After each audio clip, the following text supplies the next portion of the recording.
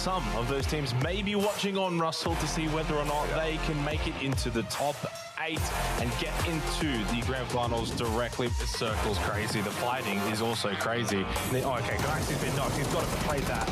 Oh my goodness, insight! This one might fall apart as well. Edie just, how is he allowed to do that? Confirms the kill. An important point. Who to get rid of? Yeah, Galaxy! Keeps a bit of pressure on others just to buff them. Bot flicked up with a nice shot on the drive-by. Gets Arcade. It's a double for Bot. Can he get a third? Yes, he can. Pushing in his direction. Can he get the first one? Yes, okay. Maybe there's an opportunity. Oh, that was sharp. Opons goes down. FW, they're on the backside of this though. QC sent it in front of them, but the MG3. And Hatzor's just made his way in for Theraton 5. Archangel Predator are just scrambling. Dynatol has wiped them. Show me the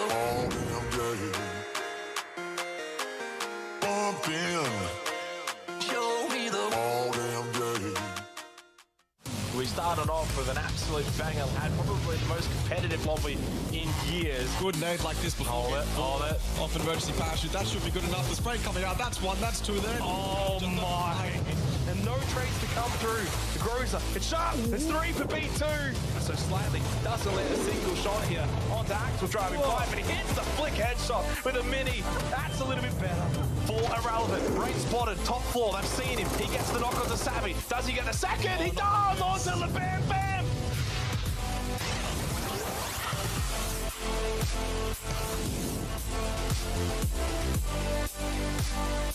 The group stage is over for the PUBG Asia Super Cup. We are now on to the last chance qualifiers. 16 teams, 8 of which are looking to make it into the grand final. The other 8 would be going home and their tournament would be over. Russell, good to have you back here for another weekend of PUBG. Of course, it wasn't too long ago that we had the group stage. Not much time has really gone by.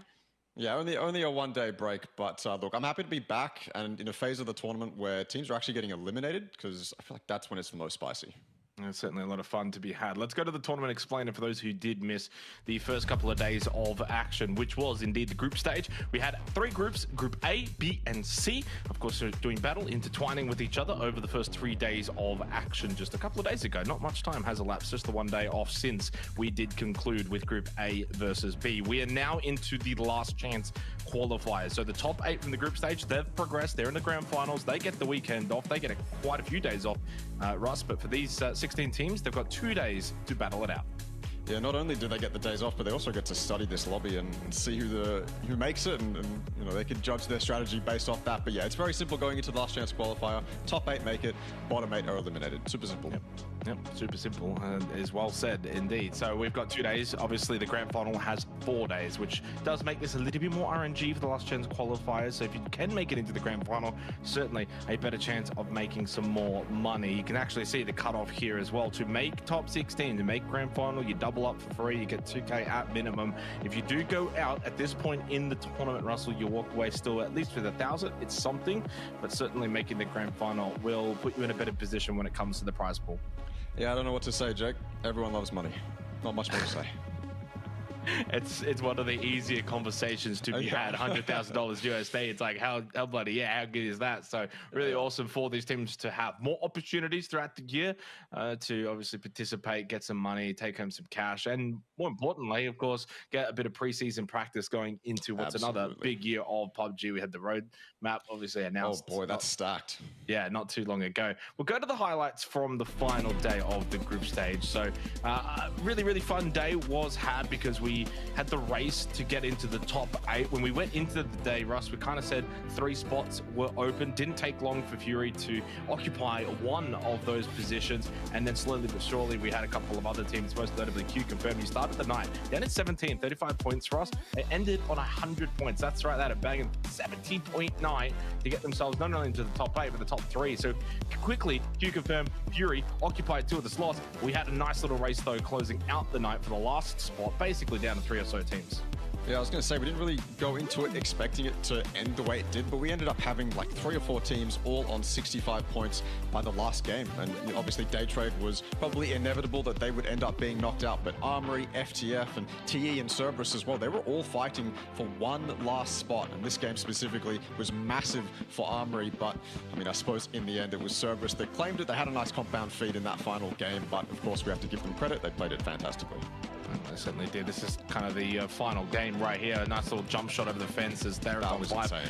Yeah, there is the shot. He got knocked down there, Thanatol, and for Theraton 5, they went out in last place, which meant they could not get that top spot. Didn't really matter in the long run. Finishing 1st or 8th in the group stage had the exact same benefit. So they would not have been at all dismayed by that final game result. It was certainly a really fun end to that night. We'll go to the top 8 teams that have qualified.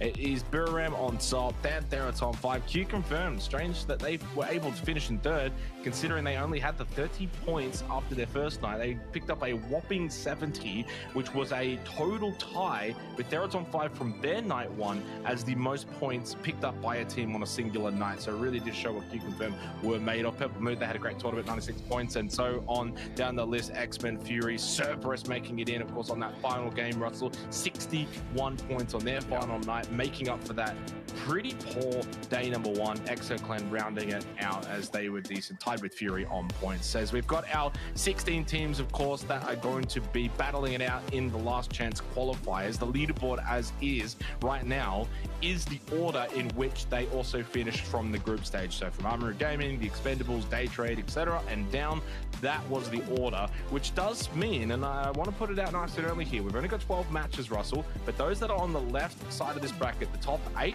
they are the expected teams to hold those positions. Everyone from 9 to 16 didn't have that great of a group stage, would not have qualified for this top 8. They need to change something. Yeah, they need to change something, and you would have, I mean, you'd hope that during that day break they would have done something, but I think you're absolutely right. The top 8 right now are probably the favorites, although that said, there are a couple on the right side of the leaderboard that we're potentially looking at to either upset or, I mean, if we're being honest, kind of live up to expectations. PMA, Unicorn, Cyber being the 2 that I'm looking at right now, and 4-Man Bo obviously has performed decently well for the Japanese side of things, but I'm kind of expecting, I put this out there and you rightly called me out saying this usually happens, that the bottom 3 of that top 8 potentially will be upsets. We're going to have to see, but it is very hard to imagine anyone on that left side of the leaderboard actually dropping out of it. I should add, by the way, Russell, that Unicorn technically had more points than FW by 2, so they would actually be the team in 8, so it makes it look a little nicer for them. FW would be in 9th. The rest is pretty much accurate, so we can take this for, you know, the 90% truth that it is. So for Unicorn Cyber, I think they're certainly a team as well, and to me then it kind of shows there's maybe 10 teams or so trying to fit into that top 8. The rest of them would be looking to, you know, try and crash in, be an upset. We've got our head-to-head match graphic, and it's very important because the teams that we've kind of had in these graphics continue to do well. Every single night that we featured these teams, they've done exceptionally well. For Archangel Predator from the Philippines, definitely a team that left a lot on the table, I think was fair to say, Russell. A team that can certainly frag out. Maybe at times placement points can be something that they're not always the best at, but we know how good they are, and it would be a travesty to not have them in the grand final.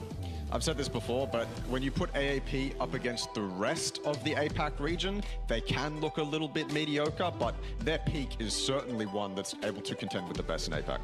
Yeah, at one point for the group stage, they were only averaging 3 kills a game. They averaged over 6 in PCR2, topping that entire tournament. Even though they only finished 4th in the Challenger Rumble, they still had the most kills. So again, kind of highlighting this is a team that can absolutely frag out. That placement points is probably their issue. So, you know, you pick up, what did they get? 63 points in the group stage. They missed out by 23 points. That probably is more to do with the fact that they just couldn't quite get their frag game going. Another team that also couldn't quite have the performance they would have liked in the group stage, it's Daytrade Gaming. They just missed out by 20 points. I say just, to be fair, again, that last game for Cerberus, it's going into it, Daytrade were actually in that 8th spot. So one game was the difference, and that game, though, happened 4 times over because the first 4 matches of the group stage, Daytrade only picked up one singular point. That's right, 4 matches in, they had 1 point.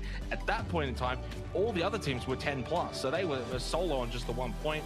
But from them, they did turn it around. After that, they were able to pick up 53 points on their second night, which had they had even an average night of 30, would have probably got them into that top 8. So for a team of this caliber, it is a little surprising that they're here. But the good news is, Russell, that they've turned their form around and actually have some really good form coming into the LCQ.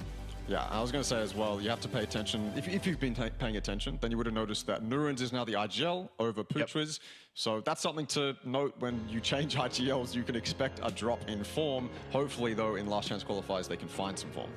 Our map order for tonight, unchanged. We begin with Erangel, then we go over to Tago, Vikendi, and close with Miramar. So no changes at all from the group stage here, which is good for the teams. Completely familiar environment as they look to come into the last chance qualifiers with no difference, and really not much time since that group stage night. They should all be pretty much ready to go. I can't imagine any of them would be feeling out of place here, or as if they don't have to practice. Maybe only day trade, because they have obviously changed to IGLs, and we didn't get to see them 2 nights ago, Russell, as they did not play on that final night. So depending on what they've gotten up to in that time, from the news that did come out regarding that IGL change, it basically happened after night 1. Now, I don't know if that was only just when they announced it. Maybe the change had already happened prior. We're not too privy to that information, but clearly does give Day Trade, 2 or 3 days there, which they weren't playing. Maybe they did some scrims. Maybe they kind of worked on some things, and I'm curious to see how they go tonight. I was going to say, one of the other things to note about these maps is, I believe, unless I'm incorrect, going into tomorrow, we switch it up and we start with Miramar instead of Erangel. Unless I'm incorrect, but I'm pretty sure that's what we're doing tomorrow. Yeah, I believe that is the case. It'll kind of be that rolling order. We go to Miramar, and then we stay on Miramar, and then close on Erangel tomorrow night, which that is something to reiterate. There's only 12 matches, and yeah, it doesn't really change anything, but there's only 12 matches. It's not a lot when we think about, looking to qualify top 8.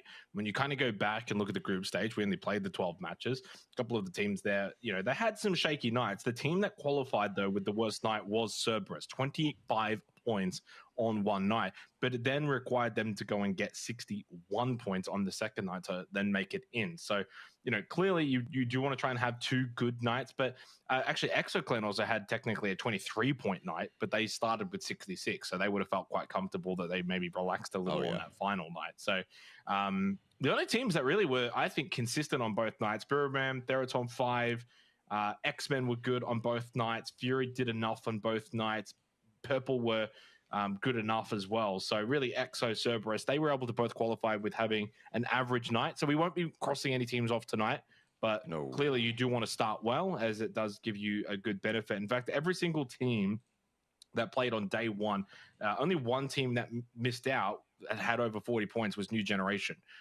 As we know, they got 37 points from their first 2 games, and then from that point onward, they really struggled. In fact, they had tied lowest points on a given night, just 12, which was with Arctics. That's how bad their second night was. So a couple of teams to look at, but all for the wrong reasons. We'll touch on New Generation, we'll touch on Day Trade, all of those and more after the break when we come back for game number 1 here at the Last Chance Qualifiers.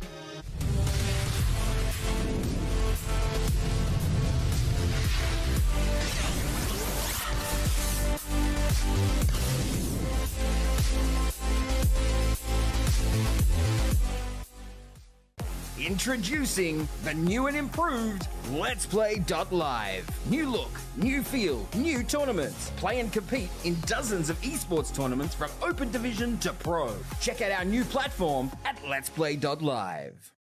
Feeling a little bit salty about that one, because that was so clean from Akita and Monty, but Theraton 5.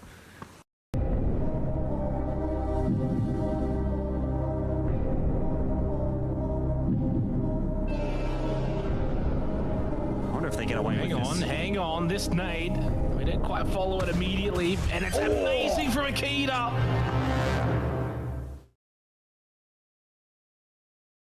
Welcome to Update 27.2, where the wild ride of even more Rondo features await. Gather BR coins to purchase your necessities, summon cover from the sky, complete in-game missions, and protect your devices in the EMP zone.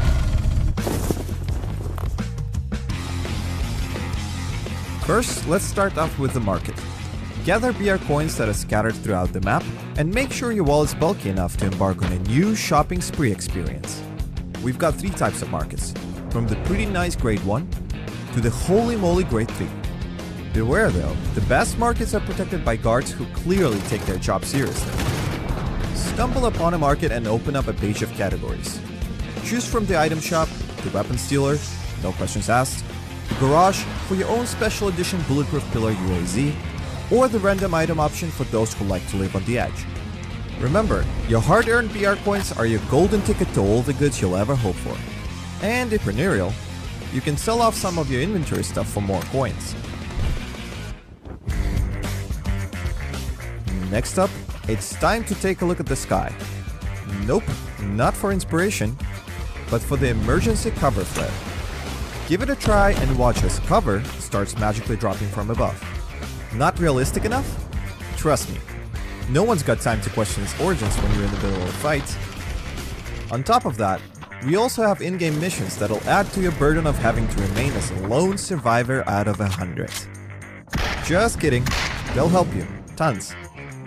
Complete missions that show up at the beginning of the match and automatically earn in-game items as rewards. And that's not it, there's more.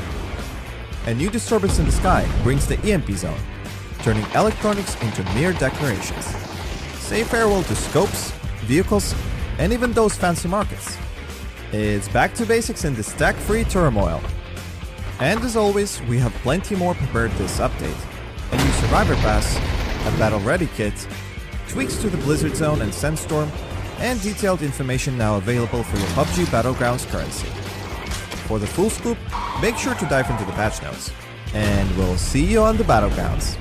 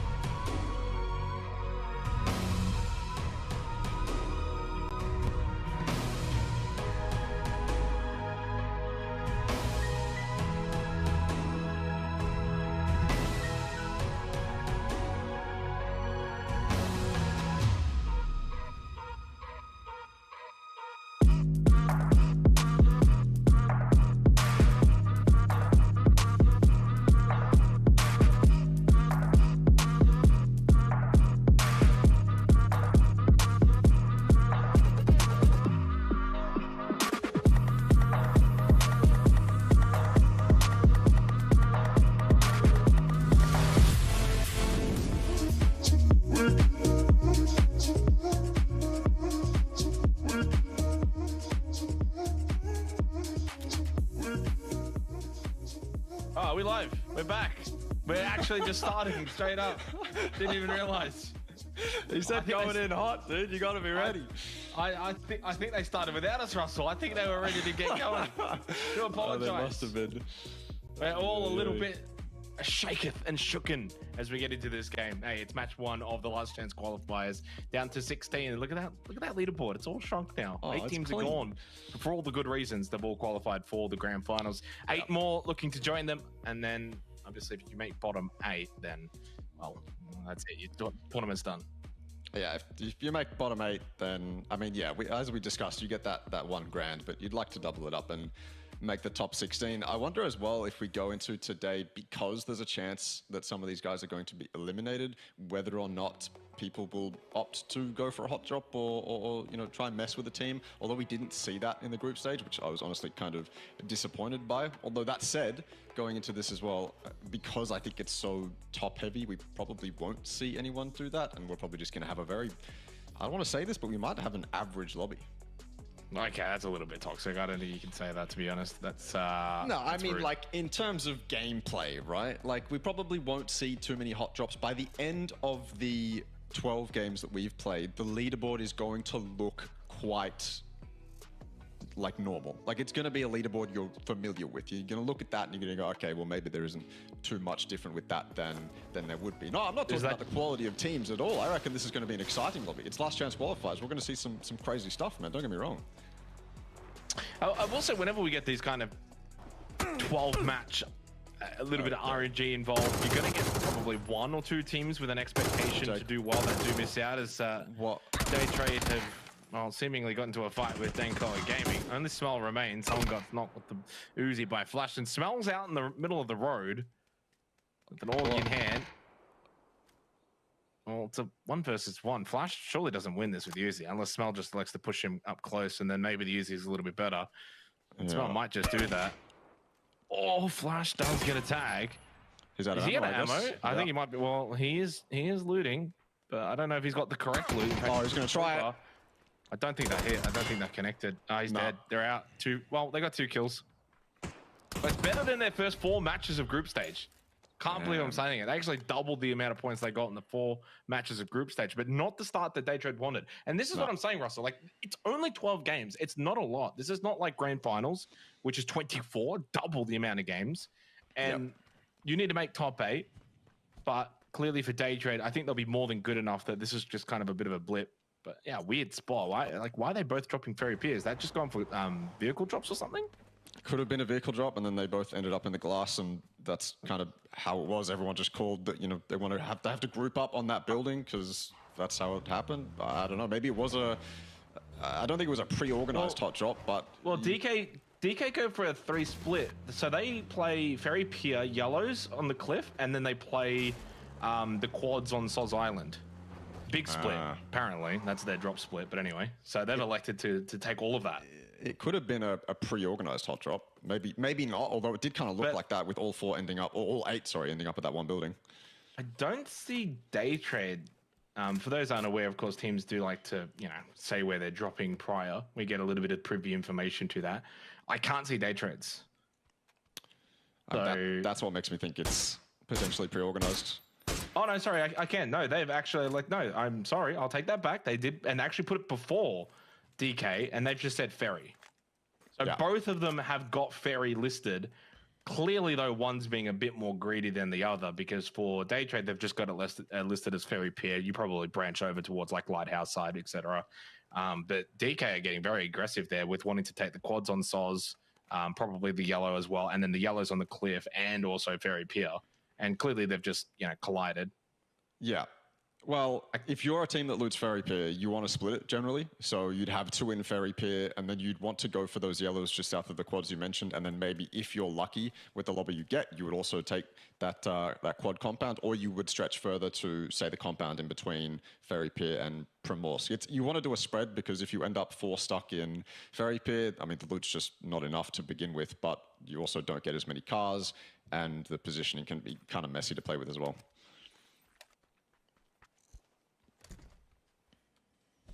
The Expendables with their 6-man roster. Dalwin coming in. Is that the first time we've seen Dalwin? I know we've seen Brownie. I don't think it's the first time we've seen him. Yeah, he's probably gone in at some point. They've really utilized the entire roster. We've seen Duck Juice, 777, Tanvu. I think they've been the big 3. I think we've seen Dalwin and Brownie kind of rotating that other spot. I think there's also one more. It's Ninja 2K as well. We've definitely seen Ninja 2K. We've definitely seen Brownie, and now we've definitely seen Dalwin. So I mean, credit to them, Ross. They find a way to use a 6-man roster. It's not just there for show. Yeah. Sometimes there's teams, if you go and look at Liquipedia for certain tournaments, and they've actually got listed 5 to 6 players, and they never use them though. These guys actually use all 6 players on a regular basis. They've done it back in the Vietnam series. They're doing it again here. I don't know about that. I feel like it's almost too much change and hard to get synergy between a core 4. Yeah.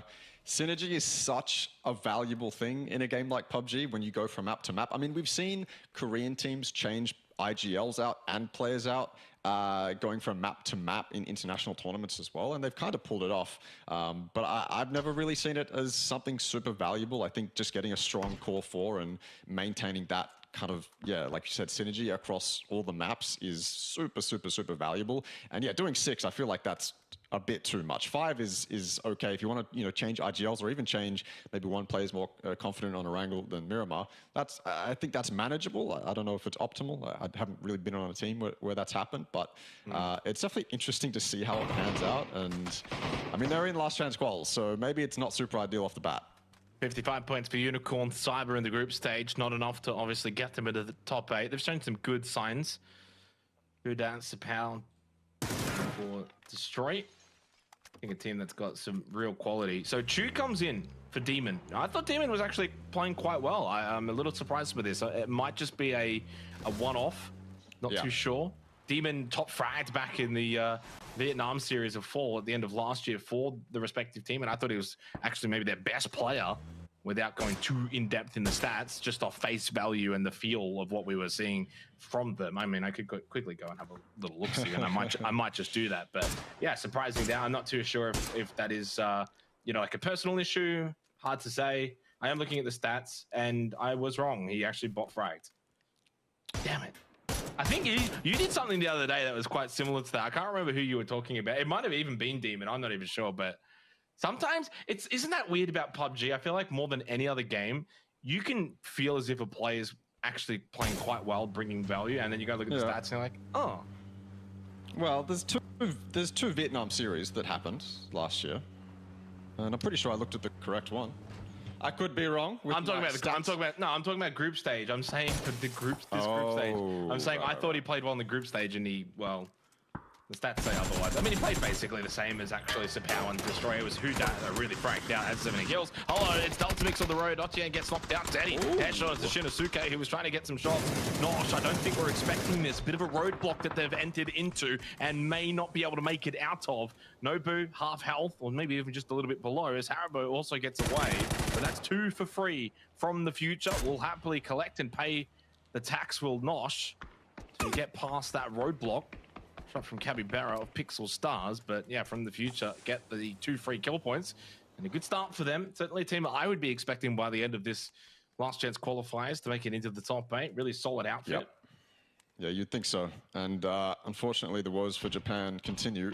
Pixel Stars on the north as well, being quite cheeky up here on Everest, and they've taken shots now as well. Previously, they were an unknown factor in this, and they could have got maybe a surprise steal on one of those knocks or something like that. But now they are known, and Hoop KDR, all the way up on top of Everest, is making sure that Pixel Stars go away. But it doesn't look like they're going to go away. FTF, the rest of them as well. Man coming in with a teammate there, going to commit to this. If you're from the future, I mean, this is just a momentum play. You've already got 2 kills on a rotating team. Who KDR's got the info that is probably not all 4 in Pixel Stars. That is some real aggression, though, from Deltamix. Maybe, potentially, it was just a bait, but man didn't get anything off the back of that, and Deltamix is going to lose his life for it. Thankfully, Chetty's back there to trade him out, and now there's just 1 left for Pixel Stars to worry about. Capybara's back there, off in the background. Maybe he can cause some distraction, but that wasn't ideal from Deltamix at all. Here comes Zhao Feng, though, to just try and even up the numbers a little bit for Pixel Stars. RKS closed. Teddy can't peek, so RKS is pretty much safe. I don't see a world in which he dies, unless it's a wonderful nade like that from Teddy. I'll eat my words as he eats that nade. There's nothing the bullets from a Mini 14 could do to stop that. That's a wonderful nade from Teddy. Underarm on the head, gets the knock, and Zhao Feng just got into a really good position. Love that flank from him. Top of Everest, pushing down, should eventually get good sightlines onto FTF. Capybara just has to try and stay alive. But Zhao Feng can't push beyond this rock, Russell. If he pushes forward, he's just going to be out in the open, as evident by those shots. Already half health as soon as he got spotted. RKS flushed by Nobu. Nosh actually stealing the kill away from Teddy, despite his wonderful nade. He gets no credit. Well, Nosh have to come back here and get something done if they notice a fight like this. A bit of revenge, but it's also a bit of, you know, scavenging those points. I mean, they lost 2 on that rotate. Nothing to lose now. You may as well come back. Zhao Feng does go down.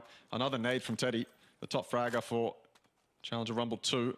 Doing more work here. That's 3 to his name now. And even Capybara on that backside, you could see it was a fight he didn't want to commit to at all. He's running up that hill, incredibly exposed on the way up. And then he's taking like 75% damage as well on the way up too. It's just not an ideal fight for Pixel Stars to take. But they had to get it done. They already had 2 players here without a car, might I add. Maybe that's the mistake. Having 2 players of Pixel Stars on Everest without a fallback plan probably cost them there. Having a look at that circle, and it's pretty central. Nothing too crazy to worry about. We go back to Hoang F and Smell for Dankai Gaming after that initial fight over towards Ferry. They are about to drive by Armory Gaming. Not too sure if they're looking at their direction. Doesn't look like it. A couple of shots, but it's a very fast-moving vehicle.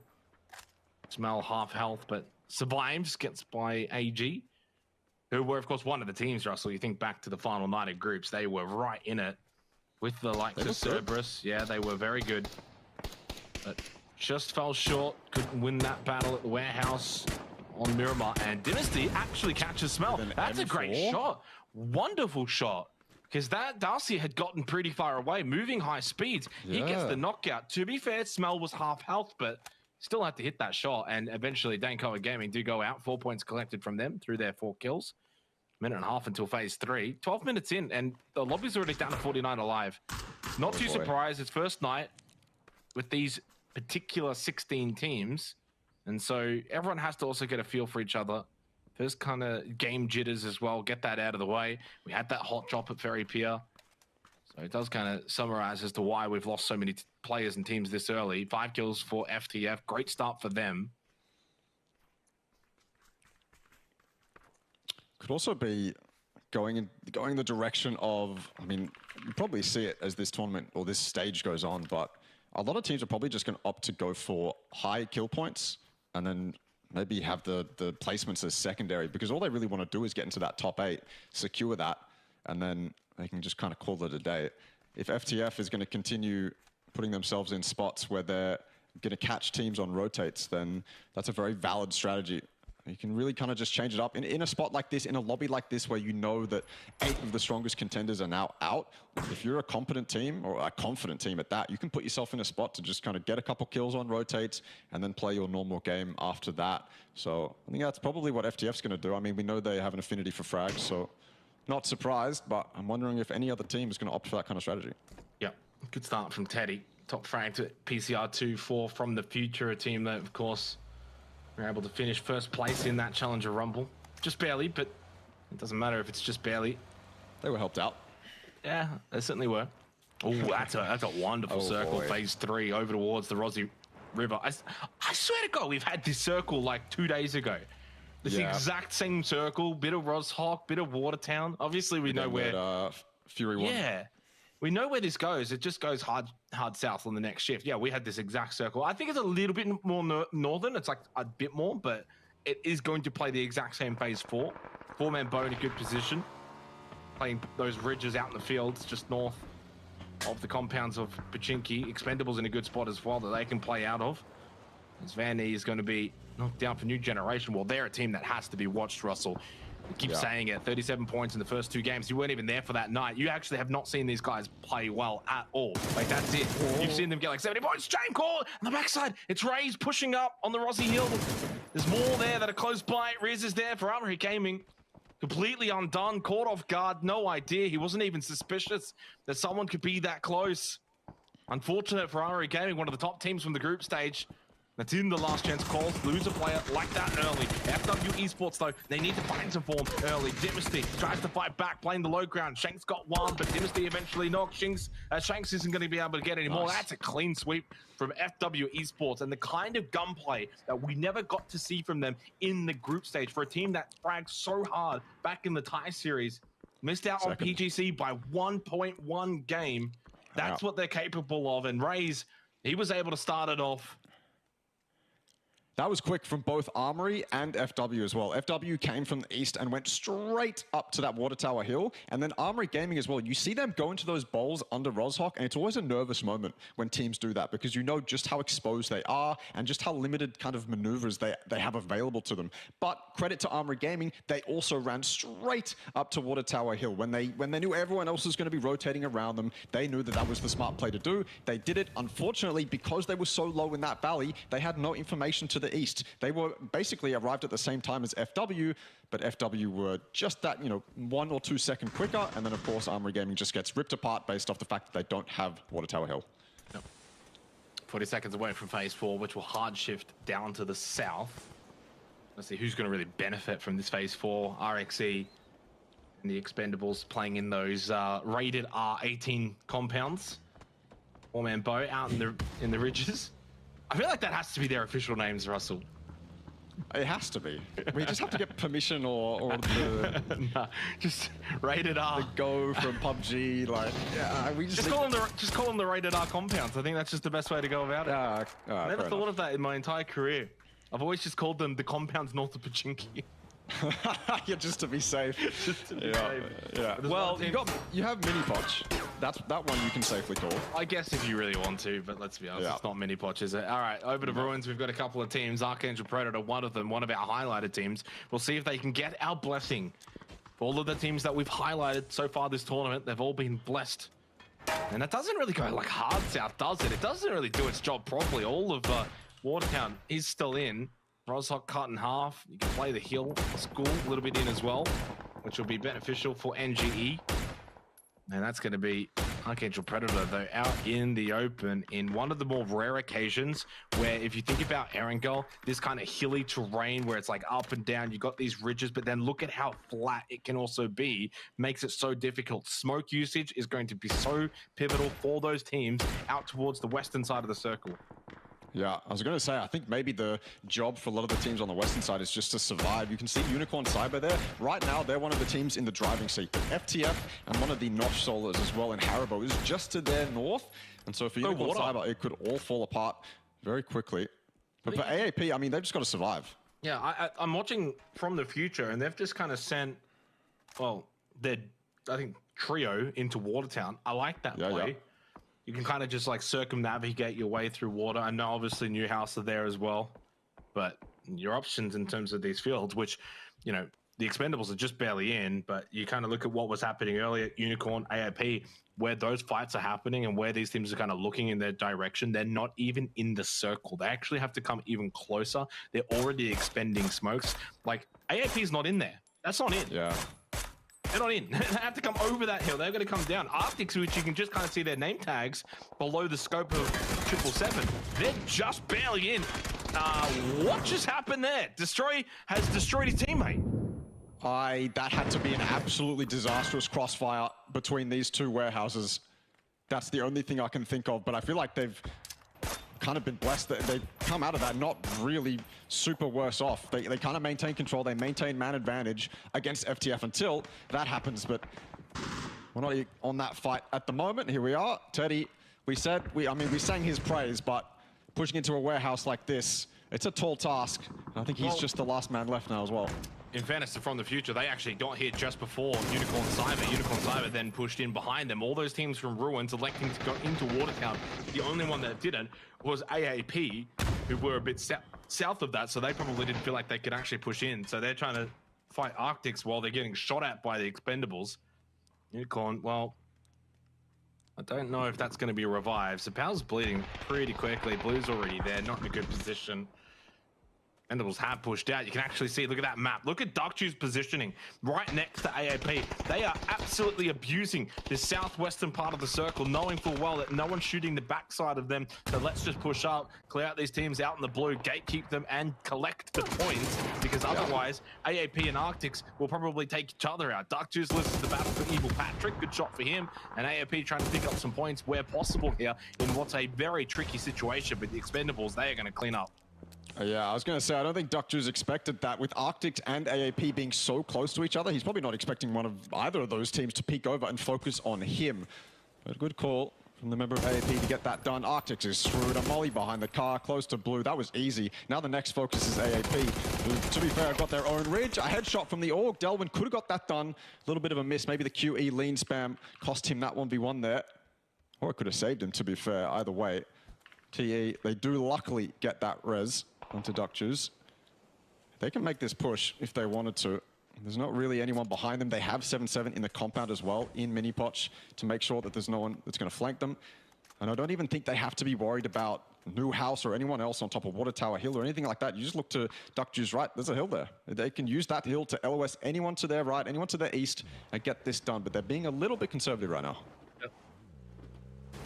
Over 20 minutes now elapsed. First game. LCQ, 12 in total. Clean from Darwin. Expendables as well haven't lost a single player, playing the edge perfectly too as they push it out of their compound towards this location. And honestly, from here, they could look to gatekeep teams coming out of Watertown as well. Yeah. Pixel Star's gone intense, so the next team out will be the last team to not collect any placement points from this opening match. 5 of the 6 kills to Darwin.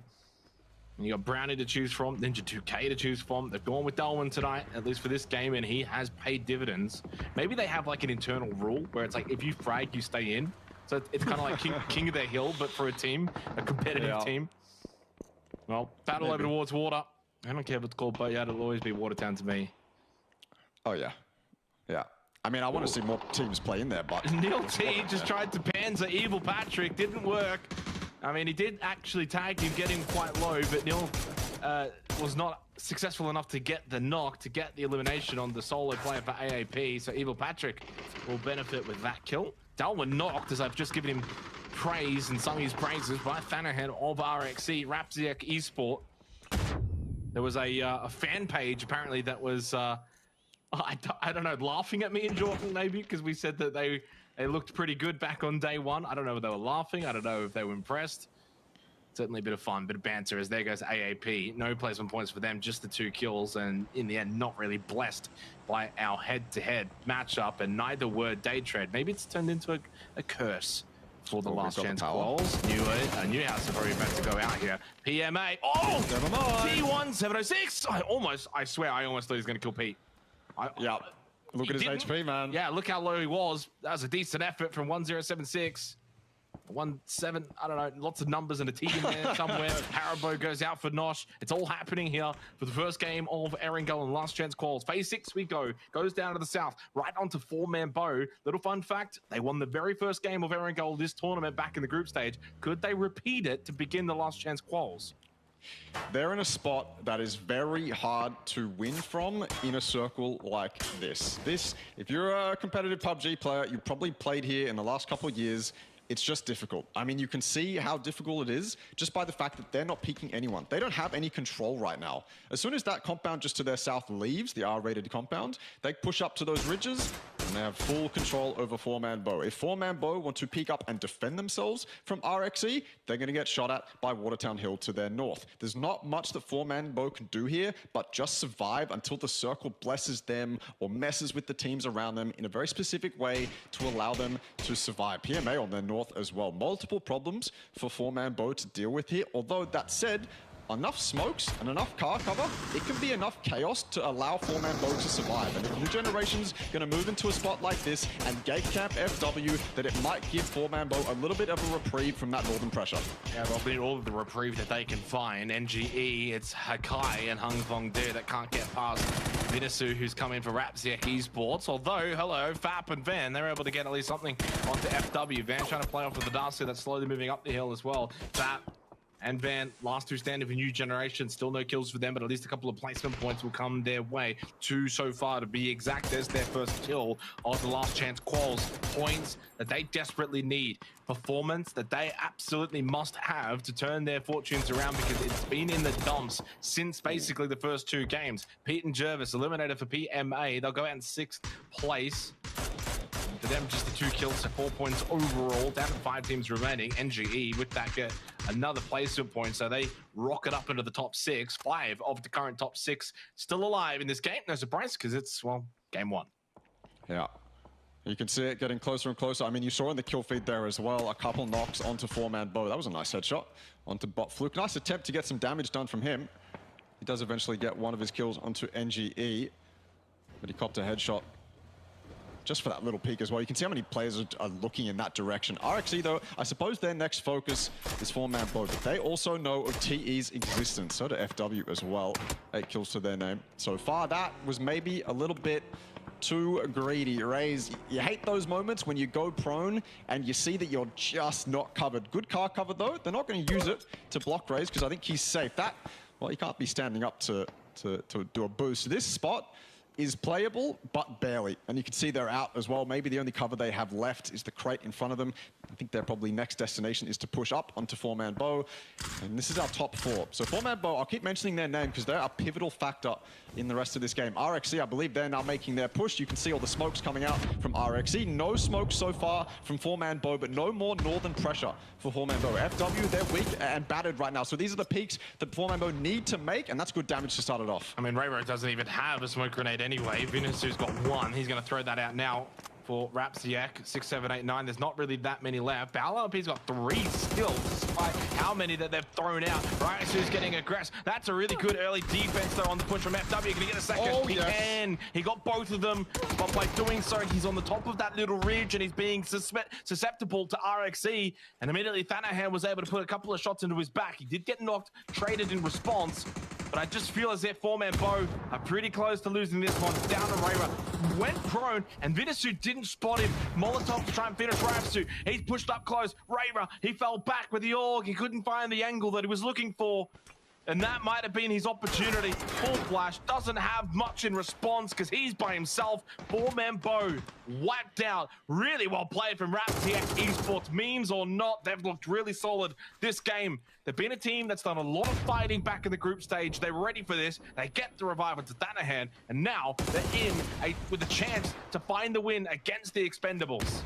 Expendables took their time. They didn't come out until all the fighting was over. Then they played it smart. They took out FW, and this is a very, very doable 2v4. I say that, and 6, 7, 8, 9 makes his presence known, and a nade as well onto 7, 7, 7. This is a complete RXC at the moment. All 4 alive, all 4 pushing straight towards 7, 7, 7, who doesn't even have a chance to heal. And RXC, they played that game exactly how they should, and they come away with the win. Certainly a very impressive performance for Rapsiak Esports, the Kitten Clowns from Vietnam, with a significant win. 9 kills as well to boot. And for a team that we always thought back on day one, me and Jordan, they had some good scraps. They looked all right. Basically, the first 4 or 5 games of that night, Russell, they were fighting as much as they possibly could. Weren't really always winning them, but they were scrappy. They had some fun, and I thought they were a really good, entertaining team. They couldn't quite translate that into wins, into a good performance, until now to begin the last chance quals and talk about the best time to do it. 11 more matches, the dream start. Well, I mean, that circle is very telegraphed for a lot of players. If you're in that compound, you kind of know how it's going to play out. You just kind of have to take advantage of all the third-party chaos that's going to come your way when the teams on the north crash to the waves in the south, and RXC played it perfectly. I think maybe it was a little bit dodgy, and 4-man Bo put up a good defense, especially against FW. That Ryusei play was insane and very necessary, but not enough in the end. RXC kept the numbers up, and well, TE were weakened from earlier on, so it was pretty easy from there. Shout out to Vinisu as well, who came in from the substitute position, replacing Kobe for that game. He had a tremendous performance. It's Rapsiak Esports with the first chicken dinner with the last chance qualifiers. We'll go to a break and come back. Erringel on the other side.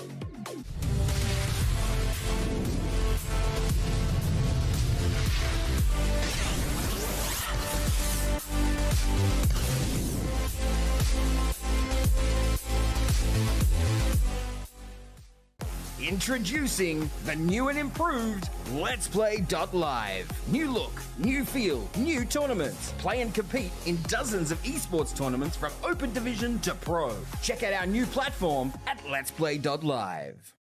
Feeling a little bit salty about that one because that was so clean from Akita and Monty, but there it's on 5.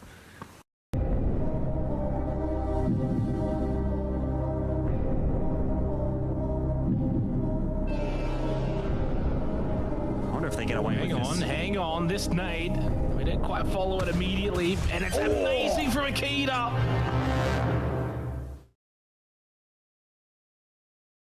Welcome to Update 27.2, where the wild ride of even more Rondo features await. Gather BR coins to purchase your necessities, summon cover from the sky, complete in-game missions, and protect your devices in the EMP zone.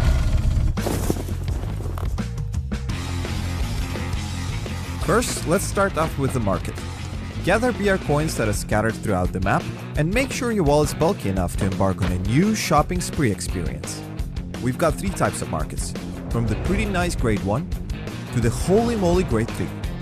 Beware though, the best markets are protected by guards who clearly take their job seriously. Stumble upon a market and open up a page of categories.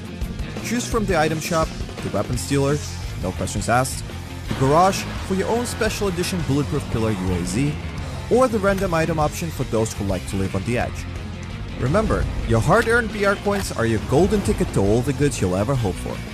And if entrepreneurial, you can sell off some of your inventory stuff for more coins. Next up, it's time to take a look at the sky. Nope, not for inspiration, but for the emergency cover flare. Give it a try and watch as cover starts magically dropping from above. Not realistic enough? Trust me, no one's got time to question its origins when you're in the middle of a fight. On top of that, we also have in-game missions that'll add to your burden of having to remain as a lone survivor out of 100. Just kidding, they'll help you, tons. Complete missions that show up at the beginning of the match and automatically earn in-game items as rewards. And that's not it, there's more. A new disturbance in the sky brings the EMP zone, turning electronics into mere decorations. Say farewell to scopes, vehicles, and even those fancy markets. It's back to basics in the stack-free turmoil. And as always, we have plenty more prepared this update. A new Survivor Pass, a Battle Ready kit, tweaks to the Blizzard Zone and Sandstorm, and detailed information now available for your PUBG Battlegrounds currency. For the full scoop, make sure to dive into the patch notes. And we'll see you on the Battlegrounds.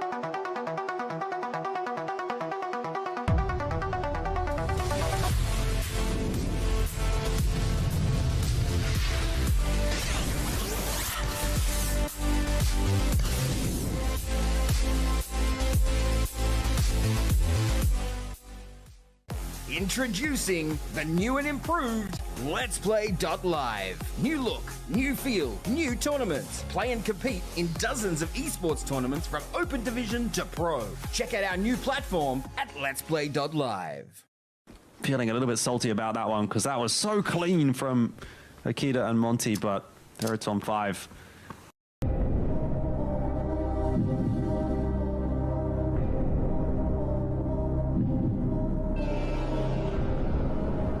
If they get away with this. Hang on, this nade. We didn't quite follow it immediately, and it's amazing from Akita.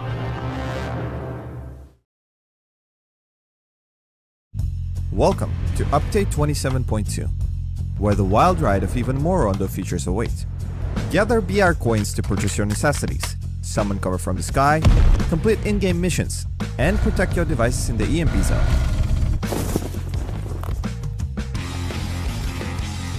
First, let's start off with the market. Gather BR coins that are scattered throughout the map, and make sure your wallet's bulky enough to embark on a new shopping spree experience. We've got 3 types of markets, from the pretty nice grade 1 to the holy moly grade 3. Beware though, the best markets are protected by guards who clearly take their job seriously. Stumble upon a market and open up a page of categories. Choose from the item shop, the weapons dealer, no questions asked, the garage for your own special edition bulletproof pillar UAZ, or the random item option for those who like to live on the edge. Remember, your hard-earned BR coins are your golden ticket to all the goods you'll ever hope for. And if entrepreneurial, you can sell off some of your inventory stuff for more coins. Next up, it's time to take a look at the sky. Nope, not for inspiration, but for the emergency cover flare. Give it a try and watch as cover starts magically dropping from above. Not realistic enough? Trust me, no one's got time to question its origins when you're in the middle of a fight. On top of that, we also have in-game missions that'll add to your burden of having to remain as a lone survivor out of 100. Just kidding, they'll help you, tons. complete missions that show up at the beginning of the match, and automatically earn in-game items as rewards. And that's not it, there's more. A new disturbance in the sky brings the EMP zone, turning electronics into mere decorations. Say farewell to scopes, vehicles, and even those fancy markets. It's back to basics in the stack-free turmoil. And as always, we have plenty more prepared this update. A new Survivor Pass, a Battle Ready kit, tweaks to the Blizzard Zone and Sandstorm, and detailed information now available for your PUBG Battlegrounds currency. For the full scoop, make sure to dive into the patch notes. And we'll see you on the Battlegrounds. Russell was, of course, over towards Ferry Pier. Daytrade and Danko Gaming. Again, they both publicly put their drop spots in. I guess neither of them just had a look. Or they both wanted to go for the contest. Yeah, I don't know. yeah. I don't know if there was any scrims yesterday for the LCQ teams. I don't see anything from where I would get the information. So I don't know if that actually ended up happening. I'm trying to take a second look, but it doesn't seem like I can find it. Sure. So I think they've just put drop spots in. It's like people drop, they drop. And I don't know if Danko Gaming actually would have been anticipating Daytrade to commit to that. But to be fair, Daytrade did actually put Ferry Pier in first. So there's our map schedule for today. 1 down, 5 to go. RXE, the Clown Kitties, getting the first win on the board. 19 points, a very solid effort. It's always funny with PUBG, Russ. Those 19 points from that one game, eclipsing by +4 all of night 1 for RXE back in groups. Yeah, I mean, sometimes you just get those circles where the decisions kind of come your way and you end up with 19 points.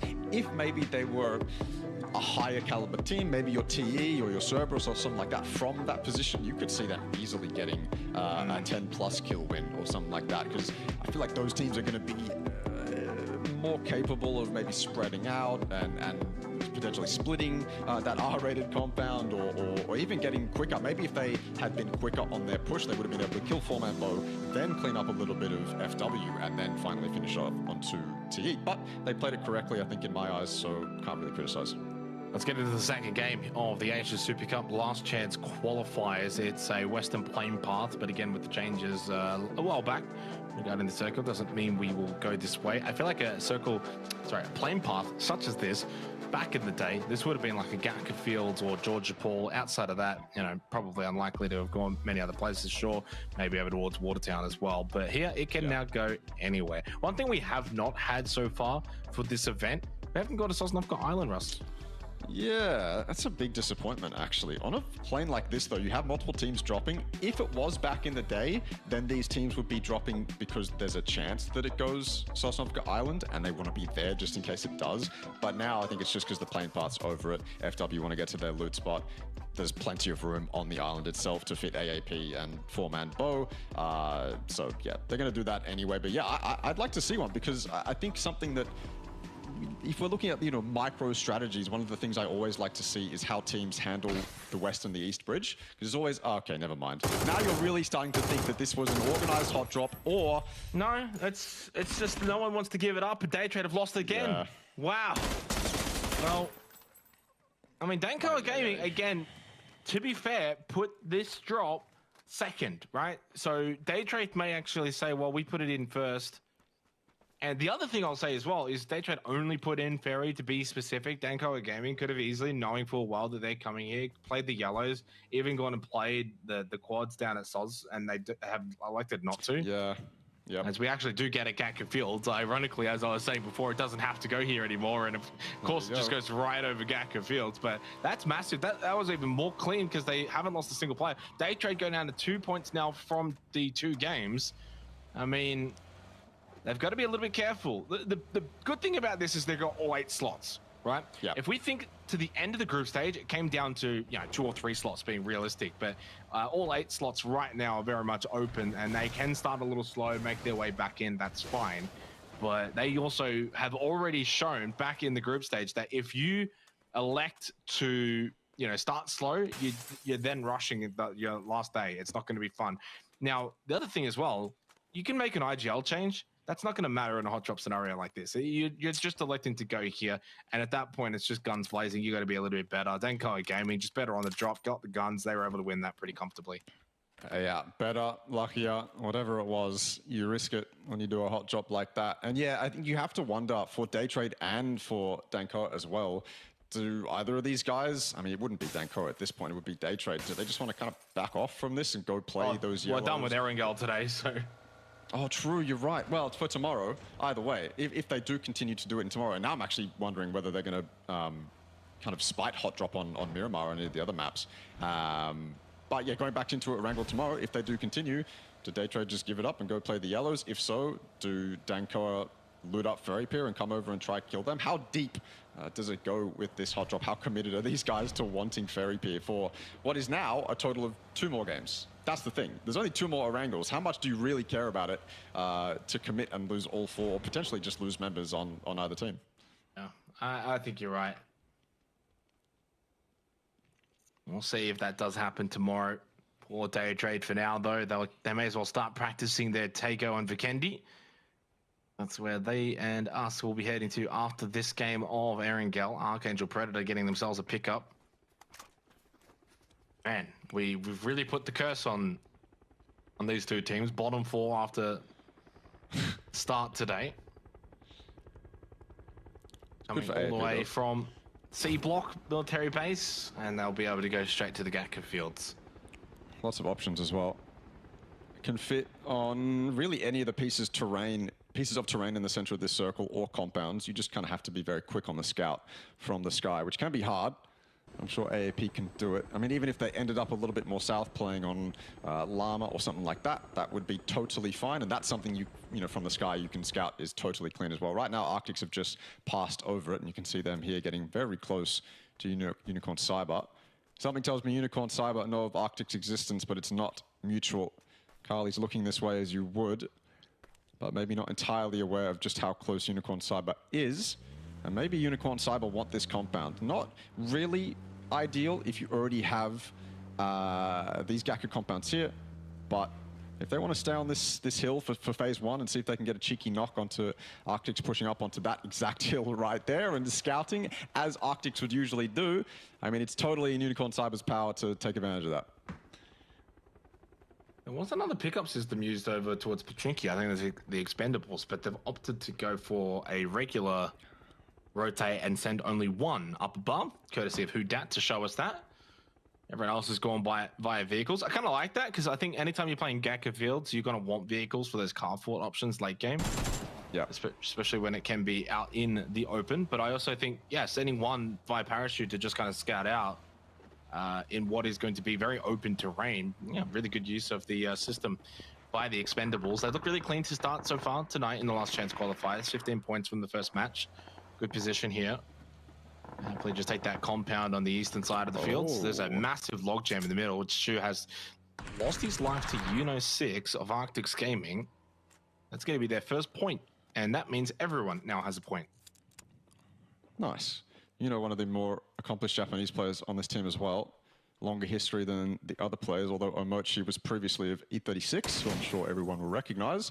Yuno's got a bit of a task on his hand right now. There looks like most of PMA, if not all of them, are coming up this way. Teddy, top fragged for his team, or second fragged overall in the Master League. Coming into this, doesn't matter when you walk into an angle like that. Very well played from Yuno. Just step out of the building, go back to that window and just watch the only entrance that Teddy could really come from. And he's got his teammates to watch his right as well. So he only really had to worry about that doorway and his left. Well played. Yeah, team that likes to frag as well. Back in the Japan Championship. Coming in as the first seed. Placement points can be their issues, as probably evident why they're in the last chance qualifiers. But we also saw their strength 2 nights ago when they basically thwarted Theraton 5 back on Miramar. A team that, if they can get it on their terms, can certainly do well. I think the issue with a lot of these Japanese teams, and probably the lesser teams at this level, Russell, is when it's not on their terms like this, they do kind of fall rather easily.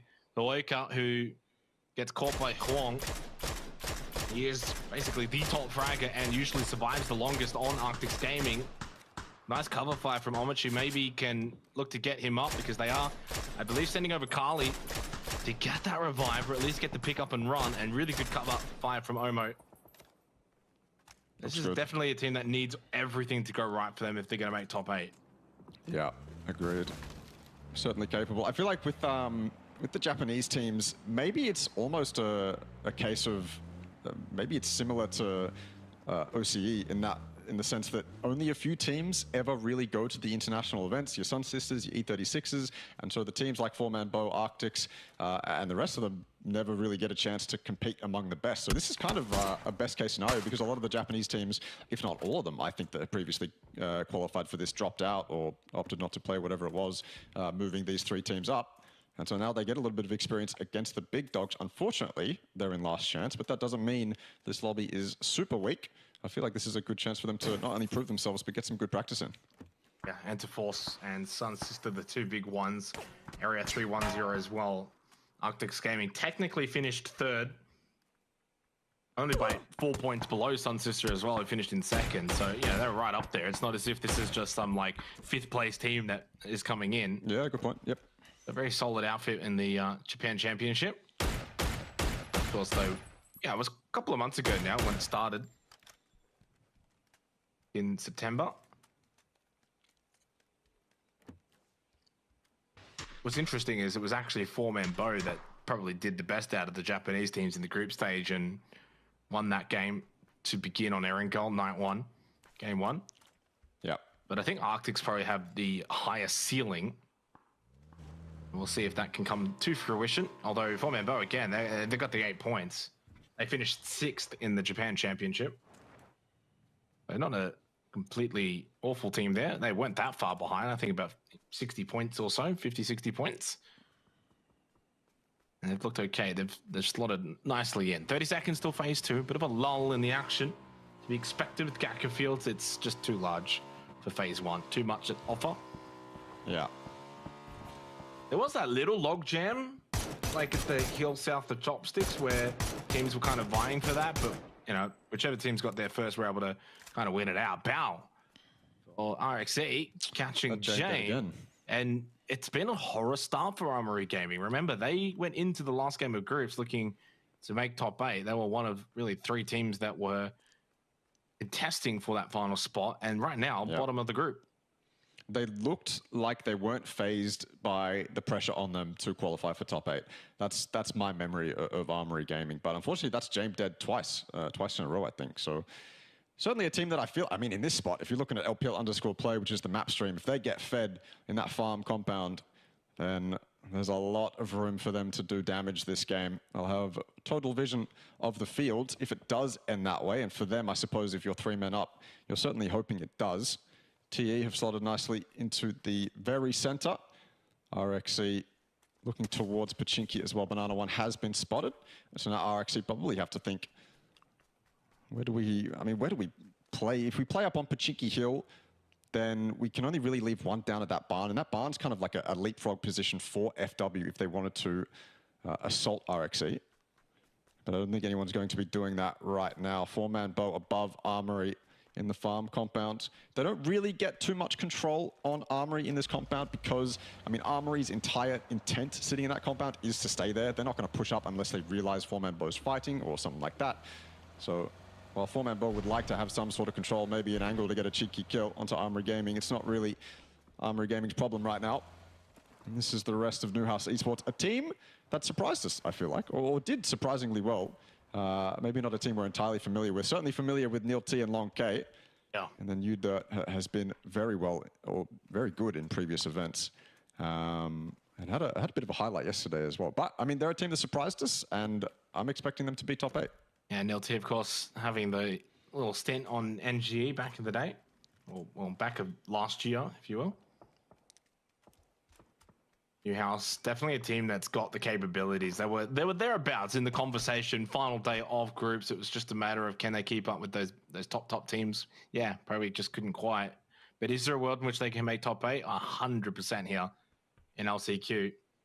More than capable. Yeah, you mentioned Long K, probably the most accomplished player on the roster.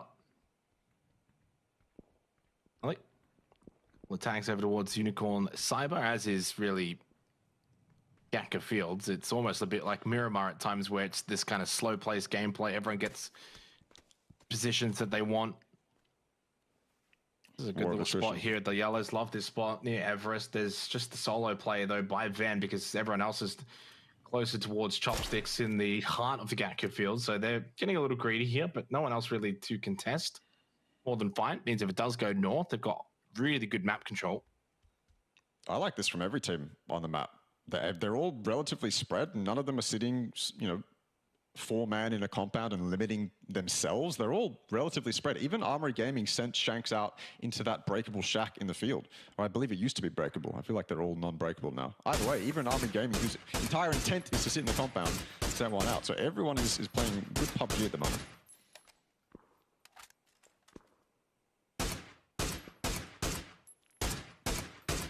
So phase 3 coming our way here for the Gatka fields as we watch it pop. And over towards Chopsticks we go.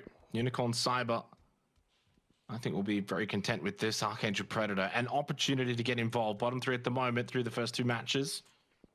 All those teams down towards the hill, Very Pier Hill, are needing to make their way now into the circle. Not the easiest of rotates to make from that particular hill. Out west, Pixel Stars, FTF, both probably going to collide.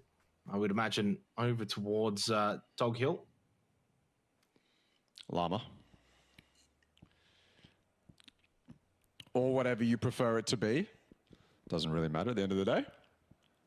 There's a lot of action happening on the south, but Pixel Stars is kind of walking into what looks to be an excellently set up 2-2 pincer from FTF. Those 2 Pixel Stars players have absolutely no idea what they're about to walk into, and you're kind of hoping that one of the FTF members takes the bait. FTF don't actually know. They should know. I was going to say Teddy opens it up onto RKS, and Zhao Feng is in a world of hurt. That M4 spray is going to come out, and it's only a matter of time before Man and the teammate next to him come over and finish this off. That nade should do it. If the spray doesn't, it's the MG3 and the nade to finish it off. And now it's up to Jing and Capybara to either recover this or get the hell out. A very passive push from Pixel Stars as they get really undone. There was a more aggressive push to the south, as you may have seen in the kill feed. Dankai Gaming tried to send it in towards the Expendables, who also had to deal with FW Esports. 4-man Bo then pushed them from the north side. I was able to watch that on the map. The Expendables were able to thwart them. I think Tanvu did get knocked, but a revive, has players are about to. 4 kills for them. Really strong position up on this hill. Really difficult to also push a couple of Darciers around. It's a almost graveyard for teams that tried to push that location. DK did back off with still 2 players up, but the damage was done. Expendables defended their position successfully. FW Esports didn't want to push any closer. Up to 13 points for them into the top 3.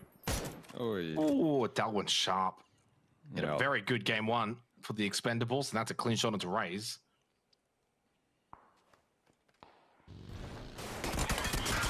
For 2 years. Well, oh, never mind. RXC sang their praises, but this is what you have to do sometimes in a zone like this. Just have to send it. Hope that there's no one in this bowl this time round.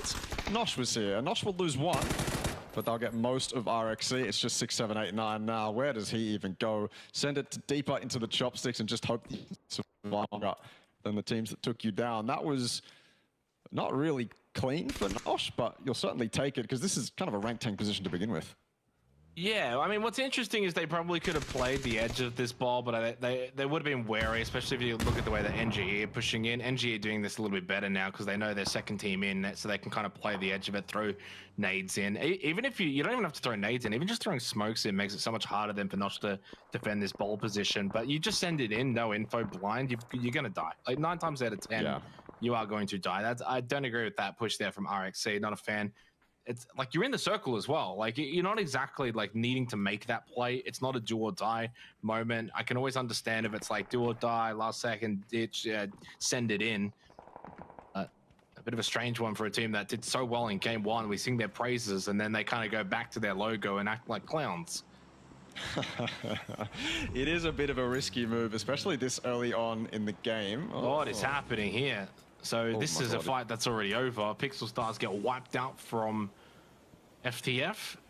Go to 11 points into the top 4. Clean for them. 4 kills. They'll get the revive.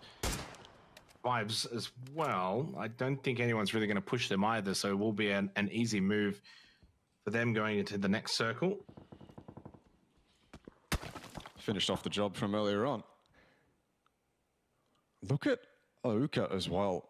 He's at the Wizard Tower just south of FTF. Taking some shots now as well. He's going to have to leave though. That's a nice heady onto Long K from Aldrin Bots through the crack in the grates there.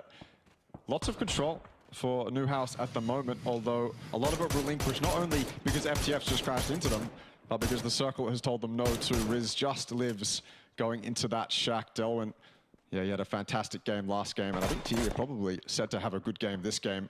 This is the fight from earlier on that we missed out on. FTF, a successful crash. Long K goes down. Maybe his car wasn't parked to leave very safely, or he didn't actually end up making the run. Either way, can't really blame Newhouse for not defending him. FTF have a lot of angles to work with to take him out, and they claim that compound. That said, it's out of zone. Yeah, right now the Expendables looking like the best team in this lobby, and it doesn't look particularly close either. I mean, RXC 6 points behind, then it's FW on 14, which they've only got the one player alive. Don't imagine they're going to get much more from this game. So Expendables making very quick work of this lobby. Now, you can kind of use the group stage as a points metric in terms of top 8, at least loosely, Russell. Just probably won't reach those exact numbers, but I would imagine 70 to 80 points is what you would probably want to get into the top 8. Well, they've already got 26 from game number 2, and they've got 4 players alive, and they've got good positions. So they're honestly going to be able to sweep the edge, probably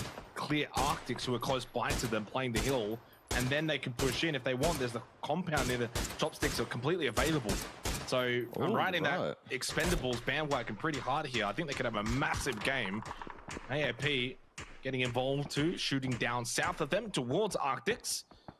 We'll see if Argent Bot can spot anything a bit more to the north side. You do it with a knock onto Delta Mix now behind the vehicle. At least something there for Newhouse. Yeah. Rough for FTF. Stolen though by Banana One. Take it. Absolutely, we'll take it. I mean, look at FTF's spot. They have to put smokes up. They have to use cars. Those thin trees are not going to do you any favors. It's just kind of unlucky that the circle panned out the way it did. Newhouse was able to stay inside Gatka on top of those roofs, and FTF had to expend all of their resources. Aldrin Bots as well, and the rest of AAP can get on top of this cylinder here and the roost. No one's going to stop them until FTF, who knows to look that way, probably because AFP have been shooting him this whole time. You're hoping that Arctics notice this compound's free. You wouldn't think it would be. If you're Arctics in a spot like this, you're probably second-guessing yourself incredibly hard right now, but it is free. It's totally free, and I guess it's a race to see if TE get it, if Arctics get it. Do TE even want this? It looks like Arctics is going to go that way, which is fantastic for them. Now they just have to hold this down, and it kind of forces TE to go a separate way. Yeah, it does, because now you can't really play backside that compound because Arctics has pushed in. They'll watch it closely, and then you don't want to really swing around to the front because then Archangel Predator has got eyes on it. I actually like this move into the chopstick. And right now, Darwin's like, it's free. Okay, no one's here. We don't have to fight this. They would have been maybe anticipating a bit of trench warfare, smokes go out, some battles. No, it's just completely free. And it's really good cover. Others can't really spot them from a distance away. Sure, if you poke your head out, not ideal, and pushing out of the chopsticks, not fun. But when you're phase 5 and it's like hard centering on chopsticks, I think it's more than viable. And you can see the way it's scoped over towards that UAZ. Like, there's no one there. The entire chopstick, all the way north to south, is free. Like, they're checking all the boxes. They're doing their due diligence. This is really good play. Again, from a player's POV, they don't have the info that we have. They're just playing this really smart, making sure that they've got the whole thing. And once they realize it, what we already know, they're going to be laughing. They got so much that they can do here.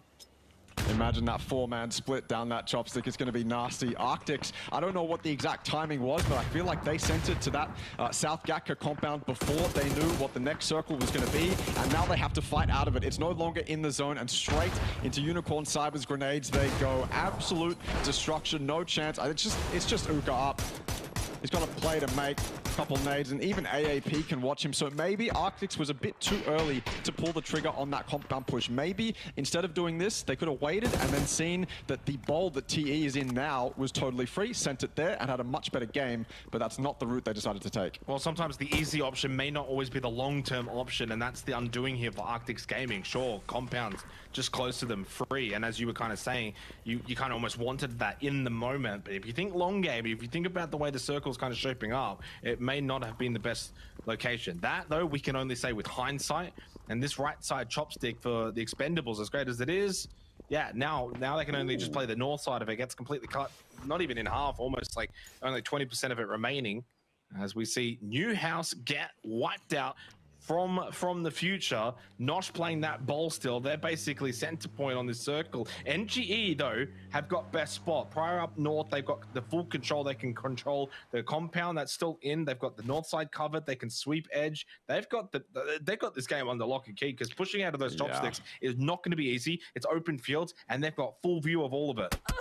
Yeah, the only direction NGE have to worry about is their west. AAP or any other team that comes from that direction, if they have cars, they can pull up on that hill that FAP's on right now and cause trouble for NGE. So I'm thinking most of their members should be watching the west right now, because like you said, no one's going to push out of the chopsticks. They don't have to worry about south. South's going to deal with themselves. They don't really have to worry about this west. So man up this side and see what you can do. And I already think Bots is thinking about it. There's no really other play for AAP to do. They have to come west here. There's no way they're going to send it into the chopsticks and limit themselves like that. AAP is looking for the winning play right now. And I think it's just go west and see if you can fight NGE or see if there's any playable space around here. So Expendables, at least, to have that chopstick still in on the north side. It's paid dividends going in from phase 4 to now phase 6. It's been a long-term investment. The kills for FW, courtesy of Banana 1. And we'll try and do a little bit more. Expendables actually push down south to make sure that no one will push in behind on the south side of the circle. And they went and cleaned up Unicorn Cyber. Talk about, again, due diligence. Like, they don't just go and say, okay, circle pop, let's go sit north. They think about, okay, we know this is free, and we're going to eventually push back into it, but let's clear the south side first. Really good work from Expendables. They benefit. 2 more kills. They don't have to win this game, Russell. This doesn't need to be chicken dinner. This just needs to be top 4, plus your 13 to 15 kills, and you've had an amazing game. Looking to qualify top 8 probably by the end of night 1, the way they're going. New generation esports. Finally, it feels like it's been about 4 nights since we've seen this from them, but controlling zone, getting kills, winning fights. This is what they can do at their peak. Van's got to be careful. Bots escaping now from this hay bale position. Van was able to make it into the smoke, but is he going to make it back out of the smoke freely? If Bots takes these shots, he could die, but he's also so low. Standing still, got to take it, surely. The trigger discipline. There's placement points on the line. If Bots can get deeper into the zone, you have to think about that. He has NGE potentially, like you said, under lock and key. God, that takes so much. And he's dead. Oh, Banana 1, though, wasn't expecting another solo. Was not expecting that. AAP came from that way, so he certainly wasn't expecting Banana 1. And Bang deals with it regardless. NGE, they went so wide to control that western side of the zone. So incredibly wide. They Ferrari picked that. And they end up on top. I think they lost one for it. Yeah, they did. But either way, you'll take it.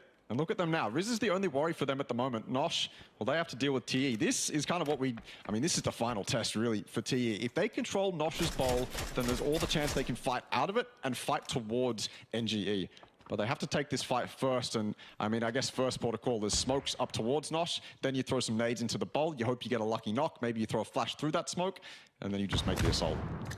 One up for Armory Gaming. It has got them out of those bottom places from this game, though, in terms of placement points plus kills. 2 only, though. Smokes out. Expendables now pushing in from the left side chopstick to now try and take the fight with Nosh. Good nade, though, from Haribo. Tambu gets knocked. Fap. And NGE are just going to be able to have all eyes on this. This could help TE if Fap stays around. Well, the thing about NGE is they don't lose this game from here. Even with 3 up, it's though a matter of how many kills can you get. Yeah. There's the solo of Riz spotted. Nah, he's been spotted now. And he's not in circle. Behind a tree. And even if he does have smokes, he doesn't really have a whole lot of time to wait for them to plume. And, like, he's already in blue. Like, he's about to die here. Yeah. 777 has been knocked by Shinosuke. New generation esports are definitely going to get this win. No question about that. It's, again, just a matter of how many kills they get. Van Nye gets the kill, steal on to 777 away from Shinosuke. Big for NGE. Riz will go down to Hakai. It's either going to be that or the blue in the air. Darwin tries to make his way up and above. Ooh. Jumps straight back down, using that smoke for cover. Good spray from Fab, and he gets the knockdown to Shinosuke. New generation are on the verge of finding their first win since Erangel back on night 1. Feels like a lifetime ago. That Group A versus C matchup. They had a 10-kill win after they had a 14 kill 5th place, they had 37 points. From the first 2 games, they looked like a powerhouse. They were playing like one. Now, again, like night 1, the powerhouse has returned. 9 kills as they eliminate the Expendables in 2nd place. 2 remain for Nosh. Nobu and Haribo, good start. It's a knock. It's technically a 2v2, but only momentarily as Hakai evens it back up and they take the advantage. It's a double from Hakai. 11 kill win for their 2nd win on Erangel, and it rockets them up into 2nd place, 25 points. Yeah, fantastic stuff from NGE. I love their aggression to control that western side against AAP. That really speaks volumes to how they want to play the game of PUBG. They lose one for it, but screw it. They'll win the game regardless. They were in such a good spot to do it. Riz potentially could have had an impact there, but you're right. He was out of zone. Nothing to do against NGE there. And of course, that decisiveness at the end there. There's no way they would ever let Nosh get into position after TE was eliminated, and they didn't. They were straight on the push towards the bowl. There was no chance for a single trade from Nosh. Yep, that was a really good performance from New Generation Esports. Again, you can always wind these games back, Russell. It's very easy to sometimes be like, oh, they got fed at the zone, but like, again, they played the yellow south of Everest, had a big split. That takes some balls. Like, you know, obviously there's fortune. No one crashed them. They didn't get really much to go wrong. And yeah, the circles did go in their favor, but they all played that really well, branched out, got kills, took map control. They were able to make the most of what was given to them. Not all teams can say that at times. You look at Nosh playing the bowl of chopstick. They don't do much with it. They play defense rather than offense, try and spread out. So it really goes to show the highlight, although Nosh did get 2nd. Highlight a difference between the way these teams operate. That's the end of Erangel, though, here for Last Chance Qualifiers. We head to Tago after the break.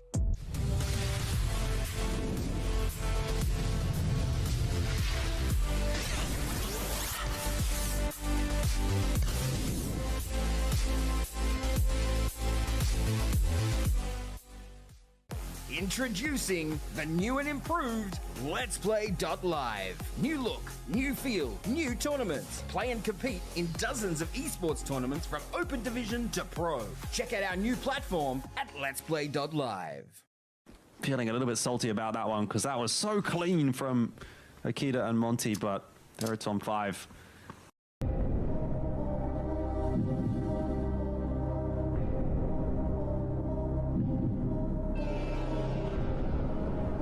If they get away with this. Hang on, this nade.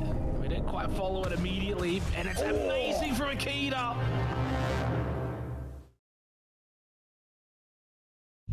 Welcome to Update 27.2, where the wild ride of even more Rondo features await. Gather BR coins to purchase your necessities, summon cover from the sky, complete in-game missions, and protect your devices in the EMP zone.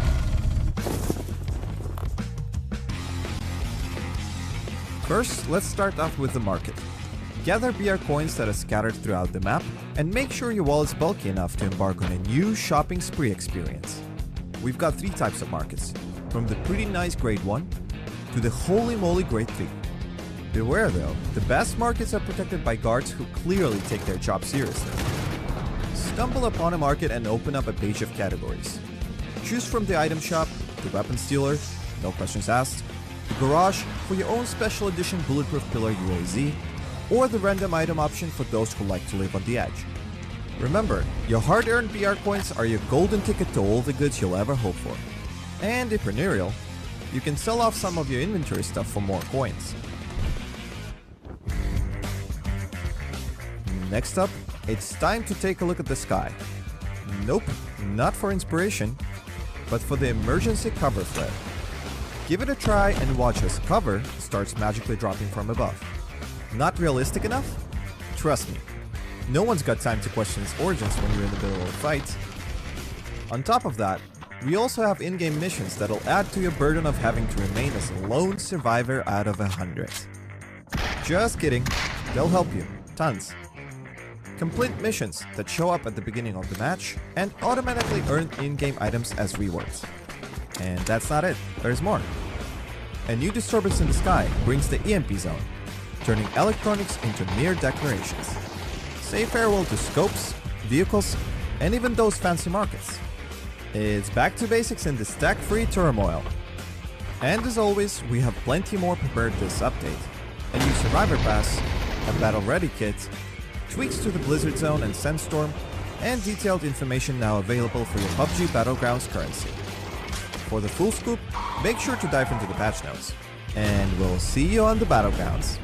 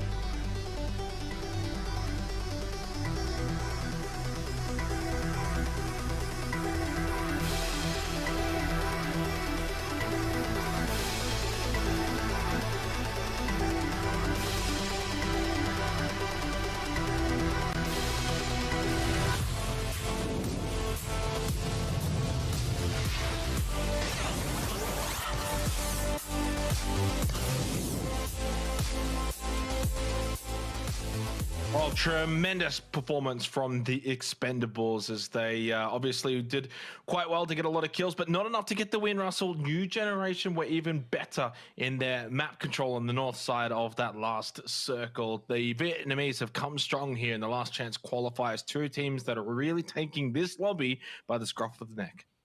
Yeah, you got to give credit to NG where it's due. They were fed, and you have to admit that, but they also did something incredibly ballsy. When I thought they were going to control the western side of the space that they had, I thought they were just going to put a three-man barrier up and that was it. But they went fully out into that field to stop AAP from doing whatever AAP had planned. They lose one for it, but it didn't matter. NGE were decisive enough towards that end game where losing one didn't really matter. And there we are. FAP will be a highlight of that game. Vang as well, almost lost his life, I believe, to a sneaky AAP player on the backside, but in the end it didn't really matter.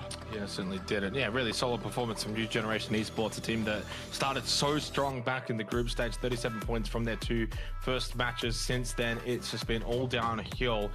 It's been really unfortunate to watch, actually, because they're just such a talented lineup. You go and have a look at some of their players as we're seeing them here. Van Nye and Fat both rated with a 78 Twire back in the Vietnam Series of 4, which is tied for third in a region like Vietnam. When you think about the powerhouses like Genius Esports and Cerberus Esports, so these guys played so well at an individual level, and they finished third as a team as well in such a strong region. And a lot of that was because of their kills. They only finished fifth in terms of chicken dinners, but they were able to finish top 3 in kills in a pretty frag heavy region. I think Vietnam especially can really frag out. So yeah, disappointing at the way that their tournament went in terms of the group stage, but a turnaround at least here in the last chance qualifiers for a powerhouse from Vietnam. We head to Tago for our third map of this really so far fascinating last chance quals. When you think about what's happening with day trade, when you think about the top teams kind of just doing what they're doing, it means that, you know, two games ago I'm like, oh, you know, there's 8 spots, day trade's gonna be fine. It's like, well, Is there going to be 8 spots? So far, the Vietnamese are just dominating. NGEs, you've also got the Expendables, and Rapsiak Esports. That's like the top 3 right now. Yeah, and I mean, you have... And Newhouse as well, teams- not far behind. Yeah, and I mean, you look at the eye test was kind of passed for Arctics, at least that game, by that final decision. And if they continue to play kind of like that, then you can see them climbing from 16th up as well. So it's kind of looking a little bit dodgy for the teams that you might have thought were shoe-ins. Although now I guess we get to see whether the Spite hot drop continues between Daytrade and Dankoa. I don't know where they're going to drop, but if they did, I mean, then it's confirmed a Spite hot drop, and then that's going to continue to Vikendi, that's going to continue to Miramar, and I'm just looking for them. Where are they going? Are they out yet? Can't actually see. There we go. No one's coming. No one is going there. So I think we're good. I think we're good, yeah. I mean, it's Tago, different map, right? So I'm just going to quickly have a look at the top for this. But this is Tago. They said they're going to Hosan. And I'm looking at DK. Well, that was a lie. Yeah, well, I mean, to be fair, like with what happened on Aaron Goal, are you really surprised? So, No. Whereas it's actually for DK, they've also got like Fishing Camp, for example, as their main location. So, right, that's exactly where they go. I should actually also, they've got Hosan tag too. So maybe they have actually looked to push away from that. So DK had Fishing Camp and Hosan as their drop spot locations. Right now, they're just kind of over Fishing Camp. There's also a couple of buildings just south of Fishing Camp that you can loot up to. Big chunk, you can see it on the map. They're going to send 2 there as well. But again, greedy in terms of their map. I've got it here. They have it. Their DK logo is over those 3 positions of Hosan, Fishing Camp, and the compound, which is what Hoang is at. Maybe Smells just grabbing a vehicle, but I feel like Hosan is so weird to split with that. No, I feel like Fishing Camp, the compound's on the road. Hosan's so far away, and it's a big city. Like, it's a strange one. Yeah, it's either you take Hosan and do Hosan, and that's it, or I think Smells not going to go split something else. No, not at this point. I don't think. You probably just loot maybe the edge of it, if anything. But yeah, that is a very weird one, because you start to think, do you want to loot Fishing Camp and the surrounding compounds to begin with? That sounds like more of an alt drop than anything you'd like fully commit to. Although that said, I think Tago looks a little bit better than Erangel Miramar, at least from what I remember. So maybe that is the case. 4-man bow. They lose Raywa to begin with. Ryu says close by. He's in the car right now. I was going to say, does he have a gun to potentially get revenge, but not even quick enough to do so. So 4-man bow lose 1 for absolutely nothing. Yeah, imagine if you're someone that likes Tago, like you're a big fan of it, you look forward to it every night, and then you just get run down in the first 3 minutes, and you're like, oh, well, I guess that's Tago done. Oh, God. I feel like all these players look forward to Tago now, right? Probably for that reason, because you can get kills early off the bat. Yeah, most likely. Not if you're on the receiving side of it. Japan on Japan Crime as well. Not ideal. Nosh has been good. I'd say Japan's probably looked a little bit more comfortable in this lobby than what we saw back in the group stage outside of 4-man bow. I mean, so 4-man bow had 49 points. Arctics finished dead last, 28. They were the only team still in the 20s, and there was only one team in the 30s, so they were very, very dead last. Nosh were third last. Very, very dead last. Yeah, I don't know a better way to phrase that, but they were very dead last. 16 points was the most that Arctics got on a singular night, so 12 and 16. They've only got the 2 right now, and they're still in very dead last, but no, the tripod just unsuccessful. Oh, what a shot from Karibo! Clean, and he's going to meet his fate, courtesy of Shinosuke. Nosh come back for seconds. They weren't done with just 1. 4-man bow down to 2. And it's a nice little start for Nosh, who, at least for their sake, Russell, have been able to turn things around from the group stage. Whereas the same can't be said for, well, Arctics Gaming. Yeah. Not yet, at least. Maybe this could be their map. But yeah, nice for Nosh. Guess it's a little bit of pride involved as well for the Japanese teams. Kind of like, maybe, you know, Fury and EXO would also have a little bit of a regional battle. Not anything, you know, meaningful, just in their heads. And they want to kind of be the best Japanese team at the event. I feel like that's probably the case for most of the teams here. And yeah, good start for Nosh. 4-man bow. They're going to go back and loot, well, the remains of Fishing Camp that have already been scooped up by DK, who are now all the way to the south, pulling off a very southern rotate. Bao getting dangerously close to James, who's in a vehicle that Bao can hear. but I don't think it's in a good enough angle for Bao to take shots. I think the surprise factor is more valuable for him at the moment, but he has been spotted. Riz on the backside. He's got his car, and luckily I don't think Riz is going to be able to take any tires out here. Even if he did, it wouldn't matter. Bao should get out of here alive. Unless James comes back around. No way James going for this. Oh What? my god. What did I just watch? And then the run over as well. Bow Wow, please, out of this game. I don't even know if we have replays. What? I need to Yo, pull that up, dude. I kind of want to shutter play that myself. Jeez, Yeah. that's sick That shot. was insane. Bro, that's the kind of shot that you hit, and the rest of your night, you're just going to feel good. You're going to feel on. You're going to feel like you can hit anything. That's massive for risk. And I honestly think, you know, Armory Gaming probably needed a little bit of a, you know, little kick up the bum. That puts them up to 8 points. That gets them into the top 9, 1 point away from AAP. For a team that did so well in the group stage to, you know, obviously miss out just a little bit going to the LCQ. They started a little slow on Erangel, but that is a sick shot. Yeah, they lost James twice on her ankle at the start, so turning the tides a little bit, hopefully for the foreseeable future. A couple of crates in the middle of the map and no one going central yet. Everyone kind of positioning themselves around the off center. I suppose probably because there's a hill in the center of the zone right now, and with the tree density as it is on Tego, you probably can't get much information from being on top of that hill. And it's probably a bit hard to hold as well. Probably multiple angles that teams can breach you from, and you might just end up losing control, losing players. So it probably isn't worth it. Just sit off center in compounds on the roads, close to where teams are going to rotate. TE flirting with the idea of potentially getting closer to FW. I believe they spotted Banana 1 off in the background over there, but they aren't going to commit. They're certainly going to take compounds around FW. Yeah, this just gets a little bit awkward. Probably nothing super insane considering it is on the phase 1, but TE and FW are definitely having a bit of a mental battle right now. You can see Sixax looks over there and goes, okay, well, TE have just taken the compound right across from us. They're kind of spreading out there, kind of flexing their muscles a little bit. 777 is close by as well. So maybe if you're FW, you're kind of paranoid right now. Yeah, I mean, potentially. They're down a player. They're already having a tournament where it hasn't quite been perfect. Albeit saying that, it's been a bit better so far in the last chance qualifiers into the third match, down a player. But in the top 4, 19 points, so they've got at least a bit more of a platform to build off. Sixax tagged up. He's gone back into this lineup as well. Forgot to mention that. I think he might have actually been in for the last game too. I think it was just the one game that they had a sub. Yes, it was just one game.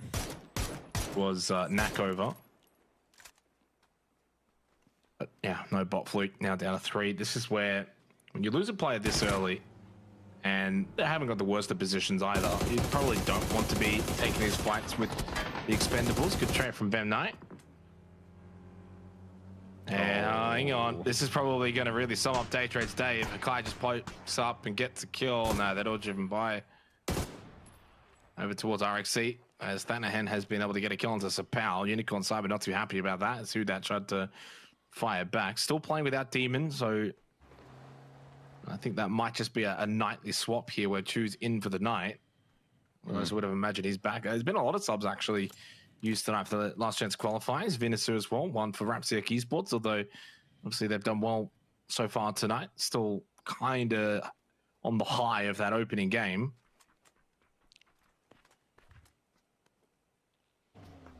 Honestly, with all the alias and roster changes, I wouldn't be surprised if Chu is Demon. Who knows? In a decent spot, though.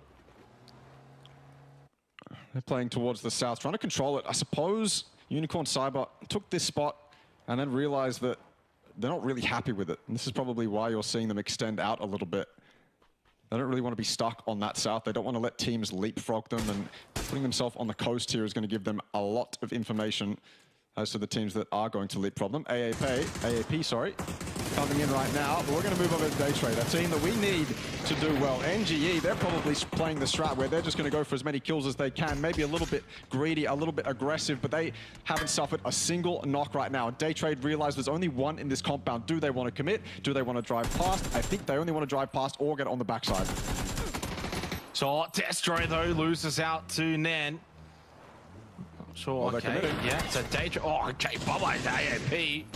Kind of shifted away from that as Daytrade have made their way into the compound, and we switched back, but a little too late. Now we don't get to see Hakai get finished off by Flash. As Nurens is going to just loot up. Daytrade get themselves a compound, get something to go their way. On the board for a kill here on Tago as well. But this is north side of zone and near water, so this is not a permanent location, Russell. It will shift away from here eventually. Yep. NGE as well, up on that cliff face, are going to need to move at some point. Should add, by the way, obviously Balmoth is in the lineup here for Day Trade. So a player that is just a glue that has been in this roster for so long. All of them really. It's, what is it, Core 3 since 2020, Balmoth since 2021. Insane commitment, especially when you look at a lot of the other APAC rosters who are constantly chopping and changing. You gotta respect Day Trade's commitment. Similarly to FTF as well, who have been together for a long time. They've rebranded, you know, Victim TF, Victim Rise, whatever it is. They've still stuck together with relatively the same amount of players. So there's a couple teams that commit to it. I'm just hoping that that commitment from Day Trade not only pans out in last chance qualifiers, but eventually pans out in the grand finals if they can make it. Reaching 11 minutes now as we head into phase 2, which did shift away from that compounded Day Trade. They've already gotten moving, by the way, so they're fine now, a bit much more central location. What's interesting about this zone right now, Russell, is if you look at the map strip, there's no one playing the big hill north of Kang Yuan. Yeah. Which in this case is kind of like a mini Everest. Couple compounds there as well. You'd think these teams would opt to take potentially. I wonder though, is it difficult to scout that hill when you're on the ground? And at this point, 11.5 minutes into the game, it's not one that maybe you want to then send it. Yeah. I could actually see maybe like an RXC just outside Kang Yuan. Maybe they might send it up the hill. I haven't really got many other places to go. One thing about Tago though is there's just so many like little compounds that you can play in these circles. Yeah. And despite that, we see so many fights in this terrain, hills, around trees. It's interesting how it always plays out that way. Stanahan does hear the rotate of Arctics. This is not in zone, by the way. This hill, he's outside of it. He's on the south hill of Kang Yuan. There's the north hill that is completely vacant. Nurans for Day Trade has pushed in closer to the compound or from the future. Initial shots of the barrel, not really finding the mark, but good to see Day Trade showing a bit of proactiveness as Stanahan does get the kill on Kali. I mean, at that point, you know, how many times you played Ross and you've said, why is that guy there? Well, yep. Why is that guy there? That's that. That is exactly what that situation is. RXE look like a team right now. If you go to the map stream, LPL_play, we're going to reference the map a lot. So you better be ready. Nurans, he was ready for man. Delta Mix coming in to try get some damage back, potentially even the trade. Nurans taken down to 33. Good effort, but not enough to take down the Titan. Shinosuke, RXE, they are everywhere right now. I was about to say that RXE look like a team completely displaced from what you'd usually see, but I think they're making the most of it. At Thanahan, knock and kill, and then that one onto Shinosuke as well. So you got to give them credit for at least making this work, but you can see 6, 7, 8, 9. He's the only one of RXE in zone at the moment. He's just solo defending this. Man, speaking of defense, Nurans tried, failed. Pooches, Day Trade, they have one kill, Jake. And they're about to be, not about to be, they are eliminated. And they're in the bottom 2 as well after 3 maps. Dare I say, this is not that much better than night number 1, where they got 1 point from 4 games. It's 3 points from 3 games. There's not much really in difference, as that did actually hit in a very fast-moving vehicle from Danahan with the bolty on the M24. Not an easy shot. Still in the blue, by the way. Still, why the hell are you there? Yep. May as well. I mean, that's what I'm saying. I feel like some of these teams are just going to opt to go for the crazy amount of kills. 6, 7, 8, 9. Yeah, Dahlia had no idea. Another why are you here moment. RXE full of these at the moment. No way he wins this. Taken down way too low to get it done. Really looking at his teammate right now to help him out. Puts himself in his teammate's LOS, which is fantastic intuition from him. Or really, it's basic intuition, I'd say, at this point. What do you say? Decent defense in the first game. Tried his best to stop FW from pushing towards him. And as I mentioned, FW, there it is. Raze takes him out in the back, helping out Rapsiak Esports. Thanahan still in the blue. Yeah. I will say it's only phase 3, right? It's not exactly doing a tremendous amount of damage. 3 kills for Rapsiak. And you know what that first win does for Rapsec? It changes the approach now for the 12 games, where you don't have to go and have those like super massive pop-off games, and also then from a blank state of 0, it's not like you're going to average your, say, 7 to 8 points. That now trims down to like 5 or 6 points. It's Kevin Barrett picks on the road and he gets taken down by Jun. Omachi for Arctics is the last one standing. Underarm nade against Nosh. He's got Cerevo push in, and I don't know if he was expecting Nobu to be in that angle. He loses his life. Another fight loss for Arctics. 3 points tied with Day Trade, but apparently just above them. And Shanks is also eliminated for Armory Gaming. It's been a tough day for a lot of these Thailand teams, except for probably FW. To be fair, all of their super amazing teams are basically in the grand final. Yeah, I was going to say. Who's just trying to get something more? God, he gets another kill in from the blue. If it's working, you know, there's no reason to fix it. That's what I'm saying. When I said at the start of the night that these guys were just going to go for kills, especially if they start off the night well, it gives them that buffer to just mess around with. And on a map like Taego, it can certainly work, although finally, or eventually, you are probably going to be punished for your transgressions, being very greedy. And 6789 finally feels it. Smell. Nice nade through the window. But the person he's got to worry about right now is in front of his face. Jing! Oh, that was so close. I don't know how Smell won that. He was 1 HP immediately. I guess that prone shot really worked in his favor. Yeah, this it did. Kami Barra eliminated by Vitamilk 666, which I haven't seen that name before from Dane Kelly Gaming, replacing Jund or Jundi, whichever one his name is. So, again, another substitute in for tonight. 4 kills for TK. As that is a very hard south shift. The Expendables, their compound looks nice, but they've got a pretty oppressive 2-2 split, of which 777 and Duck Juice no longer need to be in that location. They can group up with Tanvu and Dalwin. There goes Nosh. RXC's Thanahan, I'm pretty certain, has picked up all 4 kills on them. Eventually knocked by Raze, but he's just laughing like the Joker as he sinks into the grave. He said, oh, well, job done. We've got 7 kills. We're in second place. That's more than fine for us. Raze will more than happy take the free kill, though. But yeah, my goodness, Danahan just having some fun here on Taego, playing in the blue. Yeah. And Vinsu can just play as a rank tank from here and just try and get 1 or 2 placement points, and they can still get 9 points from this game. Delta Mix knocked by Long K.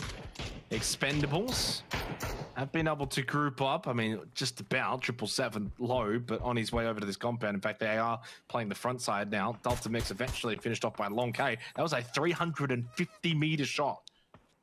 Oi, oi, oi. Alrighty. We'll take that. I feel like the compounds on this side of this river are a lot harder to hold than the ones on the opposite side, say FWs, for example. These ones are much more open. As you can see, that fence, that blue fence in front of Tanvu doesn't really do anything. So you've got to sit in the buildings, and I suppose you might have some good angles everywhere, but you're probably as equally exposed when you try to peek them. Plus, you've got that hill behind you and the dense tree line. You have to be careful about people sneaking up to you. FW, on the other hand, doesn't really have that. Their compound is kind of isolated from any tree lines. They're going to have info around them the whole time. And they are loving life at the moment. No one on FW's side apart from NGE. T1067, whatever that name is, he's going to get 1 out of that car. Lunlun goes down PMA. Teddy, the top fragger. More from New House Esports, as well as the gauntlet of New House Esports, and Teddy decides he's had enough of the gauntlet. He's going to get out and try to take the 1v1. Yeah, but Yuta says the gauntlet's not over.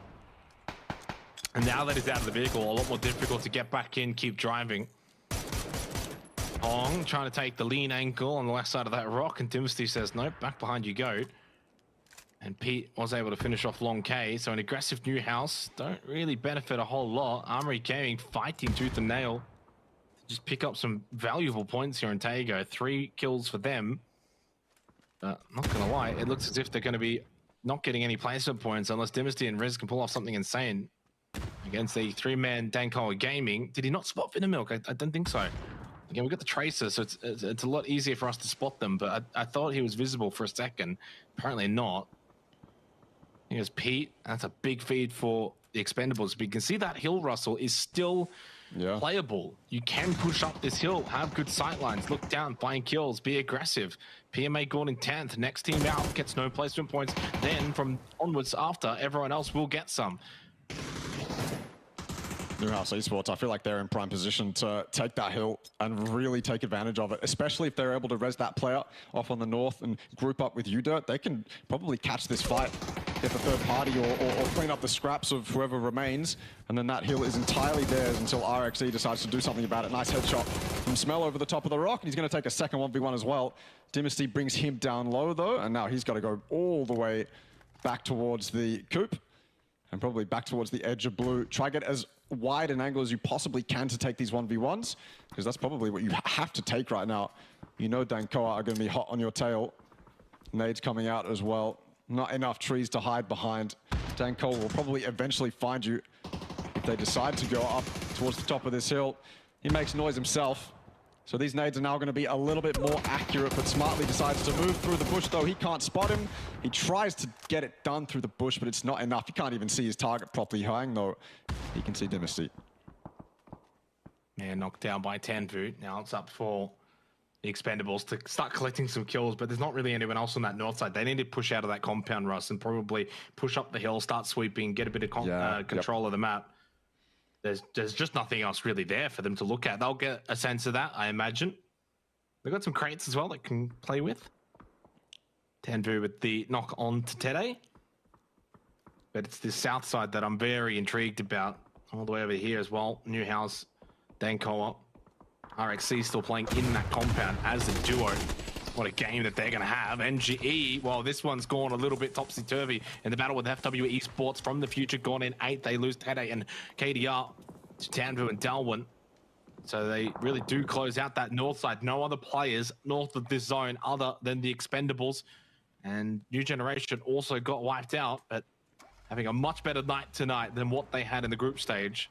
Yeah. FW Esports also picking up some very valuable placement points and keeping the scoreboard ticking over, as a lot of teams kind of are. I mean, Yukon or Cyber at the moment, 8th place, 13 points. They're the lowest. After that, jumps up almost into the 20s. And you think about your day trades of the world, Russell, even AAP on 9, need to start getting a wriggle on. Games, they run out a lot quicker than you realize. Yeah, absolutely. What a push from FW, by the way, as well. Straight from that compound on the west, all in their cars, just assaulted this position. Won the fight pretty convincingly as well. Only losing one, you'll take that. That's a necessary sacrifice to make a very vital positional move like that. Oh, now they're getting mortared. Maybe it's time to think about leaving this spot, but with that circle, with the knowledge that RXE is in that compound, it can be hard. Probably just take the fight with Unicorn Cyber down the ridge. That's probably your best option. And that hill remains inside. Smell remains on top. But I think just because of the density of the trees at the top of that hill, it's probably not super ideal to look down and around potentially. Also for TE, I feel like because their compound is so exposed around them, that's probably why they're hesitant to move out. They probably just want to sit and wait. Although, how do I say that? I look at the map stream and they have moved out. They moved up a little bit as soon as Newhouse Esports have moved away from that position. So I suppose good awareness from TE, but not fully committing to that hill just yet. They have pushed out, but as you said, not wanting to fully play the hill. I like the split that they've had, 777 back anchoring in the He seems compound. to be the anchor, right? He was doing it last game as well. Almost making sure no one's going to backfill in. They've cleared that now eastern side. I do wonder if they feel like they want to clear that western side, but there's water. Like, I don't know. Well, it's not really water, sorry. It's not water. It's a little creek, but... Oh, it's third party now for TE, I think. Yeah, it's true. Good nade onto Banana 1. These are the kind of fights that I'd love to see TE just push onto. Okay, that's interesting from Hudak, because now they've turned their attention to the Expendables. It does kind of give maybe FW a chance to not only get this revive, but yeah, start throwing nades in the back of them. Push up, get better position. Water Strike comes in. Chu's already quite low. They only really got a tiny little shack to kind of play off in terms of physical defense. These smokes have really gone out, though, from both teams, and Chu does eventually get knocked down by Tanvu. And I think we're going to see FW really third party and collapse here on Hudat. Yeah. Last alive inside of the shack. FW know this. They can't get too overzealous, though. If they do, the Expendables will start to be able to play off of them. I think they really just want some of this loot, clearly, because they don't have a lot of utility. They don't really have any frags left. They don't really have any smokes left. Banana 1, though, now knocked by Tanvu. As much as you want that loot, if it's not going to be easy to get, it might not be worth it. Oh, Jake, I've just seen Delwyn go for a car in the blue on the map and die to the blue. I don't know if he's going to get rezzed. Probably not. Looks like the blue is way too quick for him. But that is just such an unnecessary loss, and that's going to be another one. 777 backing off. Tanbu's the only one who can really defend from this, but he doesn't have the perfect angles to deal with it. Raze has to get something done here. Did he get shot? I think he must have got shot from I looked at it. Got him low, and then he got hit by the blue. Oh, I looked at it for a second. I didn't see him get shot at. Maybe I'm wrong. I'll take that back. Either way, devastating loss. Yeah, I mean, I feel like that almost has to be the case, right? What is he sitting on 1 HP and be like, oh, I'll go get car, and then just dies to blue? Like, surely not. Well, it must have copped the. It could have even been from FW. I mean, I didn't see that. That wouldn't be out of the world. Like, you can kind of see this angle from 6-Sax, right? Like, he would have been visible to that. Yeah. Take one shot, especially if they're running the Bolty and then bam and then the blue. Yeah, that has to have been what happened there. Either way, this will probably center up. No, south we go. RXC, this is a winnable game for them. Dare I say it, as a duo in a pretty wounded lobby, no one has 4 players left alive. The trio of Newhouse Esports out of the eastern side, and then you got the trio here for FW, which they've done a good job of really dealing with the pressure from the Expendables, who do get that revived. They've got 3 themselves if they can get this second revive. Yep. But where do they go from here? Now suddenly they're not in the best of positions. They could have played that compound. They could have played the eastern side of this mountain and pushed into NHE with all 4 players up. Instead, electing to come to this, it's been a bit of a mess for them. A little bit. Newhouse Esports has to deal with Danko if they want any control in this game. Danko is just stopping them from doing what they want right now. The Shack push comes out and it's cleaned out very easily, as you would expect. Raze does it. Yeah, shouldn't have gone any other way. Yeah, potentially. Yeah, they have. No, you're right. Now, I feel like they have to go up this hill. If they see Nox in the kill feed here, I feel like there's no other option for TE. If they don't push up this hill, they probably lose zone control. They lose info on what's happening on the other side of the zone, because they don't have any info right now. They're only going off the kill feed. You can leave one as well. You can leave 7-7 back in the compound. You can push up the hill as 2 if you really need to. I feel like that's probably the winning play right now. Yeah, could very well be. Newhouse Esports, though, best position in terms of height. We'll see if they can beat them in the long run. They've kind of struggled to get rid of Danko Gaming. U-Dirt, though, talk about making it really difficult for the Expendables from one bad angle to another. For them, the western side didn't work out. They come east, they try and play the hill, and immediately they lose duck juice. So down to 2 remaining for them. And FW, have they been picked apart? Rapsiak Esports cleaning them out. That is a tremendous performance. Only 6 sacks remains for FW as Rapsiak go up to 33 points from the 9 kills plus placement points they've gotten from this game. And right now, they are already 3 points away from the best night that they had in the groups. The 6 sacks is gone. More points for everyone else. Now, Tino knocked down by Smell. This one's not over yet. This is a very fascinating finish. Right now, as things stand, there's 2 players standing for every team left. Yeah. Newhouse Esports, they are doing a fantastic job so far controlling this hill. But eventually, I feel like the pressure is going to be way too much. You can see TE getting closer and closer, but U-Dirt is on that angle. He's been on that angle this whole time. T1706 now. Well, he's the man there. I feel like they put 2 there. U-Dirt coming back. They have to. You can see, I feel like all they have to work with is this rock. This is the only angle they can peek from if they want to fight towards TE, because if they go higher up, their explat is so goddamn quick from T1706. Maybe a little bit too aggressive though, Hoang in the middle of the zone. Is this the undoing of Neil T and the rest of NHE? It is. I thought they were going to do so much better, but a proper look at their position, you could see they were desperate. Smokes up, a tree and a rock, that's all they had to deal with, and the pressure eventually was too much. So down to 3 teams of 2. The Expendables somehow not only outliving FW Esports, but also Newhouse. The 2 teams they couldn't get past on both the west side and east side of these circles eventually have diminished. 8 kills for Danko, up 7 for the Expendables. And here comes the 2 clowns. Thanahan with the knockdown onto Smell. It's Hoang F who needs to win that battle. He can't. Thanahan again. Way. No way. How? The man from the blue has got them into a winning position, Russell.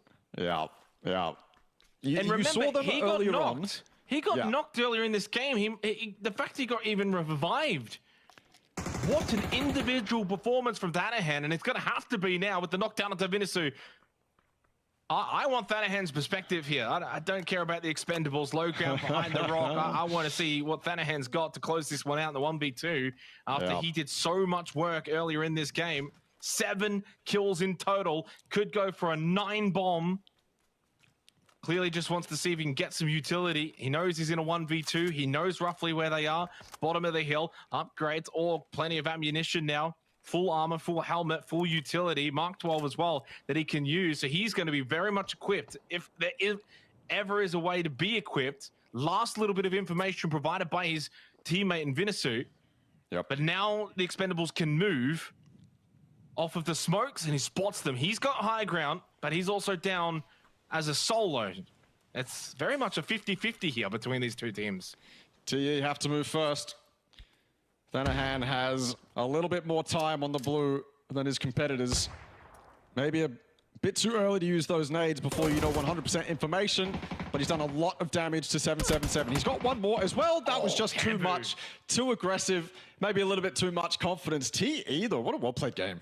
Yeah, really, really well played from the expendables. They collect their first win of the night, Russell. Hard to believe that as they're really riding a wave of momentum. Second place, 9 kills. Third place, 15 kills. And now first place.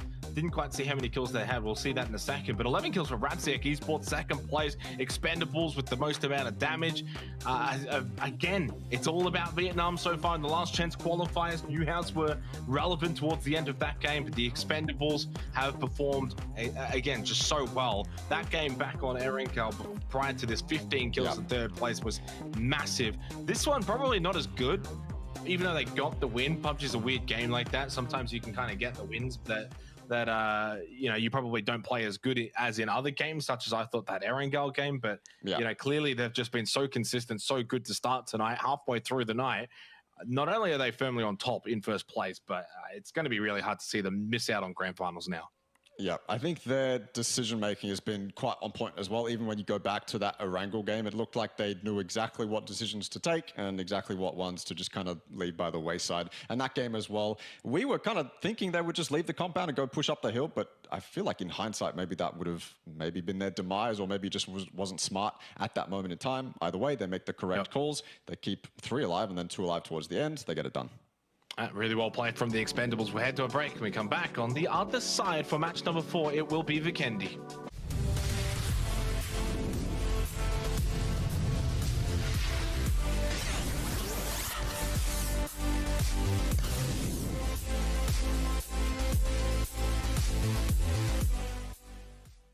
Introducing the new and improved Let's Play Live. New look, new feel, new tournaments. Play and compete in dozens of esports tournaments from Open Division to Pro. Check out our new platform at Let's Play Live. Feeling a little bit salty about that one because that was so clean from Akita and Monty, but they're at on 5.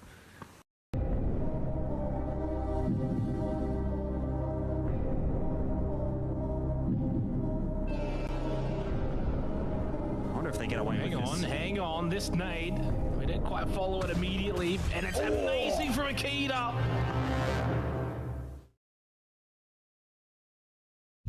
Welcome to Update 27.2, where the wild ride of even more Rondo features await. Gather BR coins to purchase your necessities, summon cover from the sky, complete in-game missions, and protect your devices in the EMP zone.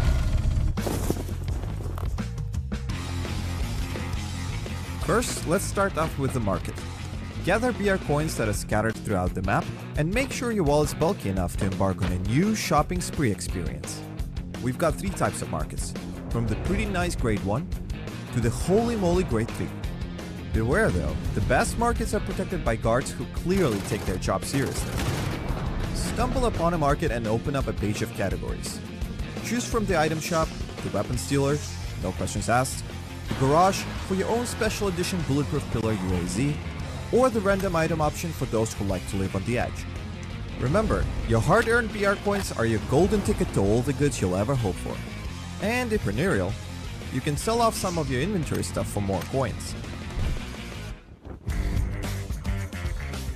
Next up, it's time to take a look at the sky.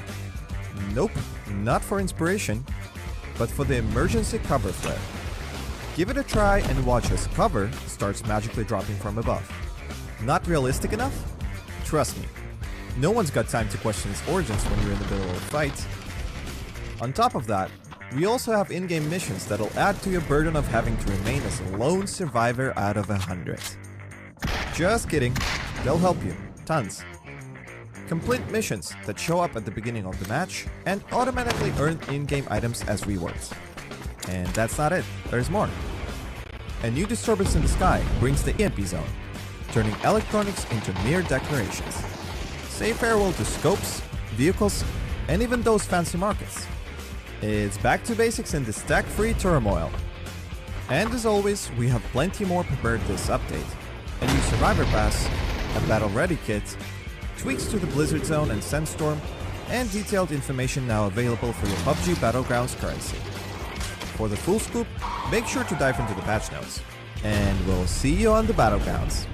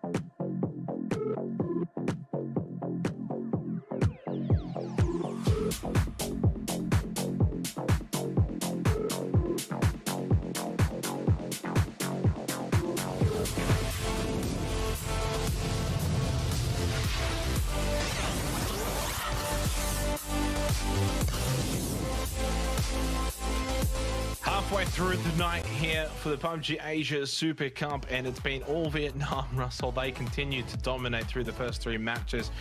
They're on Tago, though. The Expendables finally get a chicken dinner that I feel has been coming. We saw the performances on Erangel, a third place, a second place, a bunch of kills, topping the lobby. But on Tago, they get the win, and now very much on top of the leaderboard. Oh yeah, absolutely. With an insane amount of kills, by the way, as well. 33 kills in comparison to their 21 placement points. I mean, it's nothing crazy when you look at the grand scheme of things, but for one winner chicken dinner, you look at that and you go, okay, well, they must have had an insane amount of kills in the other games that they've played. So full props to them. They are looking absolutely unstoppable. 38 points as well for Rapsiak. Esports is a new best here at the PUBG Asia Super Cup on a singular night, and they've done so through just the first three matches. So already bettering their best night, which was the 36 points that they were able to get in the Group B versus C lobby. So clearly a massive performance for them that they've been able to, you know, not only get that win, but keep the good times going. Thanahan maybe the singular MVP in that game. So look, either way, the Expendables, they're so far out in front. They probably... Well, it was Tanvu that got the shot onto Thanahan. Even in that scenario, you got the two plays, you got the numbers, but you're so low ground and you're only really playing off smokes. That's still a really difficult win for the Expendables in that particular moment. And the way that Thanahan was playing that game, he had 7 kills. Really speaks volumes to how good TE is playing tonight. I think Thanahan had a really good chance of winning that 1v2 if he was a little bit, he was going for the more jiggle peaks, getting info, and then going for the committal, rather than what he did, which looked like just a straight committal on the 1v1. So good shots from the low ground, to be fair, but he definitely could have won that. He had one nade left as well to potentially finish them off once he knew where they both were. But yeah, no, TE, you got to give them full credit for that. Oh, Vikendi not far away from beginning for match 4 tonight. It's been certainly a lot of fun to begin the last chance qualifiers. A couple of teams, though, that do need to get a wriggle on, most notably Day Trade Gaming again down in the dumps to begin a night after I thought they'd been able to turn things around on their second night where they picked up 53 points. Not to be, apparently, Russell, because they've gone back to their night 1 form where they only had 13 points through 6 matches. They're at 3 through 3. It's unbelievable when you look at the name Day Trade, but also the players on that team. Go back to Pooch's IGL. Do it. Change right now. I'm calling it. It's not working. Whatever you're doing, do it. Or maybe just have Nuren's copy whatever Pooches would say. Have them do a Pooches impression and see if that works. Because whatever they're doing right now, I mean, you have to be fair. They did kind of throw their first, not throw, but they did risk their first 2 games on a hot drop. So we didn't get to see what their strategy would have been like. And so you have to take that into account. Maybe they are actually playing incredibly well when they are given a chance on a Wrangle and Miramar. Maybe you can, take Tego and Vikendi out of the discussion, but we never got to see whether they were playing well or not because they risked it all for a hot drop. So hopefully on Vikendi, and then when we move into Miramar as well, we get to see them at full pelt.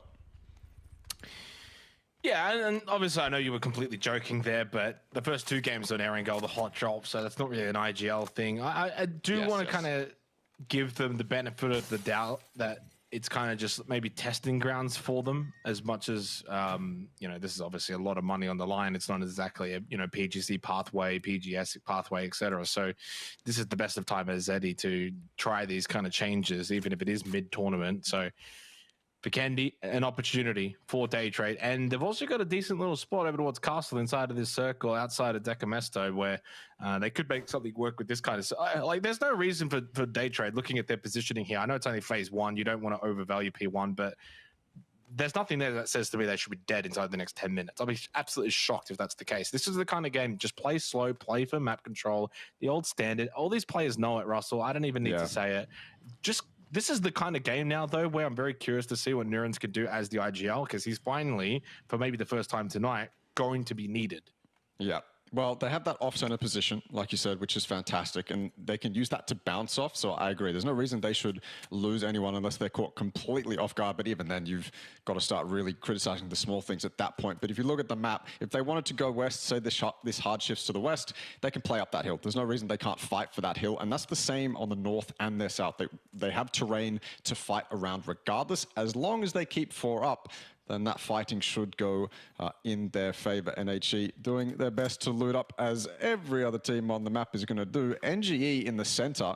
I suppose this one's an interesting one because they're in that city all the way in dead center. What do you do? I suppose you leave a couple in the city and then maybe have one on a surrounding hill to the west and then one on the surrounding hill to the south. That's one of the hard ones as a player you look at and go, well, we're in a central spot, but we don't really want to sit in the city because we don't really get much from it unless we get fed.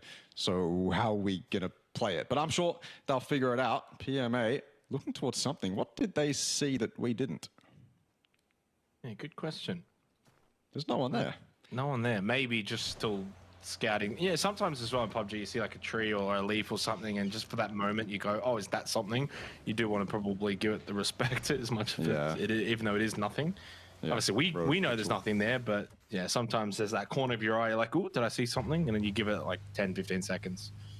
So, Decamesto, center point, phase 1 here for Vikendi. Cable cars were a big factor the last days of group stage gameplay. We saw, of course, the parachute up on top. Had a lot of fun there on that massive hill, far more north of this circle. The circle's way down to the south.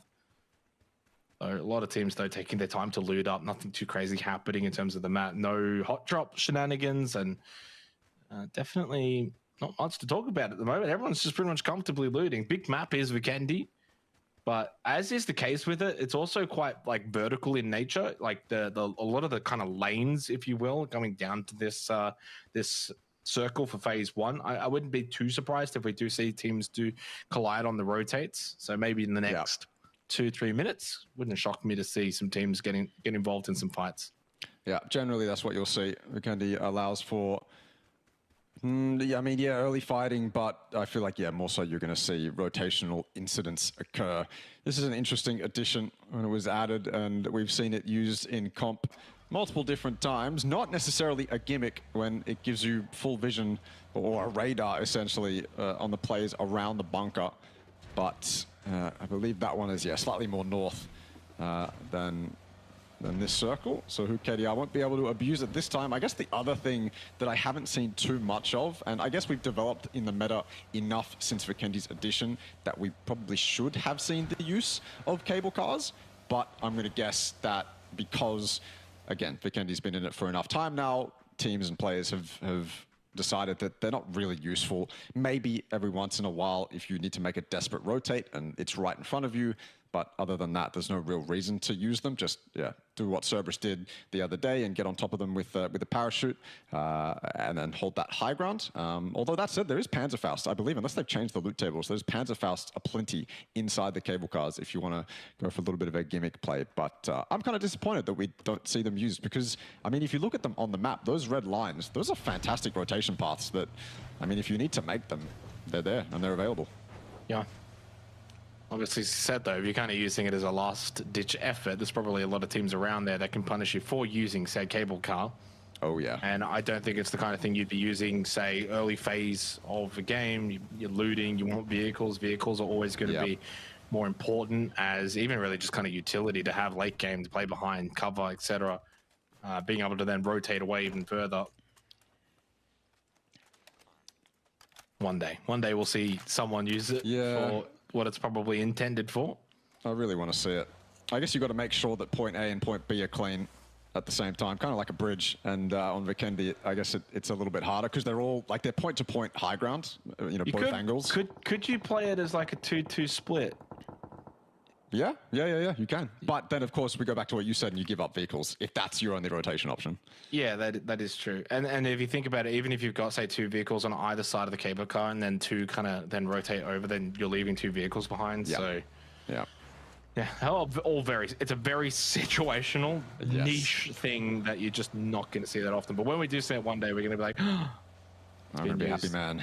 2.5 minutes till phase 2 here, and still not a single peep from this server. 64 players entered, 64 players are still here. 7.5 minutes into what is our 4th match of the night for the last chance qualifiers. If you're just joining, this is the LCQ for the PUBG Asia Super Cup. We've already had 8 teams qualify for the grand final, which is from the group stage. That was Buriram United, Theraton 5, Q Confirmed, Purple Mood, Savage Man Esports, Fury, Exo Clan, and Cerberus, the top teams from APAC, and rightfully so have qualified. But as you can clearly see here on the leaderboard, and bottom 8 will be eliminated from this tournament. Things not going so well for a couple of our other top teams, the likes of Daytrade, Archangel Predator, Armory Gaming, even Unicorn Cyber. Not really having the best of times, although they are in 8th right now, 13 points. They are the cutoff position as it stands. Newhouse Esports in the blue, but getting a pickup, and they'll be able to get a nice rotate from the very, very, very northern side. I believe this is the observatory from what I could tell. And it's going to give them a big lift all the way to Decamesto. Should be one of the perfectly timed ones as well for the Zone 2 pop. So they should be able to choose where they want to go and just kind of hope that it's not taken up. This is NGE. Again, I was wondering what they were going to do when it comes to this city. They've opted to, I guess they kind of want to get out of here now that TE's arrived. They have FAP all the way down to the south on top of that hill just south of this city. And I think the rest of them are going to get out of here as well. They could leave one, because if it does get fed, you want to have one in the city just as a fallback plan, but maybe at this point you'd rather just group up and go a little bit more central. I don't know. I think now that I'm looking at the map stream, it looks like they're staying, just getting the hell away from TE. I think they cause a bit too much pressure for NGE. Nosh as well. Sitting, are they kind of camping maybe? Baiting a little bit? Nah, they're taking shots. They're being loud. FTF's right next to them as well, so they should know. Although they are a little bit off-center towards the north. I'm wondering about their options when it comes south. I suppose for a lot of these teams right now, that Deca Mesto in the center of the map, that's a last chance play for a lot of these teams. Just send it in there if the circle's really rough for you, and you can kind of bank on that being viable. Former IGL Puchil's dead for day trade, down to 3. Their woes continue.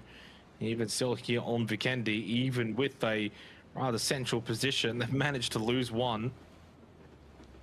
Alongside the fact that AAP again haven't done that well here to begin this game. Our matchup graphic today has very much been a curse. All the other days it was fine. The teams are doing great. That circle. Yeah, that circle shift has popped massively down to the south. Big chunk of water as well. So limiting the amount of availability for phase 2 for these teams. Day Trade's in the center of all of this. Don't be surprised if Day Trade's dead inside the next 5 minutes. They're going to need to get to a really good spot. Again, Nurens has got his work cut out for him. This is a last-second IGL pick. I don't even know where the hell you go. There's going to be a lot of teams trying to fill into this circle for phase 2. They're going to be coming in late as well, so you might feel like, oh, we get a spot, everything's fine, and then 2 teams just send it in your location like 2-3 minutes later. Oh, look at them. They can't really figure out where they want to go either. They're going around the circle. Exactly. You're looking at them on the map like 30 seconds ago and you think, okay, they're going to be one of the first teams south. Now they're being leapfrogged by a couple teams. They're taking shots on the way. Nurens goes down. It's TE who they're competing with, and there's no chance you compete with a TE like this. Day Trade, what is that? 3 points out of 4 games now. They need a miracle. I mean, look. I'm going to say, if I could see that coming, how did they not see this coming? I said it. I'm like, they're going to be dead in 5 minutes. Like, they need to do something crazy here. And you know what they do, Russell? They go around in a circle. I'm watching them on the map. They start heading south. I think they spotted DK at the crates. And then they're like, oh, let's not do that. So then they go back. And then who's behind them? The Expendables. And then they're like, oh, we're dead. And that's where indecision is such an important factor in PUBG or decision making in general. You don't want that indecision. That's what happened there. There's calls probably going on that are then changed last second, and then you end up doing nothing and you die. Yeah, they are dead last. And again, back on day 1 of groups, they played 4 games, had 1 point. Well, they've played 4 games, they've got 3 points. Yeah. So from 8 games at this tournament, they've gotten 4 points. Okay, when you put it like that for a team of this stature, that is unbelievable stuff. That decision there, though, that's one of those things where, because it's on the fly, you can't plan. You can't go, okay, this is our first pick, and then this compound's our backup. If that's taken, then this is our backup. That said, that was a very sudden shift. So they know what soft side of the circle is going to be. I can't help but feel like, unless there was some other circumstances we weren't aware of, that should have been a commitment all the way south as soon as they saw TE on their west. Yeah, well, we're beating it to death. That's okay. Has gotten a bear. That's a second bear killed this game. No one dying to them, which is good. Everyone's aware. That's what we like to see. We don't want to see any bear deaths. I haven't seen a bear death this tournament yet in any of the days, so that's good to see. Man, I'm looking at the map stream right now. Shout out LPL_play for the map stream, but there is a lot of space. Like, yeah. Hey, I thought you said we weren't going to beat it to death. I know, but I can't help it. There's also, like, I'm also referencing the map right now and talking about the fact that everyone's look at the amount of space. Like, no one else is fighting because there's so much space. How is it that only Day Trade couldn't figure out where to go? Yeah. Rough. I mean, there's not much more to say. I feel like it should have just been a commitment. Southwest, a little bit of a push out of Winery. We've got PMA, Armory Gaming, FW. My goodness, this more water circle. Well, I don't know if you say more water, but maybe the same kind of ratio of water for phase 3. It's not that ideal. There's, again, though, less space now. We're taking out a lot of those snow mountains from this server. PMA lose 2. Bot Fluke, James combined, the 2 from Thailand. As Shanks looking to try and finish off IMP. Valuable points for Armory Gaming. Only 10th at the moment, not inside of the top 8. Looking to keep in touch with Newhouse Esports and Nosh. As Bot Fluke will confirm Jervis and PMA. Only the 6 points now through 4 matches. Not ideal. They take it out. Second team eliminated here on Vikendi, but a big 5 points for FW, and they are very slowly picking up their form to the team that we expected from the Thai series. Yeah. PMA, though, first in the PUBG Master League. Not really showing it in the last chance qualifiers. Some good caliber players on that team as well. Jervis, SGD player, attended multiple APGC, and nothing out of them so far. Man, he's looking at NGE, but it looks like NGE is kind of leapfrogging FTF right now. Thank God for FTF, they have Teddy close inside zone. This compound is occupied, Nosh. You're going to have to try share it, but I don't know how viable sharing this compound is. It's not entirely like Tago, where you can spread multiple teams across one compound. That said, this compound is long enough where they can do it, although Nosh are going to be so limited for space. What are they going to have, 2 buildings? Maybe 3 if they're lucky, and then NHE are going to have not only more buildings, but they've got T1 there on the south, who can have a kind of an off angle towards Nosh as well. So if they try anything dirty, if they try to push towards NHE, you can guarantee that NHE are going to be looking for it and aware of it. This is really rough for Nosh. I mean, you've given up so much information, so much space. But that said, from an emergency parachute, a spot like this without dying, I suppose you'll take it. Yeah, I think you're overplaying this a little bit, because there's enough room to just be neighbors. NHA have certainly got a lot more from this position in this compound. They'll be a threat for sure, but you know, it goes both ways. They're not really going to be in a spot to kind of push Nosh and get too aggressive. I think Newhouse will just kind of ride this out, let them sit by. They'll keep an eye on them. No one else can now push this position at the tri-intersection. Circle, though, has far more potential to hard shift north. That's my thinking here in the next 15 seconds. Don't be surprised if that intersection is actually not going to be in after this. Then you got to think about, how do you push out? They will need the circle to be very kind here. Phase 4, as it pops 5 seconds from now, does it stay in for Nosh, for New House Esports? Yeah, barely. Yeah, that's okay. I mean, that they're in, but again, it's not an ideal position. I don't think that circle's kind for either of those two teams. The NHE is not going to be super happy with that. Arctic's kind of okay. I mean, Godspot now for Unicorn Cyber, and dare I say, must get some very valuable points from this, despite the fact they've only got the 3 players alive. That is Godspot in terms of compound. FTF could push in from the hill onto them, and they've got vehicles to do it. That's probably their main threat. I'm going to respectfully disagree. I think NHE spot is great. I think NHE spot is great, and this was one of my concerns for Nosh. They are so limited in the fact that not only that previous circle did they have 1 building and a fence to work with, but look at them now. They have an opportunity to shoot at rotating teams, sure, but they are so limited in movement. They have to go towards the coast that AG is currently rotating at. And NHE, as soon as I mean, Nosh is the only team on NHE's back. No one else is a threat to NHE at the moment. So Nosh is going to be full focus, and NHE have all the room in the world to take them out. And then, of course, they can just look center. They can look center, they can get info, they've got cars safe in that compound. They can play the terrain outside their compound. I think this is great for NHE. They're going to have so much information, even if all of the space in the center of the circle is taken, like FW, like 4-man Bo's shack over there, or bus stop, whatever that is. NHE is going to know what's what, how many people are where, and they're going to have probably, if this goes smoothly, 4 members to deal with all of it. See how it pans out. Dr. is knocked down by Hong. Newhouse are very much, from the POV that we're getting of them, having a lot of that information, as you were explicitly stating. Tanvu last up for the Expendables, and even in their worst game so far tonight, they've picked up 4 kills. Tanvu not giving up on this yet, but a very valiant effort comes to an end. 58 points for the Expendables, still firmly in that top spot. I probably put this last chance qualifier 70 to 80 points will be enough, and well, they're obviously almost there with 2 games to go on night 1. So a whole nother night to go. They will go to the grand final. I'm happy to eat my words. If they don't, I'd be incredibly surprised, as the blizzard rolls in on the compound of Unicorn Cyber. On the edge of it is FTF. And yeah, like you said, and now Newhouse can, a bit of a fight between RXC and AAP. That happening over towards the western side, just outside of the circle. Elgin Bot's losing his life to Vinasu, who's had an impact as a substitute. We've had a lot of subs in tonight, Russell, and actually a lot of them have been very impactful.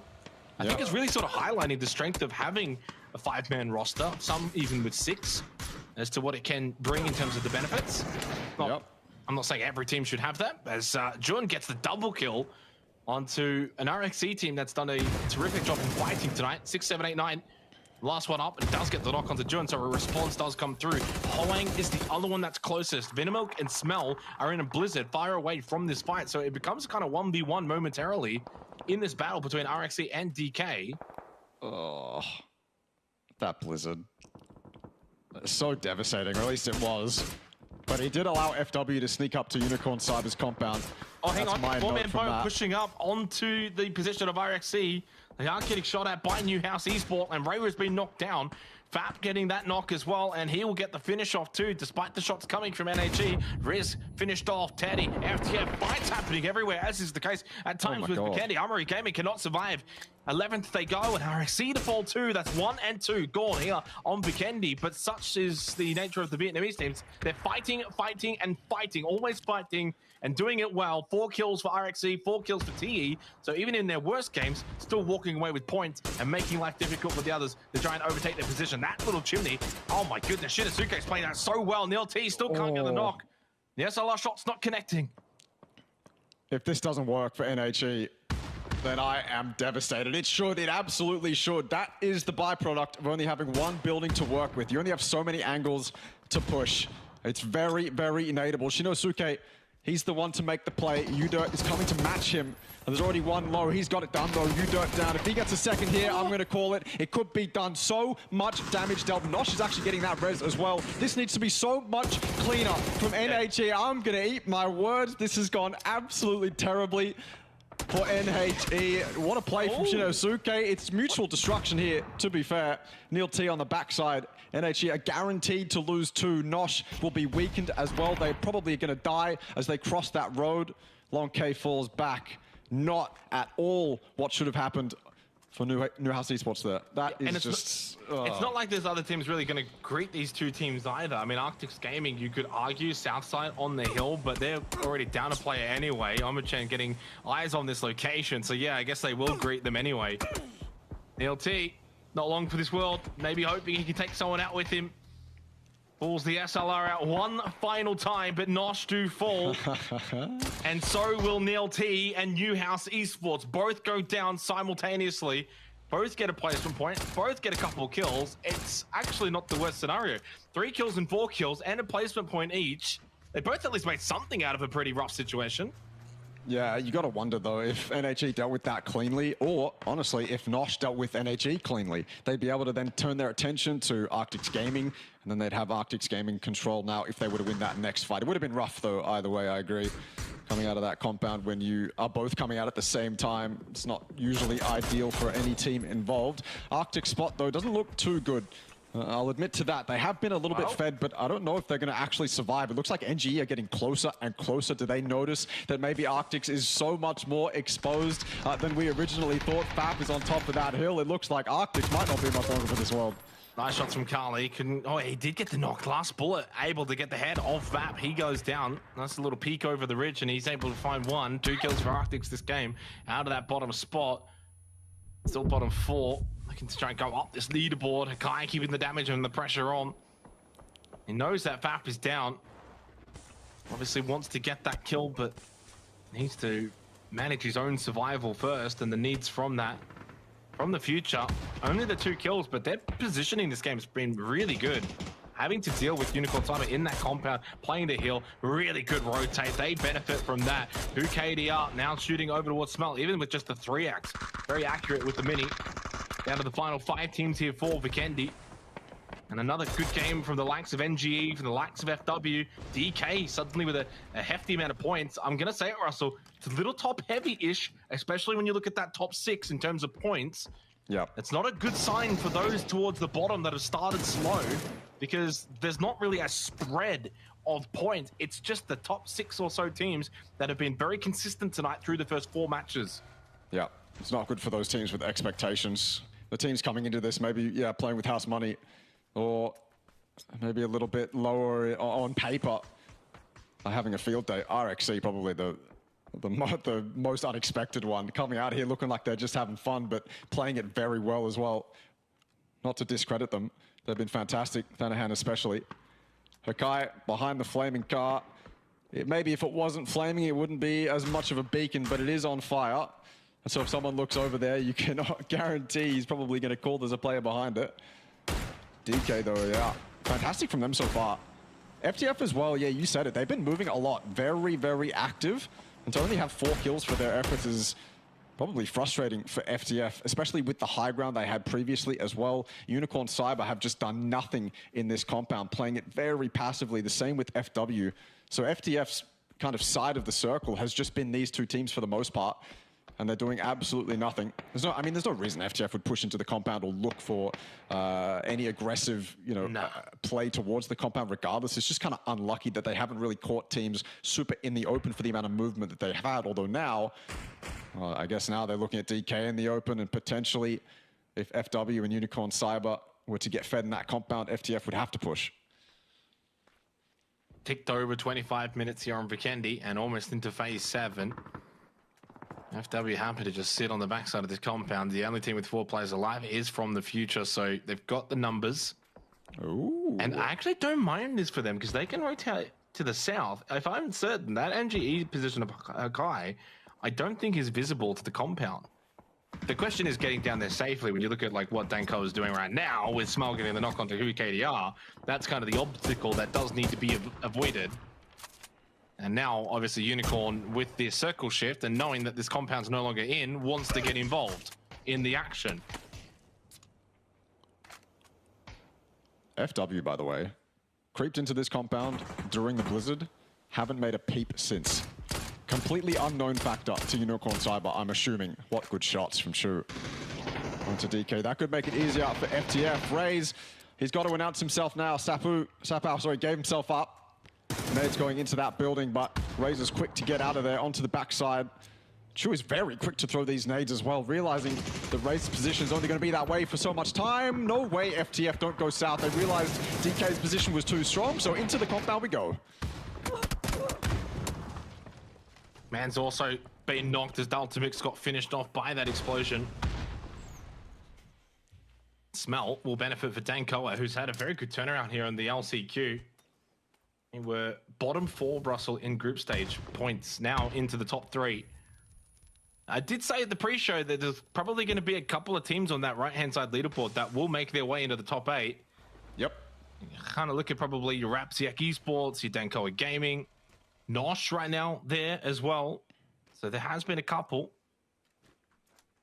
We'll jump around looking for information, but 9 kills for Dankoa. It's been a good turnaround for them. This game's not over just yet, though. Don't count out FW. 2 players up. FTF, though, they're dead sure. Oh, I think... The toe! Get the toe! Get the toe! Well, he finally is. I thought the first couple of shots were landing. I was a bit confused. Maybe it was like a rendering thing if there was something blocking it. But, hey, he continued to keep fighting through. Did get the knock. Chance, though, for KDR to get the res. It is available. And it is very much a safe res.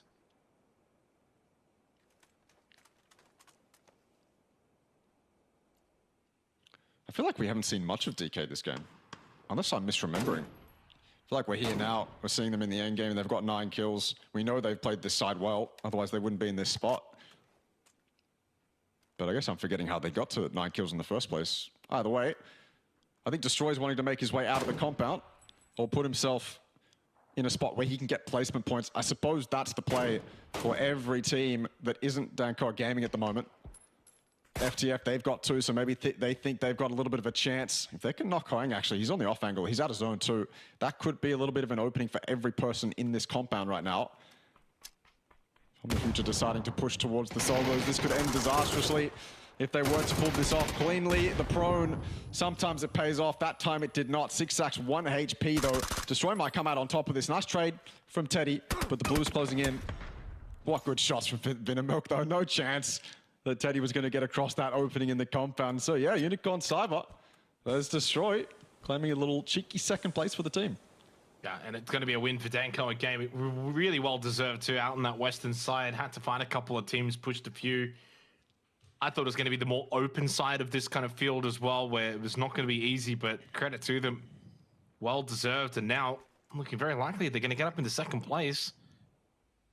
In that, yeah, I didn't see much from Dankoa back in the group stage that made me believe they could be like a grand final team. But from what I've seen of them tonight, they kind of look a little bit rejuvenated. Venomilk 666 has made his way into the roster, and he's not fragging, but maybe having a bit more of a supportive role and allowing the others to be more free has kind of been a gift for them. Obviously, Destroyer's not going to give up on this. Gets not going to smell. 1v2. I got a bad feeling about this. Well, I'm just starting to think that there is an opportunity. He's got a defensive smoke out, good tree line to play, and Hoing's getting very aggressive. He gets knocked, and then it's just a straight 1v1. They haven't really played the numbers here while DK. Now giving him a couple of 1v1 opportunities. But this pressure here from Hoing, frontline pressure, does maybe allow the revive, and it did. So back to a 3v1. And yeah, really well played. Well done. Bit risky, little close for comfort, but a win to win. And it's their first one of the Asia Super Cup for Dankoa Gaming. 11 kill win, up into second place for them. Firmly on their way to the grand finals if they keep this pace. Yeah, absolutely. Good to see a team that we didn't usually or wouldn't have expected to get a win like that, get a win. And convincingly as well with 11 kills. Yeah, it didn't look like potentially the team we had seen during the group stage at all. Like the way you said rejuvenated, because that's what it looked like. They didn't really play it too aggressively. It didn't look like they were flustered or anything like that. They looked in control of that game the whole time. I feel like the initial spray that Destroy got was just a fantastic spray rather than Dankoa getting flustered or anything like that. So they look good. They look very good.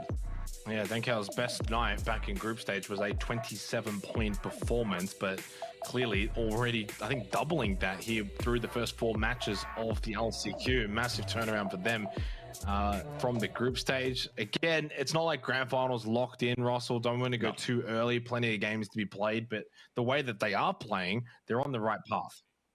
They are on the right path, along with other teams we wouldn't have expected as well. I said that before we get started that there would be 3 teams in the top 8 that were kind of weaker on paper. Now I'm starting to think there might be like 4 or 5 if it keeps going this way. Yeah, hard to disagree with you there. Well, that's for Kenny Dunn. Certainly a lot of fun. Day Trade 0, Bears 0 from that game. They match up evenly. Bottom of the table for Day Trade. We'll see if they can turn their fortunes around when we come back from the break on Miramar.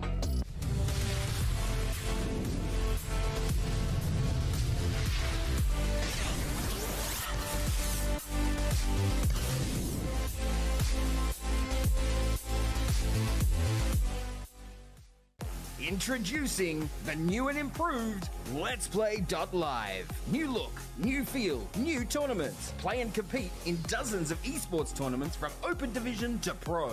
Check out our new platform at Let's Play Live. Feeling a little bit salty about that one because that was so clean from Akita and Monty, but they're at on 5.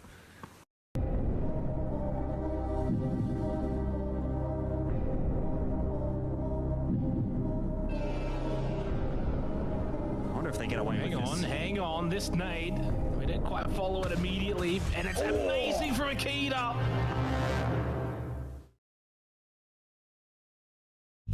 Welcome to Update 27.2, where the wild ride of even more Rondo features await. Gather BR coins to purchase your necessities, summon cover from the sky, complete in-game missions, and protect your devices in the EMP zone.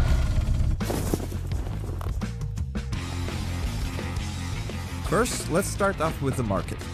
Gather BR coins that are scattered throughout the map, and make sure your wallet's bulky enough to embark on a new shopping spree experience.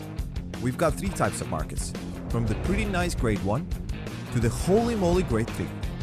Beware though, the best markets are protected by guards who clearly take their job seriously.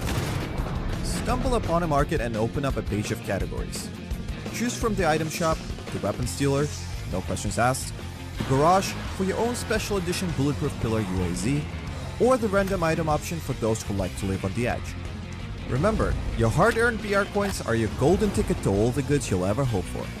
And if entrepreneurial, you can sell off some of your inventory stuff for more coins. Next up, it's time to take a look at the sky. Nope, not for inspiration, but for the emergency cover thread. Give it a try and watch as cover starts magically dropping from above. Not realistic enough? Trust me, no one's got time to question its origins when you're in the middle of a fight. On top of that, We also have in-game missions that'll add to your burden of having to remain as a lone survivor out of 100. Just kidding, they'll help you, tons. Complete missions that show up at the beginning of the match and automatically earn in-game items as rewards. And that's not it, there's more. A new disturbance in the sky brings the EMP zone, turning electronics into mere decorations. Say farewell to scopes, vehicles, and even those fancy markets. It's back to basics in the stack-free turmoil. And as always, we have plenty more prepared this update. A new Survivor Pass, a battle-ready kit, tweaks to the Blizzard Zone and Sandstorm, and detailed information now available for your PUBG Battlegrounds currency. For the full scoop, make sure to dive into the patch notes. And we'll see you on the Battlegrounds.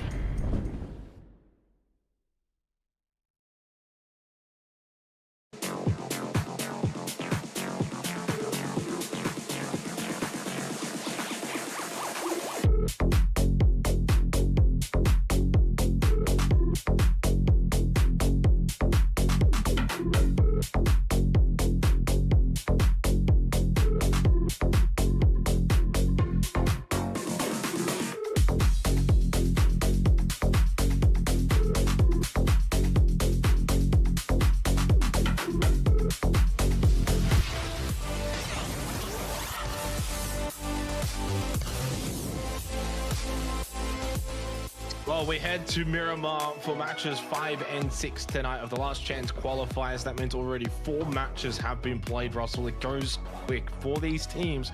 If you start slow, your opportunities do run out rather quickly. Day trade, of course, has been a big talking point today. But again, all of the wrong reasons. A team with so much experience, a team that is so strong on paper. We've seen them together basically the last 4 years. 3, I guess, to include Belmont. I've never seen them like this before. I've never seen them this disjointed. They look disorganized. They're making wrong calls. They're spinning around in a circle. On night 1 of group stage, for those that missed it, they had four matches played, 1 point. And they turned it around after that. Night 2, they picked up 53 points. They looked great. They brought it back. It just wasn't enough, right? It was too little too late, and night 1's performance cost them. I said 2 nights ago, Russell, they've got the form and momentum now. They'll carry that into the last chance quals. I don't know what has happened. Whatever happened yesterday has screwed them. 4 matches played, 3 points. We're back to square one. It's funny because I feel like an IGL change shouldn't have this much of an impact if you potentially have a solid co-IGL. If there's that secondary voice in the team to make up for the slack of a potentially new IGL, then maybe it shouldn't be this disastrous, but maybe they don't have that voice. I don't know the inner workings of the team, but yeah, either way, it's been a disaster. It certainly has been. Let's go to a comparison, though, that is a little bit more friendly, a little bit more fun. Right now, it's 8th and 9th on the leaderboard, which is Unicorn Cyber and Newhouse Esports. And hey, more Vietnam action. Why not? They've been sensational tonight. 21 points, 18 points. That's the gap. It's only 3 right now for Newhouse Esports that they're behind Unicorn Cyber. It's not really a whole lot. And clearly, though, you know, these are the kind of teams that I'm expecting to be fighting for top 8. I wouldn't be surprised if we see them both in there when it's all said and done.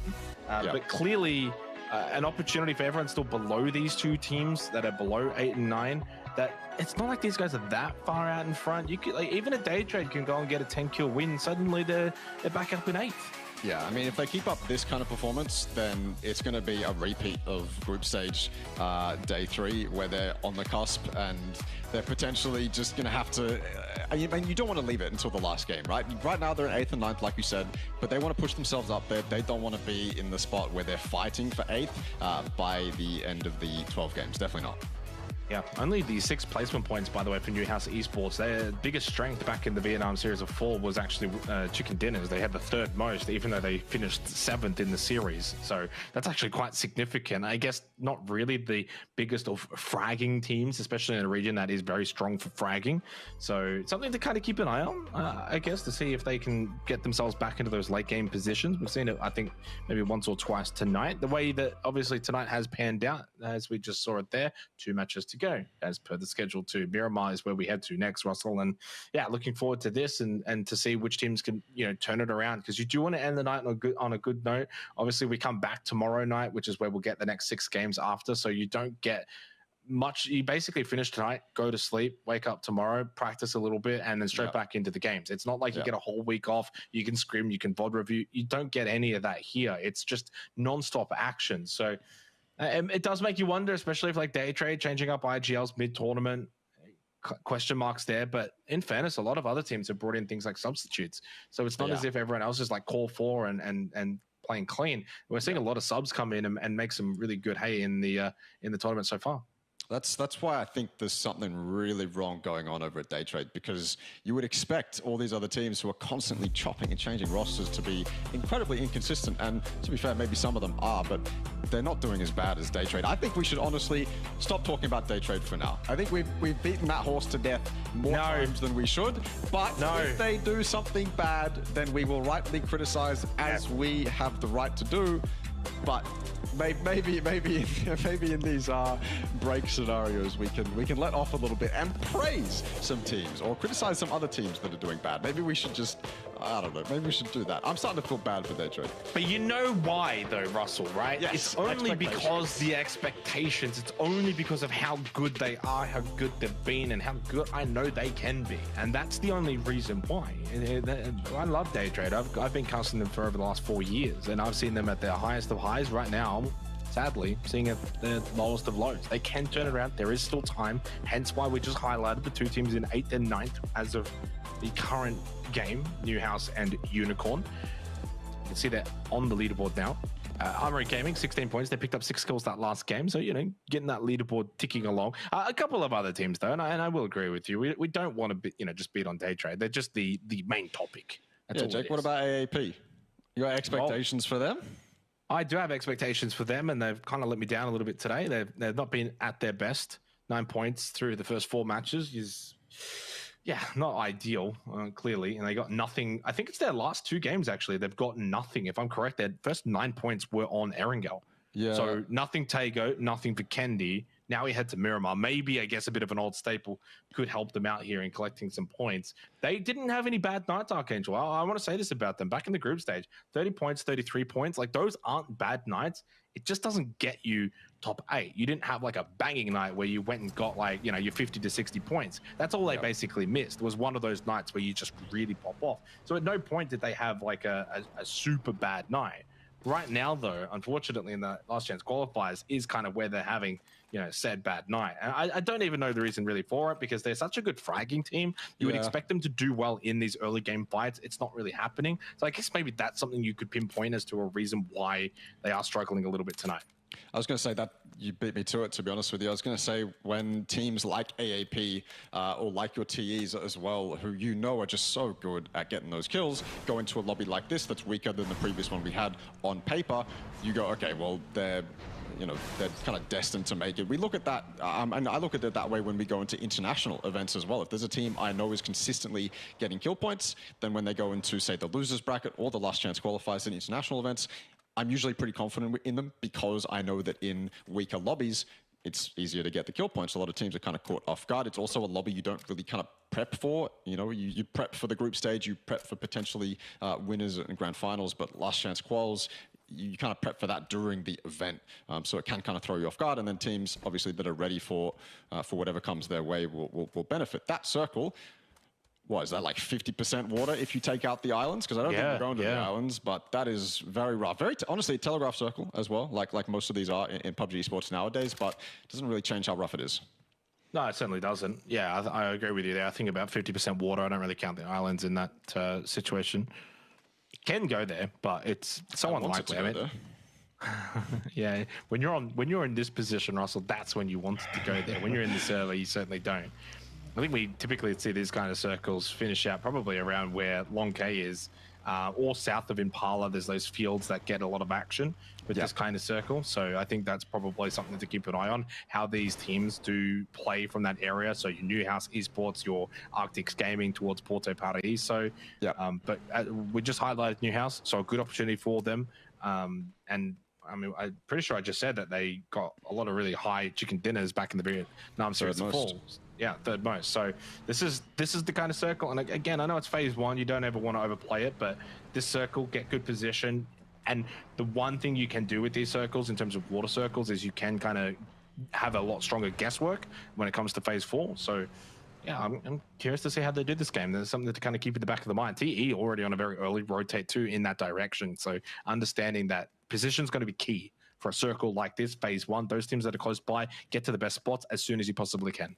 Yeah, I think you're absolutely right. When the zone has this much water, yeah, you're spot on. It does take out a lot of the guesswork, and certain positions become much higher priority than others would if there was a lot less water in the zone. This is why you see TE gun it straight to this position, because not only does it give you access to the unplayables, but also gives you access to where Newhouse are right now, which is another priority position. Very good intersection spot where you can kind of play to really wherever in this zone, up to the unplayables, down to the field, so it doesn't really matter. Delwyn, though, is completely unaware that it is currently occupied. Long K, if he's looking through those windows, Delwyn should be a dead man, but Delwyn's done it smart and taken to these ridges to do some scouting, although for a moment there, it looked pretty dodgy. I don't think Long K spotted him either. So if Delwyn gets the first spot, he could get a free knock. Andrew creeping on up. Something to kind of keep an eye on there. Obviously, Delwyn just scoping out, not really pushing into the warehouse. And 4-man Bo have arrived, by the way, behind the Expendables. Don't be surprised if they turn their attention to that fight. The way that Duck Juice is looking back, it's like, you guys all right? You guys are good? We don't have to come over? Yeah, right. So he's almost dead. Nice shots from Tamfu. I would guess with the Dragunov hitting the majority of those to get him down to 1 HP. And shooting far enough that it's not like they're close to Newhouse, of which Rice is dead. Rice is dead. Oh, I mean, the others might not be, though. Dahlia knocked out by Neil T. Good start. And again, yeah, that's 2 knocks for 4-man Bo. And Rice so low. Raywa start. Oh, still up. And Rice got a heal off. This is not over just yet. Maybe I went a little too early. Reload. He didn't have the bullets in the chamber to fire that shot through the window. And what kind of want to see how that one ends up. And yeah, Raywa does get the kill onto U-Dirt. It's done actually quite well to cut that little split. I didn't think it was going to go that way at all. I thought, yeah, right, you say was dead for certain on that entry, but no one was looking his way. I guess they were focusing on all the other cars, so he kind of got away with it. On 1 HP too. Just blow on him, and he dies. Unicorn Cyber. I wasn't actually looking at the kill feed. Did they get one on that rotate? I'm not entirely sure. 4-man Bo, though, they went a different direction. And, well, they got ripped apart by Arctics. Ryusei's still here. Dealing with Neil T, sharing it with Neil T. Wonder what Neil T's plan is. The rest of Newhouse are still safe inside that that printer compound there. I don't really know what that building's called nowadays. Either way, Tiggy's trying to get involved. That was Delwyn. He was here the whole time from the start, trying to get involved in this compound, trying to scout it out, trying to get it done. And when we come back to him after a few minutes of action, he's still on those ridges. I don't know whether that's indecision or waiting for his team to make a play, and he was just kind of the linchpin or the playmaker in that spot. Either way, it cost him his life. He dies to the team on top of the unplayables. Newhouse now trying to make sure that they don't lose control of this compound that they've had since the very start. This is so odd. Usually in a spot like this, you see teams get this compound and bunk it down. They're watching every angle, and not usually would you see teams crash, but that's not the case. TE are here, and they're making it work. Although 777 goes down. Oh, come on, you got to get him with the prone. I was going to say Long K. He's kind of has the advantage here and makes it work with all 3. That is stunning. Sometimes the prone just pans out. Yeah, it certainly does. I think the smoke also aiding him there. Yeah. So the Expendables go out. 58 points for them. They only got 4 in their Vikendi match, Russell. Well, I guess you could say that's momentum that has been halted a bit. If you go back to Ryusei, who I'm surprised is even still alive in this game. Somehow the crash worked for him on 1 HP, and he beat the battle against Neil T. Oh, yes, just barely. Yeah, barely because of 1 HP. Oh, yeah, Difference maker. 4-man Bo eliminated. Not good for them. They were 11 points behind Nosh, now the team from Japan. And they will not get any more points this game, just the singular kill. But massive for Newhouse Esports that they only lost to 1 player throughout all of that. I know we talked about their position, Russ, but 5 kills for 1 death. You take that every day of the week. Yeah, absolutely do. DK, good last game. Maybe in a bit of strife for this game. Trying to save Jun. Hoang's here in the ridges in the field. He's got backup all the way on top of the unplayables as well. Something tells me it's not going to be enough, though. That's a long way from those unplayables to hit consistent shots. Consistent shots enough to stop the likes of Arctics Gaming from getting involved. Vinamilk, though, he's the playmaker right now. I think he's known about, though, because Uka's looking this way. Or maybe he's going back for a car. Maybe he isn't known about this. Could be the difference maker. Could keep 4 alive for DK right now, although Jun is getting lower and lower by the second. Minimog needs to get something done. He is on a timer right now. On this flank position, usually you want to be able to take your time and get it done on your terms, but I think they gave up Jun. He doesn't want to die either in that spot. No point making the play if Jun's going to die regardless, so both teams now going their separate ways. Now, strange old start for Miramar too, because This is weird. Mainly me. I always talk about how it's very slow to begin with. And I felt like throughout all of the group stage, like the Miramar games were just, you know, maybe 3 to 4 deaths inside the first 15 minutes. Well, we've lost 14 players. We've had some great fights all around the map. How much of that really is down to this first circle, though? Probably a lot. You could attribute it to the phase 1 circle, but well done to Newhouse. They got aggressed. It was, you know, the Expendables. It was 4-man bow. And they dealt with both of them. Only lost the 1 player. Now we go back into that little lull. 25 seconds till phase 2, which may kick it up again if we do get a massive shift. Nice shot from Xiaofeng with the Mark 12. I'm with you in agreement, Russell. I want this island finish. I haven't had one for a very long time. I don't think it's the circle for it. The phase 1 circle doesn't really give me hope that it'll go there. It could still have a bit of fun, though. Please, please, please. Oh, it's gone south, I think. I can't tell, actually, I can't from tell that either, mini-map. We man. need to see this. We need to see the map here. Give us the map, man. I need to see it. Ah, it's gone all the way south. Map stream's caught up. Map feed's caught up. Very south. Puerto Paraiso owns a large chunk of that. And Day Trade in the center. Let's go. Well, an opportunity for Day Trade does present itself most firmly.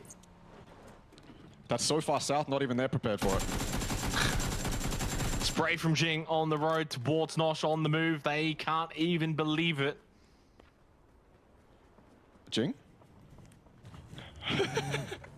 Yeah, not sure what just happened there. He's lost it. It's fine. I think he'll get it eventually. Emergency parachute though, Armory Gaming. Taking a coastal spot, which I don't mind. In fact, I kind of like it.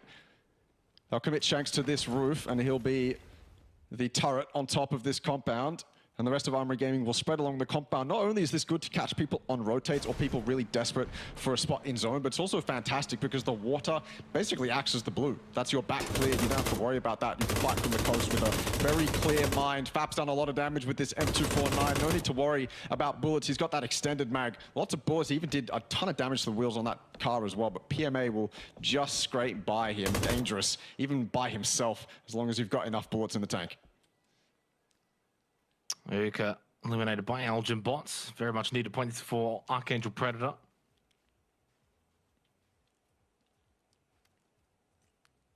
I want to see south side of this circle. You've got Armory Gaming in a good position. You mentioned Day Trade. PMA's just rotated in, and Danko as well. 3 players, but in good position. Porto Paraíso is, getting a little stack too with AAP, Arctics. Pixel Stars may make their way in, and Newhouse and Nosh renewing pleasantries as Haribo is going to lose his life. Oh, bit of milk with a nice little angle here onto the oncoming PMA. I am Pete, though. He stopped a little bit earlier, and for good reason. And he gets the knock and flush onto Vinamilk. So DK down to 2. Good crash here for PMA. So far working out really well for them. Only Lunlun has been knocked. Really smart from Pete to not overcommit into the compound, instead electing to stop earlier and kind of play like an anchor role. And he's done a good job to help them win this compound. Yeah. I don't know if they actually know where the last 2 players are with the way that Teddy's throwing these nades. It probably screams to me that they aren't quite sure, but I think he's just doing that so that Lunlun can get revived safely as KDR gets eliminated. FTF have also been a bit quiet in the last couple of games. This is good news for the teams down towards the bottom. You kind of look at that leaderboard. AG 2 kills, Arctics 3, 2 for PMA, 1 for AAP, 1 for 4-man bow, but they're eliminated. So getting involved. It's 9 kills though for Newhouse Esports as Rapsiak eliminated, 43 points for them. They certainly don't have enough where they can kind of just sit and get nothing for the rest of this particular stage of the tournament, but they do have enough credits in the bank that they can probably close the night out around the 40s and then come tomorrow to get the last remaining 20 to 30 points. A lot of those teams as well actually in good spots, now that you mention it. AG, Arctics, PMA, Daytrade. I mean, you mentioned all of them, and look at that map. They're in fantastic spots to do well. But yeah, I mean, you called it out correctly. Pete makes that doable. Without Pete, that crash goes a very different way. There's no pressure on DK to get out of there. Instead, they can stay and limit them. Daytrade. It's up to Daytrade, I suppose, whether or not they want to commit all to the warehouse on the top side or keep players low in that low part where they are now. This double white can be great for looking across the road. And to be fair as well, it's not usually a spot that's pushed. You can leave the one closest to the road because that's the one that's going to get breached or approached from the road, either way. You can leave that one alone and play this spot until you get forced out of it. Daytrade, they're in a spot that I'm sure they have played thousands of times. And they all know how to play it instinctually. They probably all know how this circle goes as well. They've always, I mean, you know, they've got their lines in mind. Wherever this circle goes, they're going to kind of know how to play it. Just comes down to the execution. Armory Gaming as well, set up on that coast. As I said, I'm going to reference the map stream a lot, LPL_play, so you know what obscure reference I'm making in real time. But Armory Gaming set up nicely on the coast. Nice 2-2 split. Unicorn Cyber putting themselves in a spot they probably not. I mean, they definitely don't want that. You look at that map, you're totally limited by NGE. You can't go north because the only way to go north is through the tunnel, and then you'd come out with no vehicles and straight into the waiting arms of NGE. And if you go south, you're going to have to wrap all the way towards FW if you want to avoid NGE. So Unicorn Cyber not in an ideal spot right now. This next zone is going to be the thing to help them out, if anything. And I suppose we get to see whether these splits remain, whether Daytrade chooses to group up or stay split. I want to see them stay split, because in a spot like this, you stay 2-2 split and you get as many kills as you can. You're bottom of the leaderboard. I mean, you have a lot to lose, but at the end of the day, you have to play like you have nothing to lose and just farm as much as you can. Yeah, and it's not even like a super aggressive 2-2 split. No, exactly. Where they can't even cover each other. It's basically next door neighbors kind of split. So I agree. Yeah. I think this is really Daytrade's best chance. If they don't get anything from this game, you may as well just say tournament over. I don't even think that's really being too harsh. I'm not saying they're going to go and get like a 20 bomb, Russ. Like at times with these kind of circles, when there's really not many teams playing center and everyone's kind of edge playing, it means that you're limited in terms of the amount of kills you can get. Sure, you might get that chicken dinner, but it ends up being like a 5K win. That's still 15 points. That would still shoot them right up to about 10th and give them the confidence that they probably need at the moment. I mean, I don't know what the inner workings are, but I can't imagine the team confidence is too high, too sky high. So this could be and should be Daytrade's game to find some form. Otherwise, it will go from bad to worse. And even a circle like that, I think is still fine for them. Because actually, you know what's interesting about this is those teams on the south side may elect to push past them. Yeah. And gives them an opportunity to actually now collect kills. And then when it's all said and done, by the end of this game, they can be the ones pushing out of the compound, roaming, getting kills. The only thing will be if they have to cross road late game. But there's not many teams on the north side. You got Newhouse, you got FTF. Obviously AAP if they push out of Porto Paraíso. And then so if it gets to a point late, like super late game, where they're like trying to cross road and the team's on the hill, that I could envision being a bit of a disaster. But you would hope by then they've done it earlier.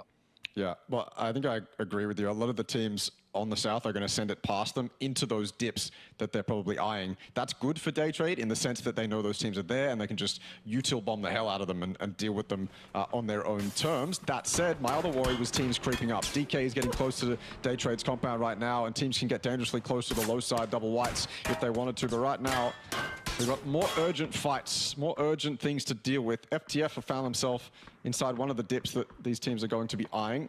They're going to be happy to sit here for a while. Not like you can get too much done. You can to the north if you're FTF, but obviously a lot later on when you know, teams are occupied fighting and finished looking your way. So they're kind of fine right now. DK is still getting very close. Yeah, look at this. Silent as well. This could be disastrous for Daytrade. In fact, it could be even more disastrous if DK decide to not activate yet and just wait until it's just DK on Daytrade's backside. That's probably worst case scenario for Daytrade. Yeah. Much agree. FTF have not really moved much this game at all, and now we start to see the And trailing amount of teams making their way up from the south side, trying to get better position inside of this phase 4 circle. Capybara knocked down by Tede. They've kept themselves quiet, but now getting involved. Capybara finished off, and Xiaofeng knocked down. It's not good here on the rotate for Pixel Stars down in the bottom 2. I think they're going to remain there, if not maybe take that last place position when Daytrade collect some points from this match, as they should. The 2-man DK has pushed up to Flash and Poochils in their compound.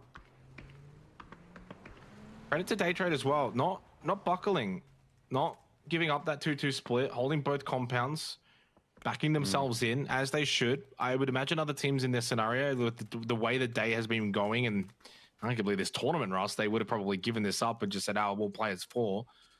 But they've backed themselves in here. I mean, too experienced to know that that's their undoing, right? They know if they go into that mindset, then it's over. It's easy to go into your shell when it's not working out. I suppose so. They're not aware of DK either. I'm getting real nervous, but that'll happen later on. PMA kind of stuck too. In that dip, that's fantastic for them earlier on. And if it shifted this way, then that's one of those dips you can fight out of and have a fantastic game from. But not this time around. That's a lot of open space that NGE can look at. And then, I mean, what's your next plan? You send it straight into Unicorn Cyber, who are playing probably how they should in their current spot.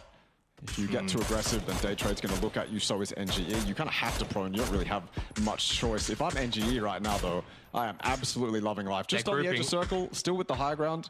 Oh, yeah, you're right. They are. Now's a good time to group. No way. Nurse is knocked on the rotate. A one-tap headshot from Dynasty, or maybe a double, but either way, Nuren's dead. I mean, he gets to play IGL from the grave. That's what can happen if you do kind of risk it. I don't think they did anything wrong. All they've done is just waited for phase 5 and played off that information. Group up as 4. They'll push out of the compound together. Now they've got a 2-man DK at their front door as well. New Generation Esports out towards the very far west of this circle. There's not really much near them. A 2-man FW Esports to their north. That's about it. Here's the 3-man for Daytrade Gaming. And this is where you can start to second guess yourself. How much information do they have here? Clearly not aware that DK are where they are located. Very quietly, though, Archangel Predator having a decent little game and having a big fight maybe over towards with the FTF as we switch over to it in a very timely manner. Knock onto Teddy to start with. Very strong. No nades for Elgin Bots, trying to finish him off and just get the flush. All points so important for Archangel Predator. Bots then as well when got Delta Mix. He didn't have much more ammunition available. And that M416 now reloads and heals up. And they are winning this fight. Riz at the back for Armory Gaming. He just got the kill onto Carly, pushing through the smoke. Nice kill for Evil Patrick. 5 for AAP, turning their nights around here on Miramar to begin with. Nice, cheeky little headshot. The pressure, though, is mounting. As good as these 5 kills have been for Archangel Predator, they are on the verge of elimination. PMA wiped out by FAP of NGE. Elgin Bots, last one standing. He spots man, gets rid of them into the placement points, at least now for Archangel Predator.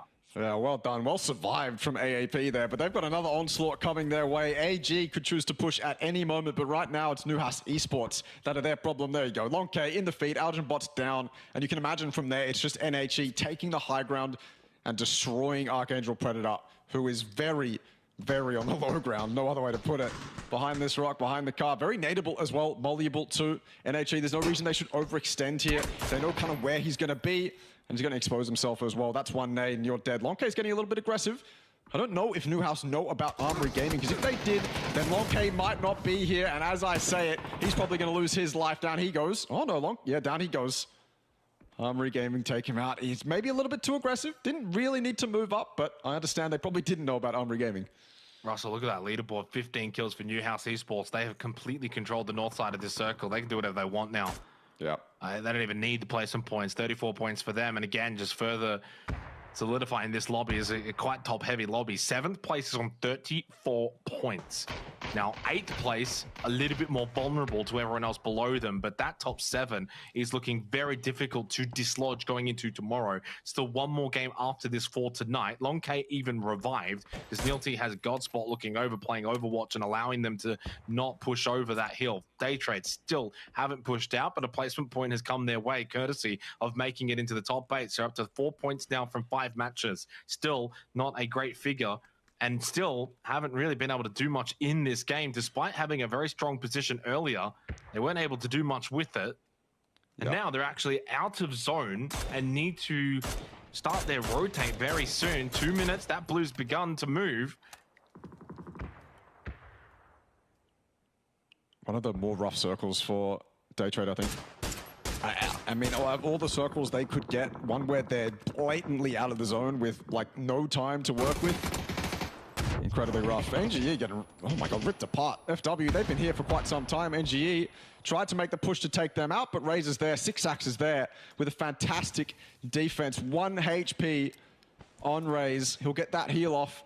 Fap prone on the road with that M249 from earlier. These flashes come out. These flashes have to be for any one of these players to push, make that happen. And of course, he's a little bit blind, and Fap will get it done. 4 kills to his name. That M249 ringing very loudly in this server right now. But back to Daytrade, I feel like, and I really do feel like they could have controlled the teams around them a lot better this game. Made it so that they're not in this situation. Because right now, you know what's going to happen. DK's going to activate. Armory Gaming's already across the road. Unicorn Cyber's on their left. They're just going to get ripped apart as they make this push. Noelmoth making the cross over the road into the crate. Loses his life. Only Pilgil's left. It's a double knock. It's a triple knock. Wiped out. 2 points for Daytrade this game. 2 placement points. 0 kills. 5 points from 5 matches, and 1 point a game is just not the kind of ratio that's going to get you into the grand finals.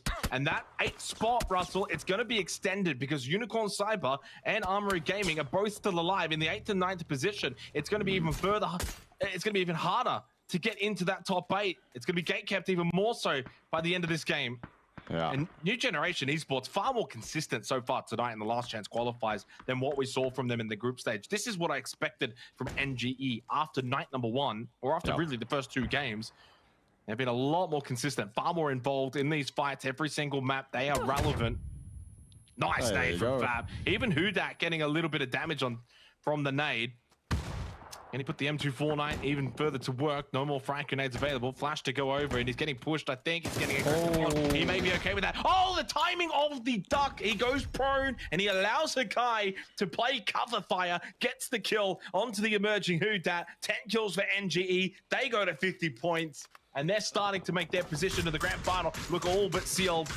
Going into tomorrow. T1 706 wiped out. Newhouse down to just 2 players, 1 that's still currently available. Armory Gaming with 3 players up, 10 kills. That top 8 is looking to really solidify. You look at your Unicorns, your Noshas, your AAPs.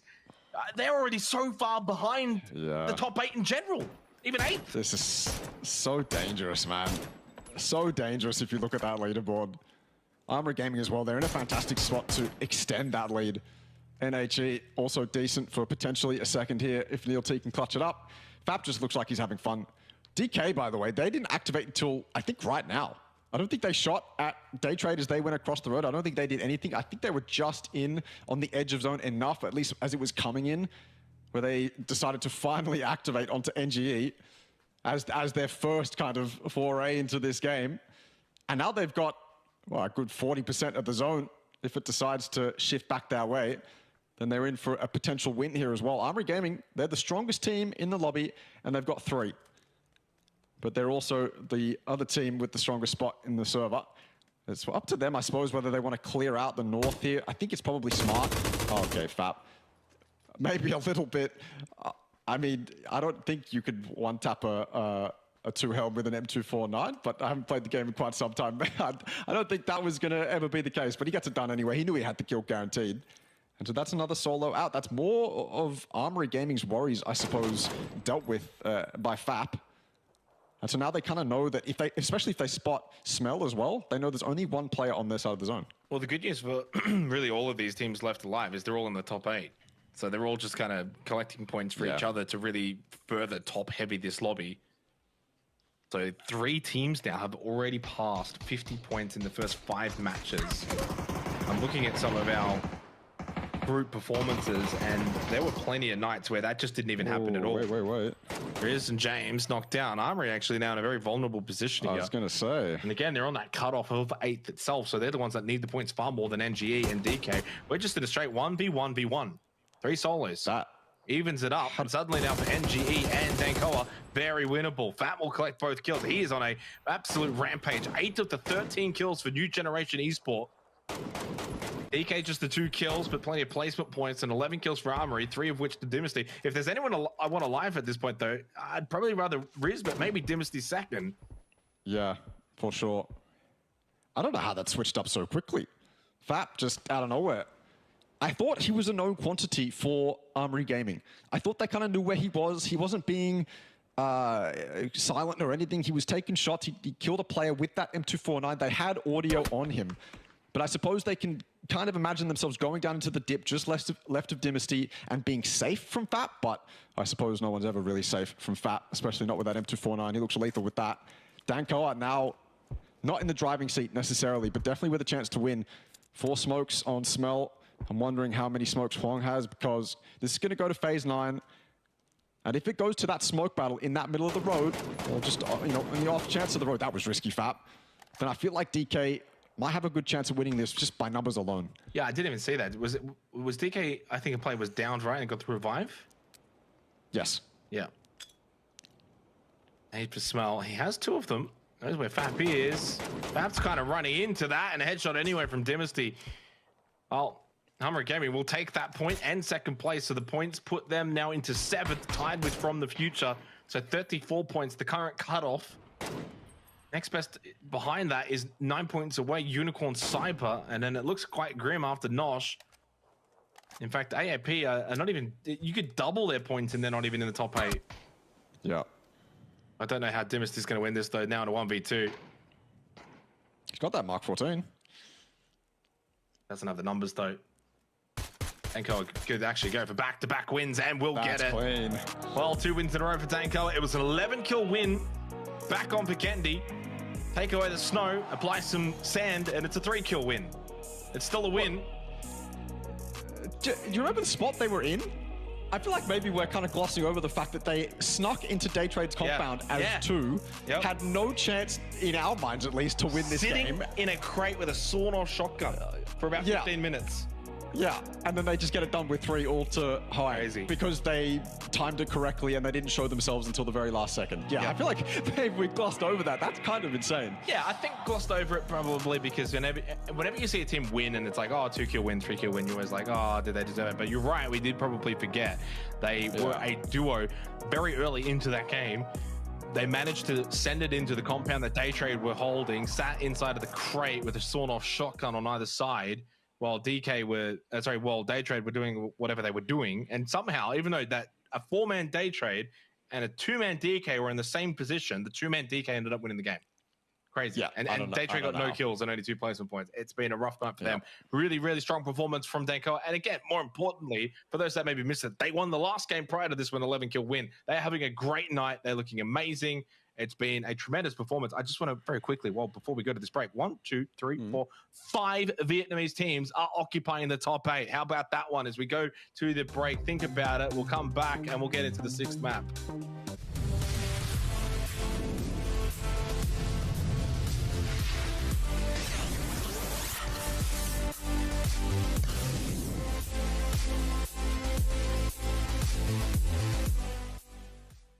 Introducing the new and improved Let's Play Live. New look, new feel, new tournaments. Play and compete in dozens of esports tournaments from Open Division to Pro. Check out our new platform at Let's Play Live.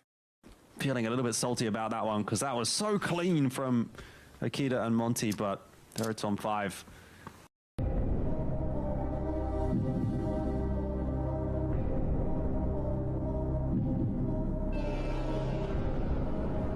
If they get away with this. Hang on, this nade. We didn't quite follow it immediately, and it's amazing from Akita.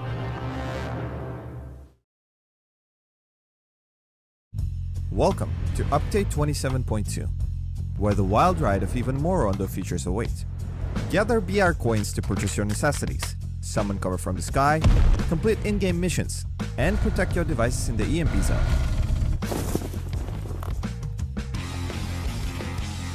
First, let's start off with the market. Gather BR coins that are scattered throughout the map, and make sure your wallet is bulky enough to embark on a new shopping spree experience. we've got 3 types of markets, from the pretty nice grade 1 to the holy moly grade 3. Beware though, the best markets are protected by guards who clearly take their job seriously. Stumble upon a market and open up a page of categories. Choose from the item shop, the weapon stealer, no questions asked, the garage for your own special edition bulletproof pillar UAZ, or the random item option for those who like to live on the edge. Remember, your hard-earned BR coins are your golden ticket to all the goods you'll ever hope for. And if entrepreneurial, you can sell off some of your inventory stuff for more coins. Next up, it's time to take a look at the sky. Nope, not for inspiration, but for the emergency cover flare. Give it a try and watch as cover starts magically dropping from above. Not realistic enough? Trust me, no one's got time to question its origins when you're in the middle of a fight. On top of that, we also have in-game missions that'll add to your burden of having to remain as a lone survivor out of 100. Just kidding, they'll help you, tons.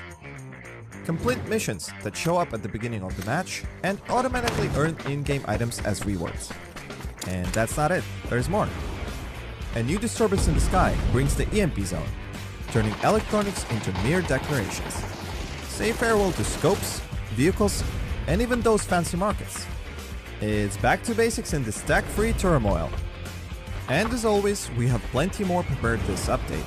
A new Survivor Pass, a Battle Ready kit, tweaks to the Blizzard Zone and Sandstorm, and detailed information now available for your PUBG Battlegrounds currency. For the full scoop, make sure to dive into the patch notes. And we'll see you on the Battlegrounds.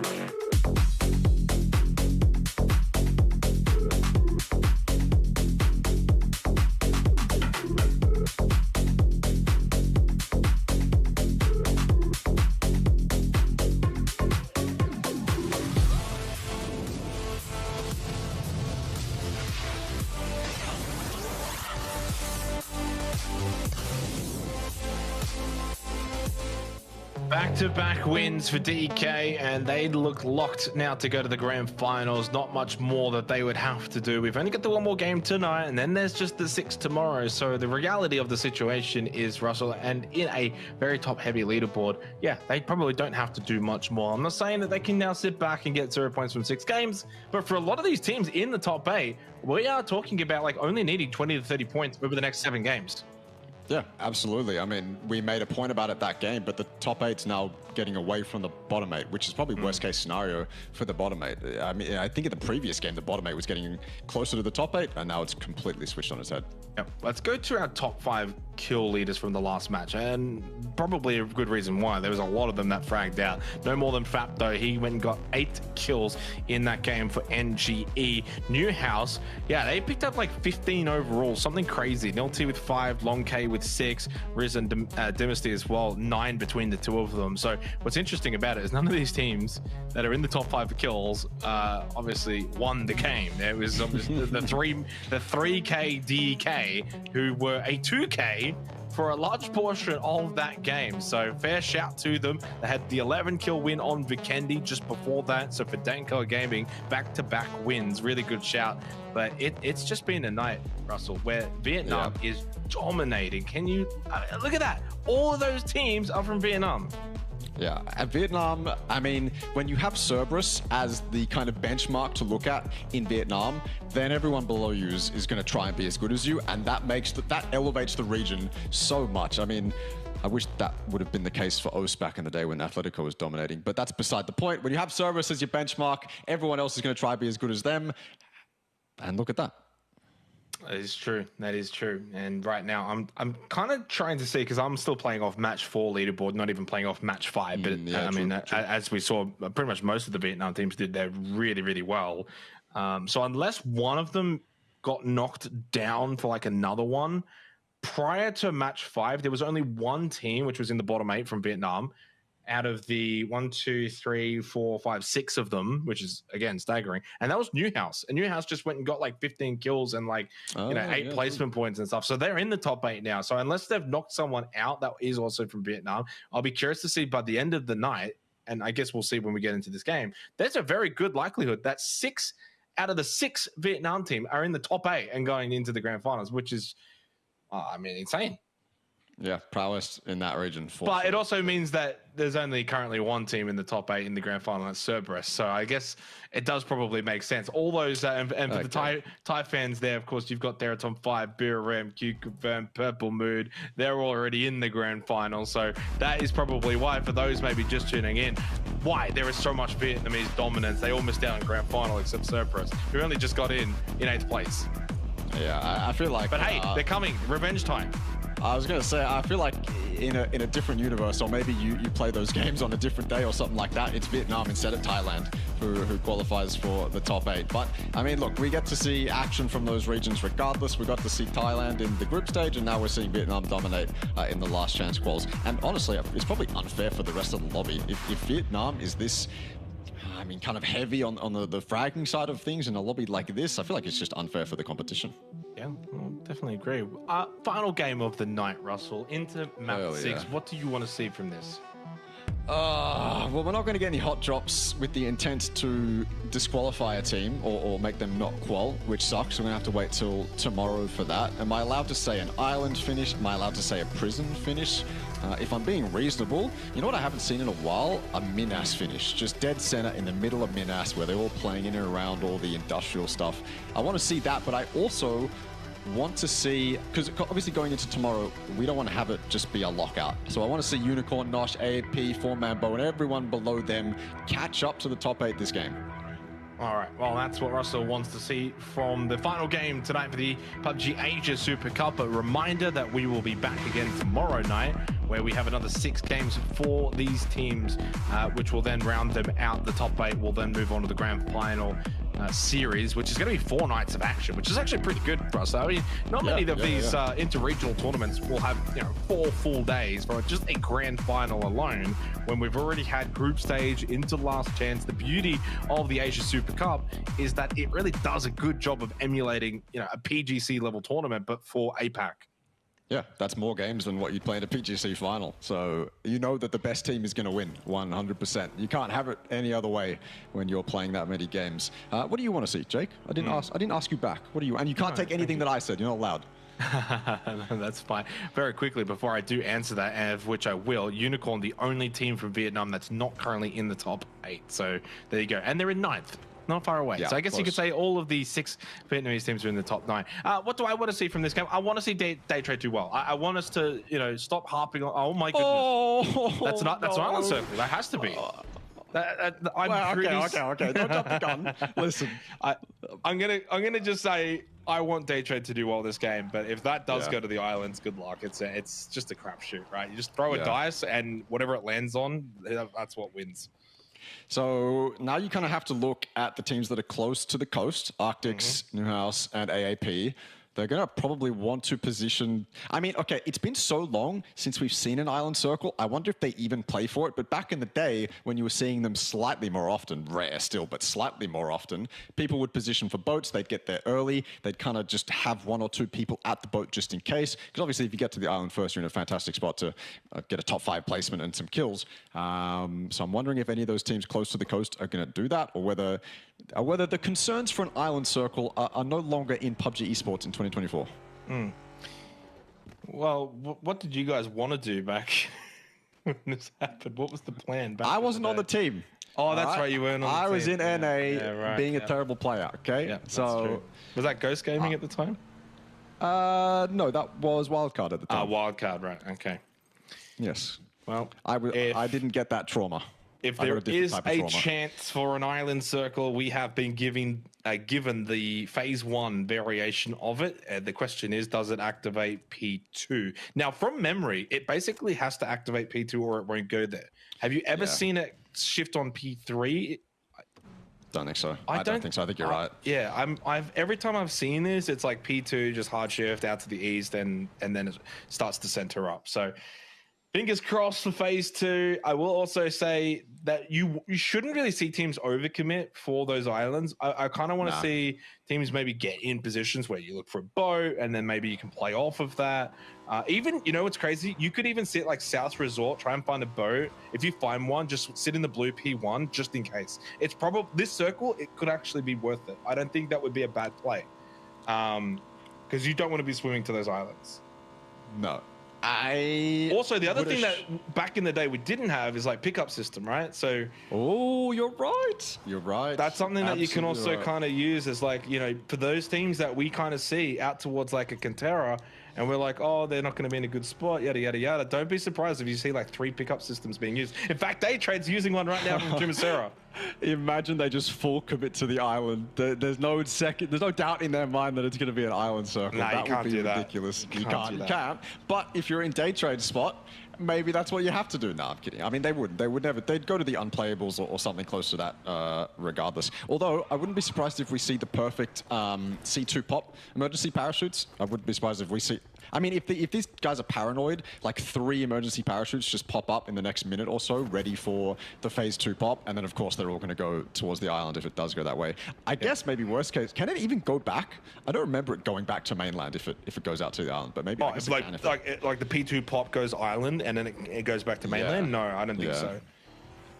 I don't think so. That would be even rougher. I've personally never seen that. I don't know. I'm just going with personal experience. And I've had a couple of island finishes. So, yeah. I mean, it's kind of like, it's called Partona now. How many times have we seen that kind of like what used to be that little island on the very south side of the map? And that I have actually seen go there. You think you're going there, and then it goes back to mainland. But that's also a lot closer in play. So that I have seen that one, but not so much the other islands. So 4.5 minutes. As a player, this is one of the trickier circles. Don't be too surprised, I guess, if not much happens really phase 1. Teams are just going to simply be like, okay, how do we best mitigate? Like, the beauty of it is we know every single team right now is talking about those islands. Like, every single one is in some capacity, whether they're like, let's ignore it, let's just bank on it not going there, and let's get like prio for like a hard shift in, which is what some teams may opt for. Like, statistically, it's okay to just be like, you know what? We're just going to ignore it. We're going to anticipate this is either going to go like hard north, or I guess their best option would be like hard west and come straight back in. We'll play in and around Impala or those fields. And if it does go islands, well, whatever, it's one game. All right, Daytrade. They didn't commit to the islands, which makes sense, but they did commit to the unplayables, which Newhouse currently own. That's their house at the moment. Daytrade are on top, though. So Nil T and the rest of his team, well, I mean, this is exactly what Daytrade want. They want to be above a team in full control. Newhouse is now on Daytrade's terms, and I don't even know if Newhouse are going to be able to fully leave this position. They're all stuck in the crevices in these unplayable rocks. You saw Nil T totally scared about leaving that spot because, I mean, there's 4 of Daytrade up here. They have so many different angles. It doesn't even look like that sandstorm is entirely hindering them either. So this is a good start for Daytrade, and they can parachute off as well. Are they committing? Is that one of them jumping off to try to get some kills? Could go down a ledge. Maybe there's a way back up. Don't think so. It'd be a bit weird to do that. At this point, you've got Godspot. And I wonder how far do you think they could parachute? Could they get halfway to the islands from here? No, not even close. No, Yeah, okay. I think they'd make it to the coast if my memory serves me correct. Probably not good. That might not be good enough. Yeah, maybe though. I don't think so. I think when you parachute, when you parachute from the plane, You you're just gonna go kind of further. yeah. You just go straight Yeah. down, right? Like Yeah, exactly. Yeah. The one Anyway. thing they could do from here, though, right? And this is something to kind of, if it does go to the islands, they don't have to go. They could just stay here and shoot everyone. And like That's if you get like 8 kills from that, that's kind of a good game on a wacky circle. So that could be something they think about. Obviously, they're a team that's like second last, right? So they need all the points they can get. But I think they commit to that. I think you're right. Because I mean, imagine you imagine the island circles back in the day. How many teams purposely sent it to the coast to get kills because they know they have no other option. If you try to play it seriously, you're just going to lose your life and die with 0 kills. So Daytrade's going to be able to see all of that action. I do apologize if we're obviously overharping the islands. There's really not much else to talk about right now. I am looking at the map. Everyone's We're pretty dry. much everyone's inside of P1. I mean, FW Esports over towards Power Grid for some reason still. Nosh south, probably just roaming the coast, maybe to see if they can find a boat.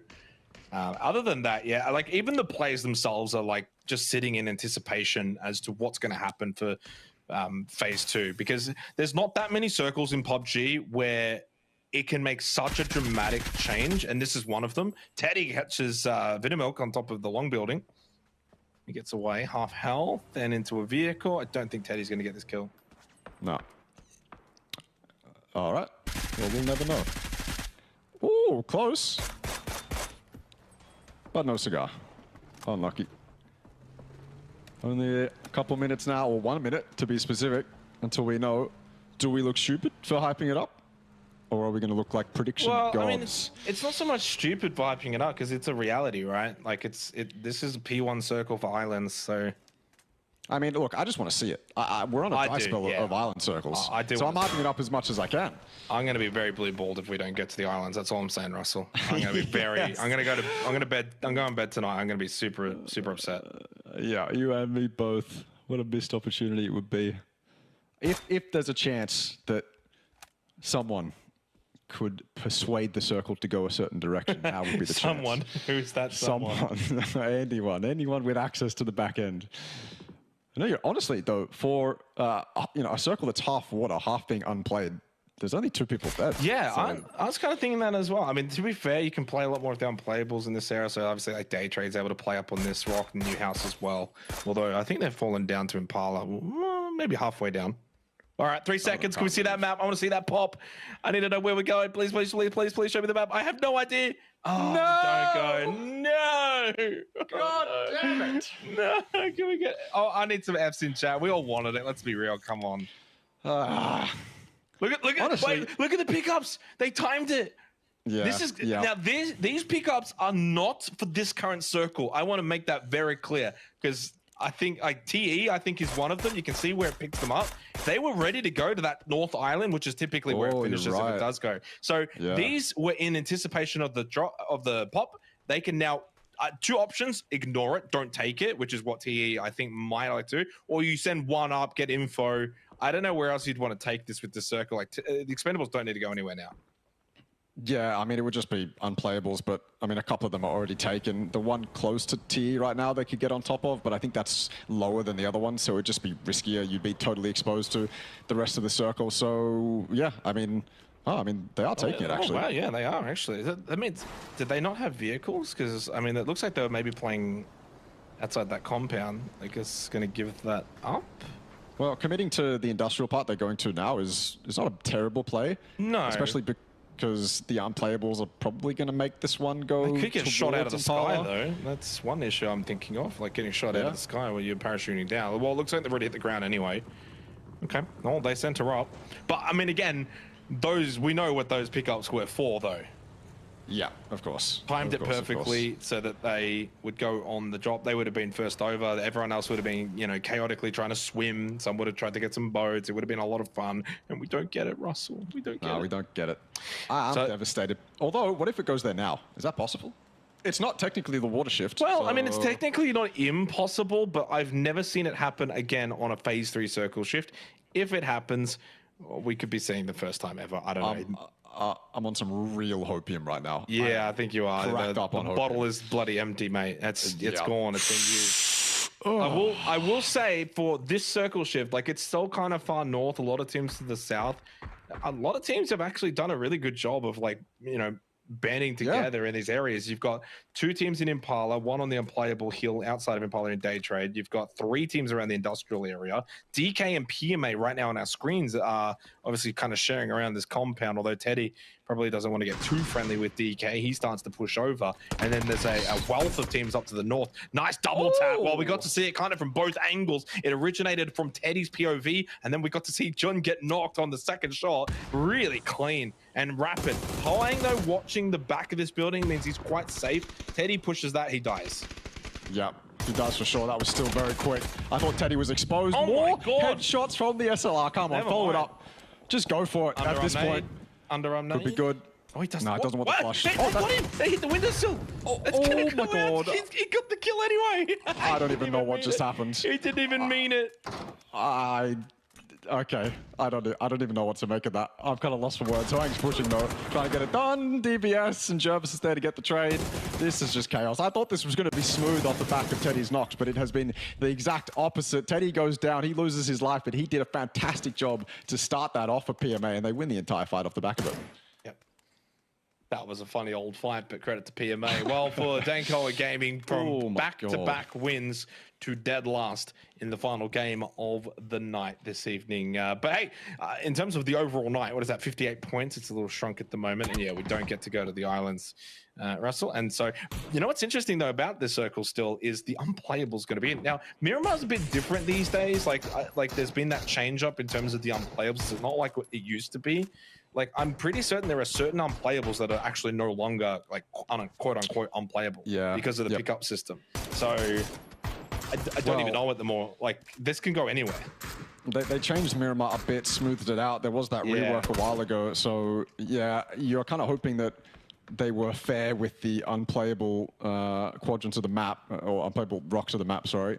But, yeah, I don't know. Maybe the code messed up. Maybe one's improper. Although this is a circle where the circle might have a mental breakdown because there's too many unplayables in it. And honestly, I'm still on that hopium, but it could go to that open land just across the ocean. It can't get off the hopium.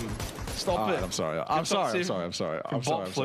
What it'll actually do is just center in hard west onto Impala, and then it'll either keep going west the whole way through, or it'll kind of go in between Impala and the industrial. Like, I don't even know. I've personally never seen a circle like this before.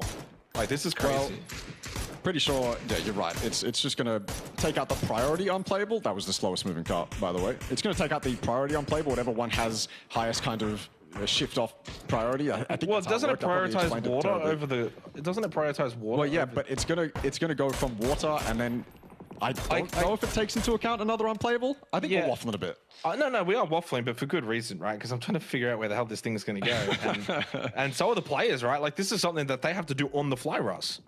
Yeah.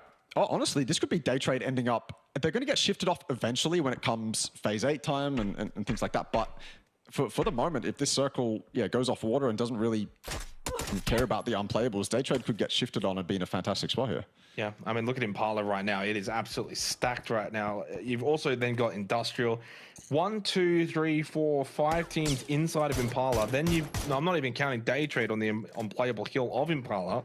Nosh to the south of it. And then there's like 4 teams in the industrial area just north of it. Couple teams hanging around the coastline, which is what we're seeing out from RXE, Armory Gaming. 24 seconds until we find out, and the waffle comes to fruition. NGE trying to just survive. Flash and Daytrade have gotten at least 3 kills now as a team. Definitely need to make the most of this scenario, a very rare scenario. And again, I wouldn't be surprised if it does hard shift over towards Daytrade, and they will benefit the most. So many buildings that are no longer safe because they got some weird sightline angles. Well, it has kept this in, but it's on the south side of it, and it has kind of done what I expected it to do, that little halfway in between Industrial and Impala. We haven't quite fully seen it, but judging by the minimap, I think that's kind of what it's done. And yeah, Mapstream's caught up indeed. It's basically gonna, I think, go in between. And the good news is for a lot of these teams is obviously both of those 2 key POIs are still in. Yeah. Look, there's some pro players in the chat that think we are idiots at the moment, but we'll take that. Kali will take that, but miss. Headshot though. He's going to try follow it up. 100 HP versus 1. And Alec goes down. I like the aggression. I like the confidence. I think he saw the headshot and knew it was over. Just needed to secure it. And he's the last one up for Arctics as well. So you may as well go for something like that. You need all the points you can get at this point. Yeah, fantastic for Daytrade. I think we've touched on it a couple times. Maybe too much focus on the circle. But one narrative this game that has absolutely stood true through phase 1 all the way to phase 4 now is these teams surviving. There are so many teams in this zone. There were so many teams in the previous zone. These guys have found all the nooks and crannies on Miramar to survive in. It's not like previous Miramar games or any other map where we've seen early fighting occur and we've gone down to 47 members phase 1. This game has been the total opposite of that. Everyone is playing some fantastic PUBG right now. Yep. Well, Patrick has been eliminated. Very easy to look at that map and be like, oh, you can just send it into a city, but easier said than done. Everyone doing their absolute best to just find positions that they can stay alive in. Map knocked down by you, Dirt. Good shots here from Raze. All clean with it on the mini. Nice. The FW Esports, and a good way for them to slowly close the night out, up to 44 points. Expendable 62 points on the night. Doesn't mean I have to, reconfirm. 70 points was the most amount of points a team gained in the groups in one night. That was Theraton 5 and Q confirmed, both tied 70. So TE 8 away from setting a new record at the Asia Super Cup in the winter variation, basically this tournament. to just scale it back every single time. Oh my goodness. Hello, Dynasty. And goodbye, Dynasty. That's it. Yeah, see ya. Shanks as well. Oh, I just made it to that thing just in the doorway. Went down to Daytrade. Oh, I think it's happening. Maybe a little bit of momentum going into tomorrow that's going to be completely shattered by the sleep they have tonight. Unfortunately, this is not a game 1 Daytrade where they can use it. It's a day 6 where they kind of go into tomorrow bittersweet. That's okay, though. I'll take that as an avid fan, wanting to see them live up to expectations. Not just them, but also Pixel Stars here too. Don't discount Inside Impala, 4-stack, 2 kills already. So they're kind of on that same pathway as Daytrade to try and get out of the bottom 2. Arctic's eliminated, 11 points. They could actually end up finding themselves dead last by the end of this game, alongside maybe with 4-man Bo if they don't do much. Riz gone. And that's good news as well for the entire bottom 8. 34 points at the very least is something to kind of look towards, although you still got Unicorn, Cyber, Nosh that could maybe overtake in this game. Hard to maybe see that happening from Nosh's perspective, as they're still in a very perilous position, outskirts of Impala. And guess what, Russell? You may say we might be idiots, but that unplayable is still firmly in the Daytrade. So tell me about that one. Yeah, I don't know what to say. I feel like every time I say something about a circle on a cast, I'm going to be scolded by people in Discords, but that's okay. I'll take it. I'll cop it. I was never much of a circle connoisseur, never an IGL. Daytrade, though. Yeah. I mean, unfortunately for Daytrade, this could be one of those circles where everyone ends up sending it. I mean, it is going to be one of those circles where everyone sends it into Impala and everyone sits in buildings, and then eventually it's going to shift off Daytrade. They have to come down, and everyone sitting in buildings is going to have a shooting gallery at Daytrade, which is going to suck. So they really have to take advantage of FW, of RXC, of teams who have to make rotates inside the city in the next couple zones. 4-man Bo as they cross the road from the northern side. If they don't capitalize on kills here, they might lose the chances later on. Yeah, potentially. I mean, they've already started to capitalize at least the 4 kills, and you got to remember there's like half the server, beyond half the server inside of a city in buildings. That's not easy to kind of shoot. Puchils has been knocked by Bao LP.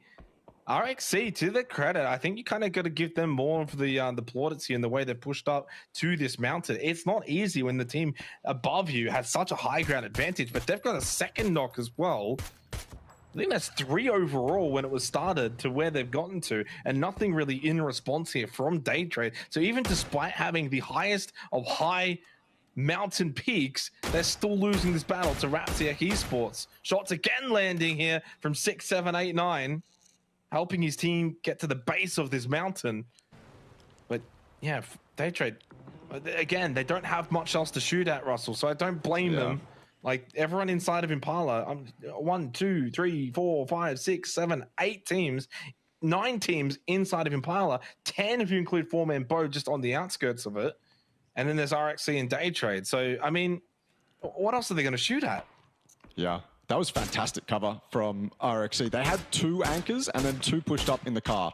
I mean, that's just clinical, basic clinical PUBG stuff right there. You love to see that. They had both those anchors on different angles as well. One was more south, one was more north. So wherever Day Trade peaked, they were likely to get a knock. Although I didn't expect that nade knock onto Puchils. That was, I mean, Puchils is going to die 100%. That nade probably should have never happened. Although if it is a nade, kind of give Puchils the benefit of the doubt. He wouldn't have expected that either. 4-man Bow in a rough spot. TE, PMA, and Day Trade as well. Everyone else who has eyes on 4-man Bow crossing this road is going to be very hungry for those kills. And 4-man Bow are officially out now. Day Trade, I'd actually have the map stream. They're kind of in. They can kind of make that work, get down a little bit, go towards the edge of that rock. They're still chilling for the moment. 4-man Bow are not, though. 4-man Bow are going to have probably a 3-smoke-wide smoke wall if they want to make this push. And even then, I'm not sure it's going to be enough, because when they cross the road, they've still got to win the fights. Yep. Yunosuke knocked down by Hung Fong Do. Fan's going to finish him off. Good teamwork for NGE. So no Puchils, 4 kills. Hard to be overly critical of Day Trade here, because they have been able to get some kills. Like, I mean, PMA's got 4, FW's got 5, TE's got 4, so it's not like anyone else is like super hard fragging. Inside of Impala, also very difficult. As we see the end of From the Future. Not a bad night from them, but they too, like Armory Gaming, go out on 34 points. Does keep everyone below them in the bottom 8 with something to keep a target on. Tampo knocked down. Duck Juice looking for the response with P90. Pico at the top. Yeah, of course he finds it. It's Duck Juice for the Expendables, still in that top spot. They might not get 70. They've only got the 2 players left alive, but they're close to it. It's been a sensational night from them, building good form for the grand finals. They will be there. Absolutely. We could put your house on it.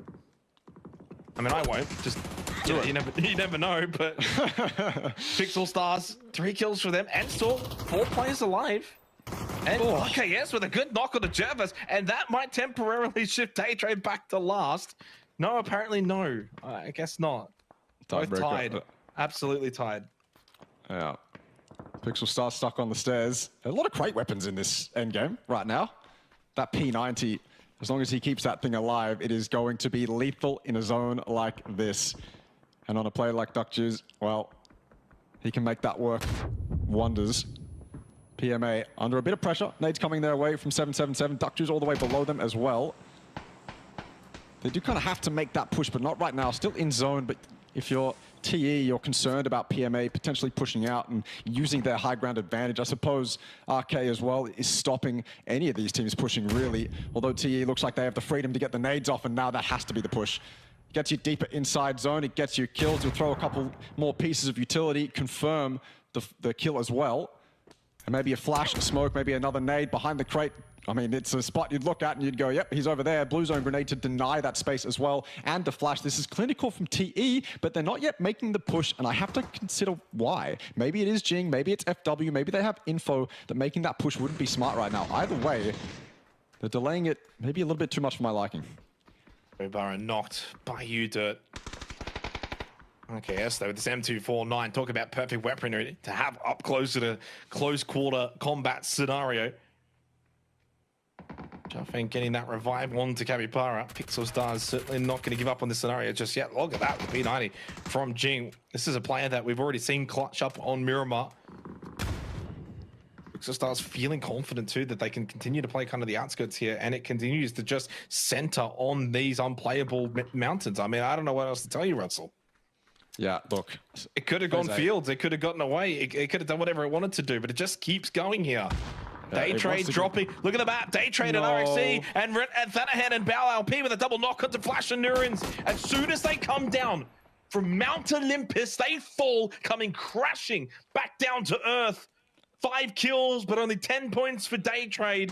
1 player remaining and on the verge of their worst day in the PUBG Asia Super Cup, which is hard to say because they had a 13-point day back on day 1. I didn't think it could be worse than that, but they've only got the 10 points here to start the last chance qualifiers, and it puts them in a severe predicament going into tomorrow. Ocean finished off a notch, courtesy of Hekai.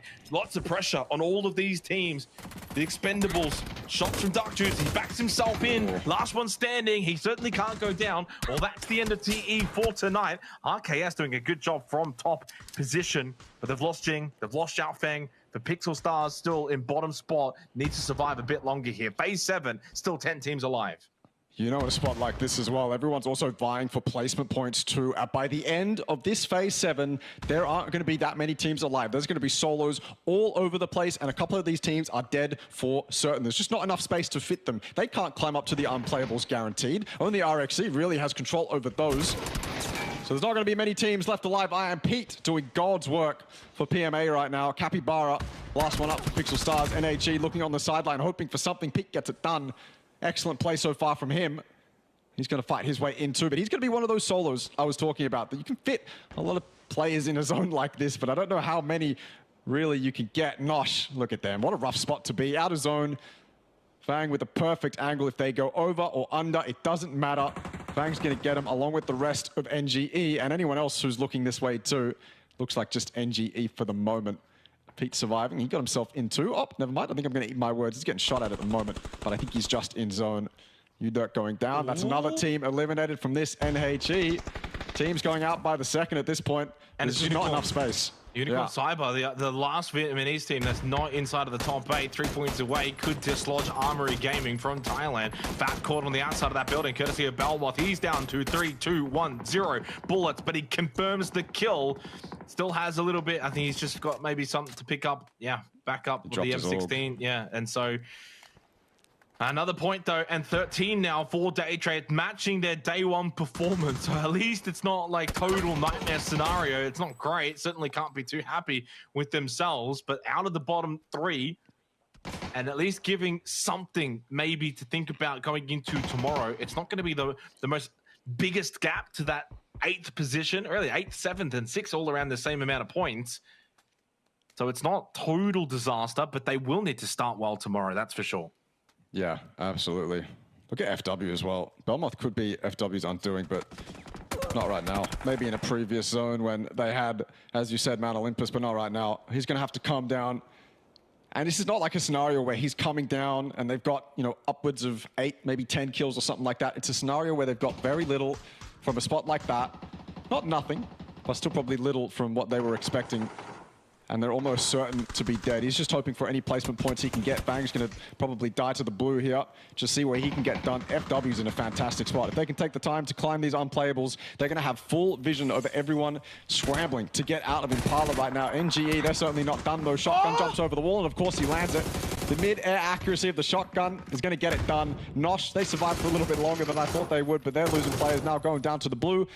Belmoth falls as well. Unicorn Cyber, they're in the top 4 now as well, actually. So top seven, yeah, for Unicorn Cyber. So that is all 6 Vietnamese teams inside of the top 8 after night 1. Rapsiak Esports out in 4th, pushes them into the top 5 on 52 points. That's right from Destroy. That is clean with the ace. Bot Fluke knocked down, and he can go for the revive onto Hudat as well. Down to just these 2 remaining teams, Unicorn Cyber and FW Esports. Big for Unicorn Cyber to collect these points, looking to overtake Newhouse Esports and get into the top 6 going into tomorrow. 6 sacks with a drop down to push closer for FW Esports. They lose Bot Fluke, confirmed kill for Destroy, but a knockdown again onto Who. That means this is a very unlikely win for Unicorn Cyber. For FW Esports though, surely it's all but certified. Indeed, confirmed as he pushes up to the window to confirm the kill. It's FW Esports, an 11 kill win. Big turnaround for them.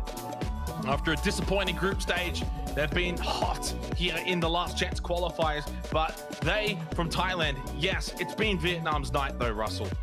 It absolutely has been. Stunning performances from, I mean, yeah, you say Vietnam, I can't disagree, but FW specifically in that game, that's not a game where they get nothing. It's not a game where they come in and swoop up, you know, the last 4 or 5 remaining kills. That was an 11 kill win. They fought for that. They were on the right side and they played it correctly as well. You got to feel bad for Day Trade, but you give credit to FW. That was just mayhem coming out of Impala. I kind of assumed that would happen, but I didn't think we'd end up with just FW and Unicorn Cyber. I thought we would end up with a couple more, but I suppose the circle just went the way it did, and all the fights in Impala panned out the way they did as well. Man, I don't know what the Circle did that game. It was all over the place, Yeah, in the we're water, lost. on the unplayables, Yeah. doing whatever it wanted, had a lot of fun with the map, and we had a lot of fun with that game. Unicorn Cyber, one of the benefactors there, finishing second, bunch of kills, gets them into the top 8. Of course, we've got 6 games tomorrow. We just played 6. It goes quickly. You don't get many opportunities, not was that many fun. chances. It was certainly a lot of fun.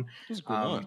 Really, really solid night from obviously a bunch of teams that would not have been too happy with their group stage. So, you know, you got a bunch that have responded, bounced back. A couple that I really want to give a couple of shout outs. Firstly, Danko Gaming went back-to-back wins. Absolutely. Huge. Yeah. The Expendables, best team on the night, just fell 3 points shy of that magical 70, but they're going to go to the grand finals. New Generation Esports, far more consistent tonight, certainly a lot better. Rapsiak Esports, they started off hot. They had, I felt like out of all of the top 8 teams, they were the one that was a little bit hot and cold, but they were in sensational times. FW, great. Newhouse had some really good performances. And that's probably where I'll leave the plaudits. Not because I don't think there were other teams that maybe didn't deserve them, but your Unicorns, your Armories, your From the Futures, they were good, but they weren't like totally over the top, and they're not like totally secure. I think there's probably about those 6 teams that I gave the plaudits to. I'd be surprised if any of those missed out tomorrow. I would agree. I think I was probably expecting more from the likes of AAP, Armory, and From the Future, but they never really kind of showed up to their potential, which sucks. But I mean, looks like it looks like the teams they probably thought weren't going to be a threat are actually a threat. Kind of threw them off guard a little bit. And I think, the teams you praised, they seemed ready. They seemed ready for everything. They seemed like they were playing their own game plan, and they seemed like they made the correct decisions. Look, RXE in that game on Tego, I thought they were completely displaced when I looked at the map stream. I thought, okay, they're done. They're over. And then it's just scavenging those points. If you have solo players, competent players that are able to, have the confidence in the first place to get those kill points that are necessary in a game like that, then that can work, absolutely. And in a lobby like this as well, where you're probably going to get punished a little less often than, say the group stages, then you may as well go for it. FW Esports picking up the win to close out that game. We'll continue to talk about them while we get the leaderboard all sorted out. Really strong performance, and a team that, clearly coming into this tournament, I had my eyes on when we were kind of researching Russell. We kind of saw them, what they were able to do back in the Thailand series. They were, essentially 1 point shy of going to PGC. I think a team that, had high expectations. The way they started, I was a little bit like, oh, I expected more. We're talking about Raze being about the same level as Thanatol. He had the same Twire rating overall, which is insane because of how good Thanatol has been for Theraton 5. So I was a little bit disappointed, but with that win and with their play tonight, I'm starting to see, obviously, the FW Esports that did so well in the Thai series at the end of last year. We'll go to the leaderboard. It's all concluded through the first 6 games. Again, a reminder, we've got 6 more games tomorrow. Top 8 go to grand final, so that will be finished by tomorrow night. But we already calculated at the start of the show, 70 to 80 points will get you into the top 8. And if you're in the 60s, it's going to be a bit close. So if you're the Expendables, NGE, FW, you're pretty much done. All wins in the top 5 as well, as DK got 2 of them, 58 points, RXC 52 points. They won't need much tomorrow night, but then it's still quite open from then onwards. The bottom 3 spots of the top 8, Newhouse, Unicorn, Armory Gaming, Russell, they're not secure. They had good nights, but they're going to have to back it up again tomorrow. Yeah, it looks like it's going to be a little bit too top heavy, so I don't know what the actual cutoff is going to be in 8th place, but maybe even your low 60s if we're being a little bit facetious. But yeah, that's still doable for day trade. It's still doable for AAP and FTF. And honestly, I look at that right side of the leaderboard, and it's really only, Foreman Bow, Arctics, and Pixel Stars that I just haven't really impressed me that much, but everyone else above them, I can see a potential for them to get into that 7th, 6th, 8th spot, something like that, right? So it's still doable, but it's going to take a hell of a lot. I would argue Day Trade, Archangel Predator, From the Future, they're the 3 teams to really look at going into tomorrow. Can they occupy a spot in that top 8? We already saw it on the final day of group stage. There were a couple of teams that just popped off final night, a couple games to go, rocketed up that leaderboard. You kind of look at it, an FTF as an example. You imagine they come out tomorrow night, get like a 10-kill win, suddenly you're on 54 points, suddenly you're in the top 6. That's how quickly it can change for them. They are effectively tied with Armory Gaming in terms of total points, so obviously we're not going to be too down on FTF. They're as very much in the conversation as NHE, Unicorn, Armory Gaming, but clearly for Archangel Predator, 17 points, Day Trade, 14 points. They've got their work cut out for them. They're going to need absolutely monumental nights. You said, maybe in the 60s. I always kind of look at the rule of thumb being you just take, say, 8th place, double their points. That's 68 points.